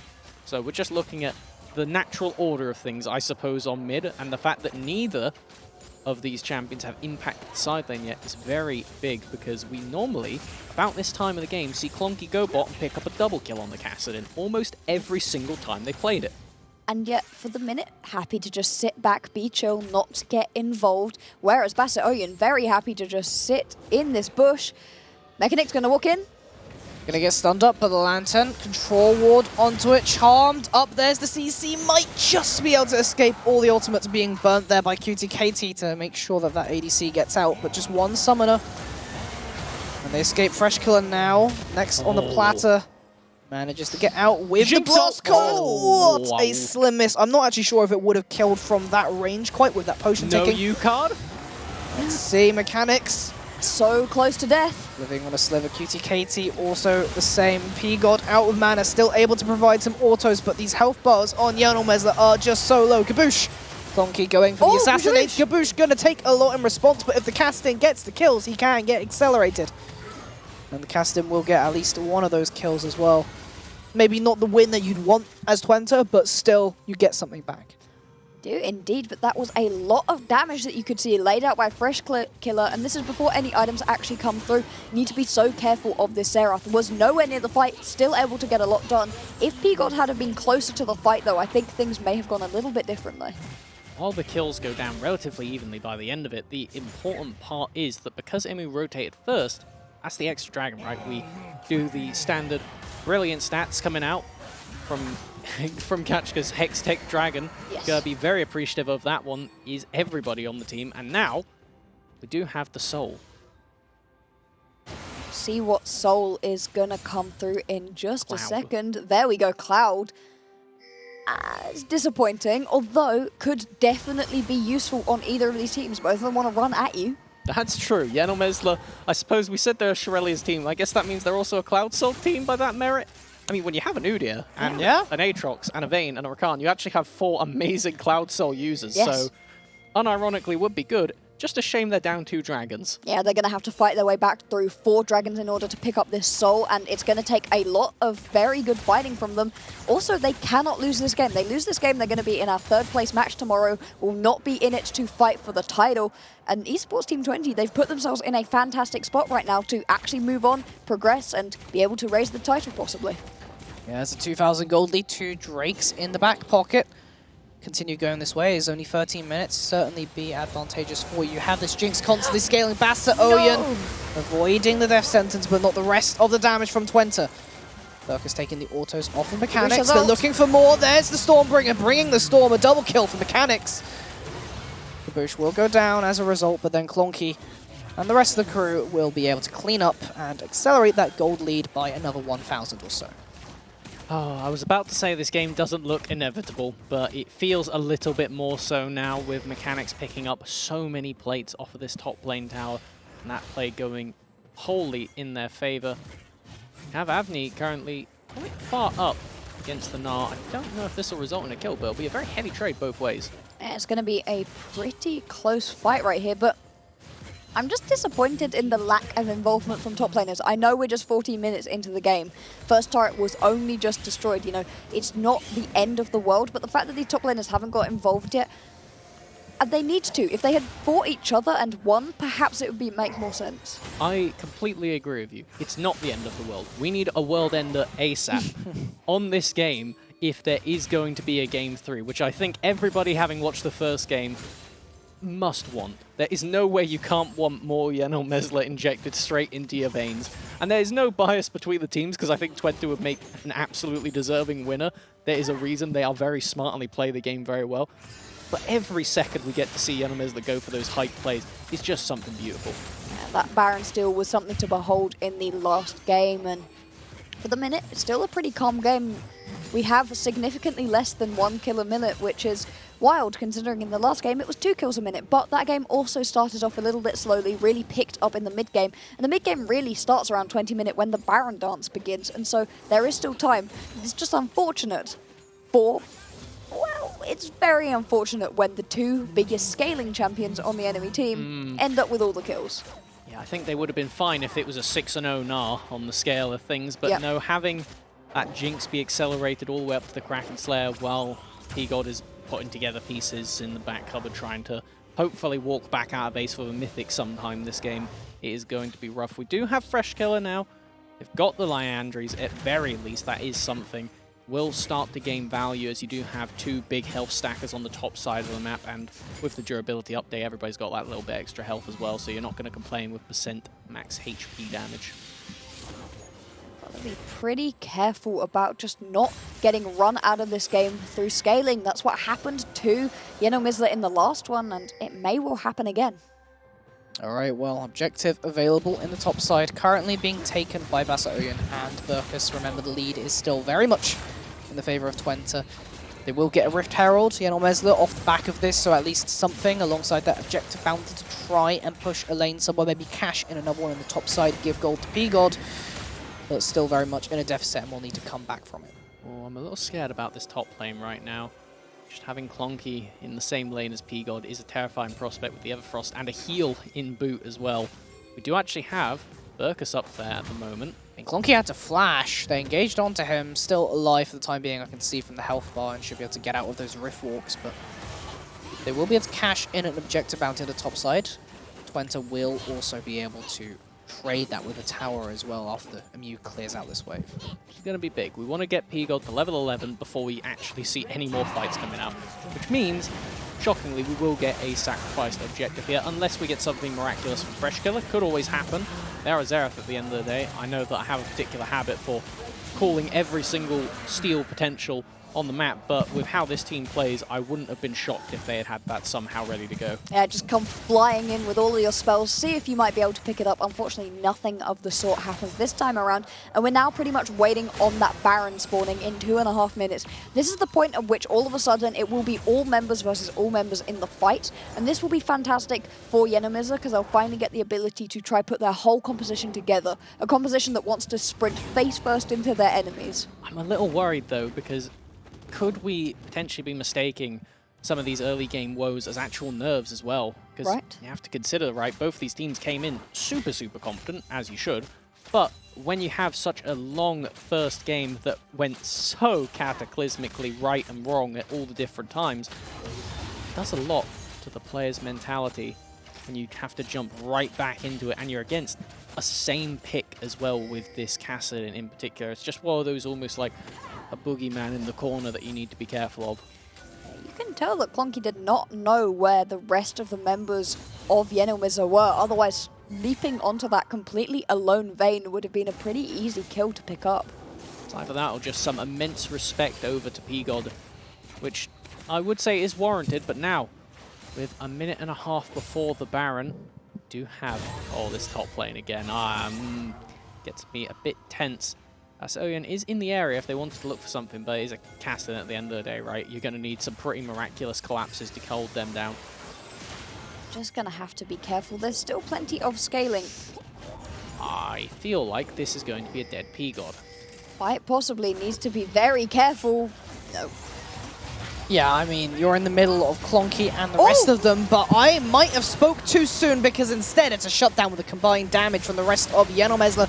Great play. But here comes Twente, and as such, the Yenomizla side will fall. Those bot laners both now dead. You can see, though, Fresh Killer is beginning to hurt and able to stay far enough away from all of the other members of Esports Team 20 that poke damage is pretty good, but when you get caught out like that, getting a kill back is pretty much all they could ask for. And I have to give extra credit over to Fresh Killer as well, who's doing this all without a single death to their name. Needs to be careful here. Could be a pretty good fight, actually, for Yenomizla. They're all funneled into this corridor. Onto Fresh Killer they go. It's a shutdown for Amu. Here comes the Gnar, the Rage to the wall. Inbound. I think it's just a matter of time before Avni falls as well. And Twente just in the driver's seat right now. Very strong position. Baron also on the cards if they want to go for it. And 20 minutes, 6,000 for gold lead. It's looking very good. Yeah, for Esports Team 20, they're putting themselves in a fantastic spot to punch their way into the finals tomorrow, put themselves in that position to pick up 1,000 euros each in terms of prize money, as well as lift the UEM 2022 trophy. However, if you're Yanomizler, you keep nearly finding those fights. You know, low health bars on the members of the Netherlands, nearly in a good spot, but because they're never fighting as one concise unit, it's never working out. And I know that last game, I was pretty down on Yanomizler at a point, and then they immediately decided to come back. So I'm going to do it again. I feel like at this point, it's looking like it's over. And, you know, we nearly got a caster curse again. I definitely did do Fresh Killer dirty with that caster curse on the having not died yet. Yeah. Now the biggest question is, how will this team play around the objective spawning? Baron already up, and Dragon soon to be on the table. You do not have, well, I would say you don't have a good way to steal it. You have an awful way to steal it, right? It is only Zerathol, because if Basset is somehow allowed into the pit, past a Thresh with Glacial Augment, a Volley Band, and Gnar, something severely wrong happened with Twenta's Dragon or Baron setup. Disconnected mice. Yeah? Perhaps that would do it. Other than that, you can see an attempted siege. Oh, with the final second of the rage, Emu makes the play, also survives with the triumph there. A 4-man nod to the wall, it was just beautiful. Avni will get one in response. Fresh Killer's still alive, of course, but it is 4-1. That was disgusting. We said last game, didn't get enough from the top laners. At the end of the day, Emu had a great game on the Camille. Having a great game on the Gnar, right? Yeah. The lane phase wasn't anything to shout about, but you don't need it. That was absolutely beautiful on the last second Gnar, as that is going to be Clonky hunting, finding Azera. We'll be able to secure this Baron, and I feel like it is an inevitability. Again, we're using that scaling word, but it is all the way to the finals for Netherlands unless they severely drop the ball. Yeah, they are absolutely in control right here. They definitely have the ability to begin to fall down. There is no doubt that the Yanomizler squad is still able to play very well, but they've not got this composition online at all. They've not had the chaos that they needed to, and the Olaf begins to be the Udyr begins to be less and less impactful when compared to when compared to a Volibear the later into the game you go. Absolutely, when you don't have that big item advantage, the champion pretty much loses the only benefits that they get, generally speaking, as now you get the Dragon taken down, the Soul secured. Bit of a fight going on in the mid lane, 3-stack passives battling out. He was about to go ult. Again, nope, not going to end up landing this one. Going to siege down onto this mid lane tower though. Everything just fizzle out. Playing it safe for the time being. Twente being known as one of those teams that are not too much of a risk takers themselves in comparison to their opponents right now. Sieging it down, keeping hold of this choke point. There goes Clonky. Everfrost onto 2, the rest of the engage. Stormbringer used. Health bar still not quite low enough. Yanomizler might actually have the flank. The double knock up there. Very, very nice. Like 2 kills. The play right there was fantastic out of QTKT, managing to keep that fight going when Still it looked not bad. over. Hold on a minute. The World Ender is procced and people are dropping. Avni has got a lot of HP, a lot of sustain. Fresh Killer? Healing up. BTT haven't found the angle just yet. Clonky goes in again. Careful. This is so terrifying right now. The HP bars are low enough that you trip over and you are gone. It is a 2-for-1 in favor of Esports Team Twente. They will walk out of that, but that is a big shutdown claimed onto the Jinx, still having 300 left for mechanics. Emu? Find the Udyr? I think that there's the damage. Yep, right there is one dead bear. And you can see just the amount of damage that Emil does. Just leaps over the wall, takes that kill, and walks off. It's a nice little cap to what was a nice fight for Esports Team 20. You just get the feeling right now that if Fresh Killer had 1 or 2 more kills, 1 more item, it would be much, much better for them. Going towards that death cap will be truly disgusting at that point, but if they get there. If they get there is indeed it's the critical point right here. Fresh Killer played so well in that last loss, is playing very well right now, picking up good amounts of kills, but not able to quite finish everything off. With the Baron nearly repelled at this point, it has not got long left on it now, only a few more waves. So will be Fresh Killer able to clear them out? It's going to come down to Elder Dragon, I feel, at this point, because... And we've seen how that can go. Yes, Elder can definitely be the decisive turner of the games, as now, we have P-God once again in the side lane. This is a level 15 Kassadin with a Cloud Soul and Exhaust. I would not be here if I were them, but I definitely don't have the confidence of P-God. No, P-God is a very confident man. With Gaboosh coming in, though, that might be futile. Yeah, just too much damage on the side. I mean, he's managing to dodge and dive away, having to pop that final hour. That is now down. Next minute or so. Twente still not managing to make a pick, but they are taking this game slow and steady and will seemingly end this eventually. See, there's still a siege going down in the top lane, and oh no, with Anvi going down, this is now free siege in the top lane for the Gnar, and the rest of the team is going to have to respond. It's a lot of free farm going over to Fresh Kill, level 14 right now. If they can just continue to pick up these resources, it might be a silver lining, but the issue is, and I know this isn't something you normally call an issue, but they have all the inhibs up for Yenomeslis. They aren't actually just getting this infinite waves of free farm, as now Emu does not have the flash. Gnar, though, could get over that wall if they get to it. Is going to go into Rage in a moment. There's the Mega. That's Oyen still on the chase, right off the Arcane, able to do a lot of damage. That should be the pick landed. Oh, gotta play it back a little bit. Take Bassa. Oh, you're very low, but dodge around. Final tick of the Ignite. We'll get that one, at least some gold back in the pockets and a member down, but let's see if that's enough. He's 16. Clonky is fully unlocked on the Kassadin now. Has the Medjai's not at the 10 stacks yet, but this book will be looking to get a few more pages in it. As with the Elder spawning ever so soon, and Baron doing the same, this is going to be a rinse and repeat of Series 1, it feels, where you are left in the most dire of circumstances of the defending team. Okay, so question. You didn't quite give Clonky your MVP off of the back of Kassadin performances coming into this series. Off the back of these now, would you? If they win this game, yes. And I'm going to hold out a little bit of hopium for that Game 3. I really do want that Game 3 so badly. I think everybody at home does too. Oh, yeah. Getting to see this matchup again would be something spectacular, as now we do have that final bit of setup. The Rabadons is unlocked for Fresh Killer. They are not level 16. I don't think they'll be able to hit it before the Baron spawns, but the question is going to be, how do they approach this objective? Look across the board at this itemization.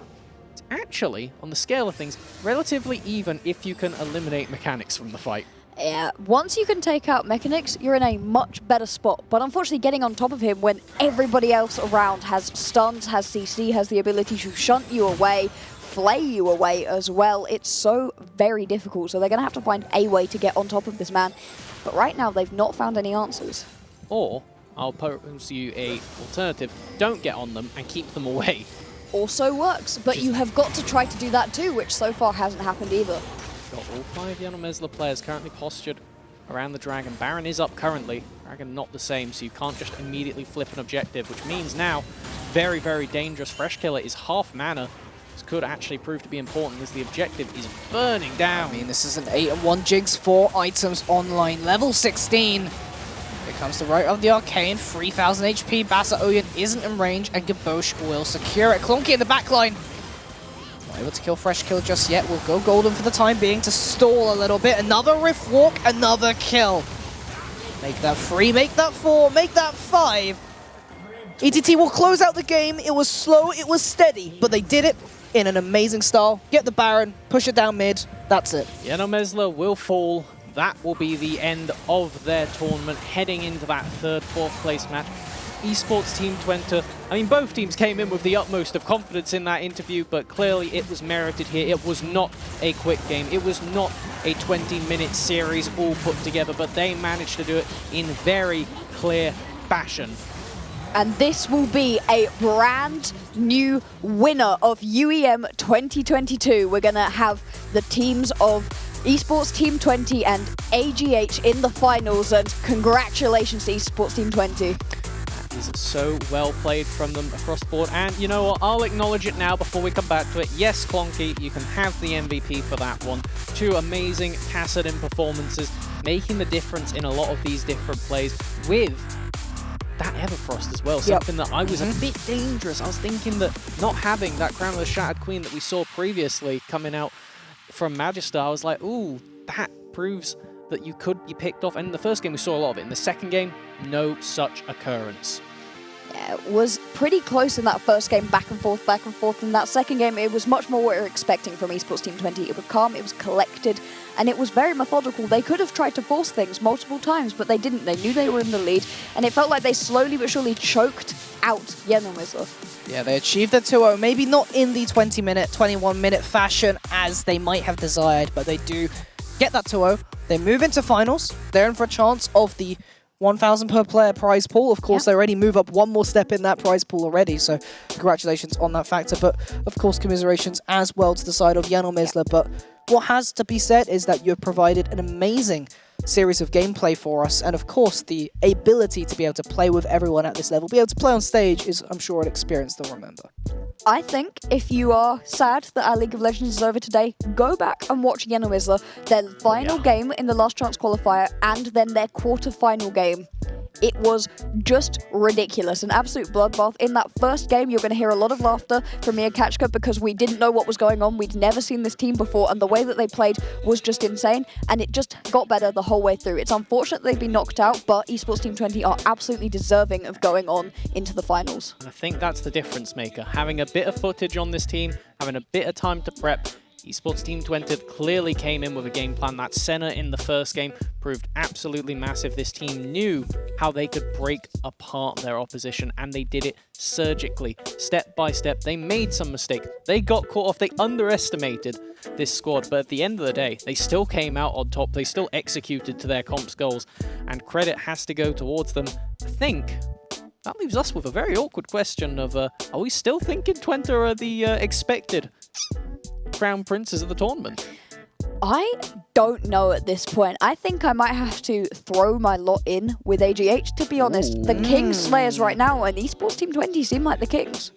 Well, we should have an updated bracket again. Let's run it back. Let's have a look at everything that has happened today. Of course, AGH Twente in the finals, and of course, as well, AX versus Yenomizler playing for third and fourth to see exactly who gets that slightly larger prize pool. And the glory saying, well, you know what, we came third, we at least get bronze. It's a medal, right? Yeah. Exactly. You do get a medal position, and also the prize money again. Yes. Not going to complain with that. I'll be the one that says it this time around, because when we come back and look at these teams, I think that all of them, I'm hoping they have had a great time, because we had a great time, right? Oh, yeah. Especially in that first game of Yenomizler versus Esports Team 20. That was absolutely fantastic, but overall, great times with all of these teams. We've had some fantastic League of Legends today, and we'll do again. All right, well, Caroline is back and ready for the interview with Esports Team 20 to close off their series. Hello guys, so yeah, I'm here on the stage with one of the winners, the captain of the winning team, Katie. First of all, congratulations. How are you feeling after this victory? Yes, thank you. We're feeling very happy. It wasn't as clean as we would like it to be, but we did win the games 2-0, so we can go party again, you know. So very happy. Okay, partying again. You've got to find us somewhere, please. I'm just kidding. Okay, so next question, important as well. You're facing AGH tomorrow, and AGH took you out on last year's semi-finals in a 2-1 series. Do you think the same will happen? How do you plan to avoid that? Well, this year we are coming with better drafts, better. We've all evolved as players. We're a lot stronger now. So I think this year it's them that are gonna go home instead. So. Wow. Okay, AGH, you got the message? You got it? Right. Okay, then there we go, Katie. Okay, and one final question. I mean, you are representing the Netherlands. There have been great teams coming from your country. You are representing your university as well. How does it feel? Do you feel any kind of pressure about it? Well, of course, there's quite a lot of pressure because of all the people watching the stream. And it's very cool that we are able to represent the Netherlands. Yeah. Okay, so thank you very much. I'll leave you go with your teammates now to have some fun and party, even if you have the game tomorrow. But I mean, party is for everyone, right? So with that being said, I'm going to toss it back to Casters. Thank you again. And thank you to Esports Team 20 for the win, for the victory. Goodbye. Thank you again, Caroline. And well, I mean, Twente might be able to get to party a little bit more tomorrow if they manage to take home the trophy, but we'll see. We'll have to wait for that game to come up. But of course, should we recap a little about what's happened today? Yeah, I think that's a good shout. We started off the day with, I would say, expectations that Twente were going to come out and be our favourites heading into tomorrow. And overall, I'm pretty sure your prediction at the very least nailed it in the first game, and we were hopeful of a 2-1. So generally speaking, got a pretty good vibe of how it's going to go. AGH rightfully going to be crowning and looking to see if they can contest for the title tomorrow.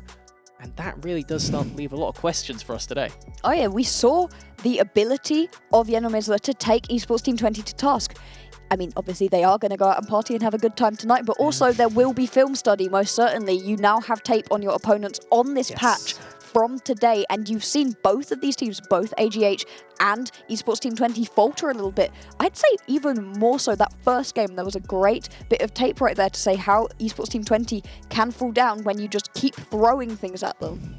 Oh, absolutely. They couldn't handle the onslaught that was Yenomizla until... Well, they could. Yes. Right, that was the main thing. They have everything together in the drafts, and I think that the drafts tomorrow are going to be so interesting to find out, because like you say, we now have experience on the patch with these players, which is something that coming into today, well, we had a lot of questions. I mean, I won't lie. We were asking ourselves, are we going to see a mimicry of pro play? Will it just be Wukong every game first pick? Thank God we didn't get that. We had a little bit of Wukong, so... We didn't get every game. We got to keep our karma, which is close to our hearts at this tournament. Absolutely. Yeah, absolutely that. And I mean, I think the big thing coming into tomorrow as well is the versatility between the two teams, because AGH and Twente have been able to produce a variety of team compositions. So, pretty big from that point. Yeah, it's just going to be an absolutely ridiculous day tomorrow. So very excited to bring that to you. It will be a best of 5 as well. We were hoping for 3 games today. We will definitely get 3 games tomorrow. Possibly could go to the full 5, which that is what we're all hoping for right there. But yeah, it's been a fantastic day. Absolutely, it's been great. And thank you all for joining us as well, because, well, if you had half as much fun as us, then it was a damn good time. Yeah, absolutely. Yeah, we certainly had a lot of fun. And of course, before we close out, a massive shout out to all of the crew behind the scenes, the production, everyone. Of course, Carmeline as well for hosting, being wonderful today. And, you know, we'll see you tomorrow.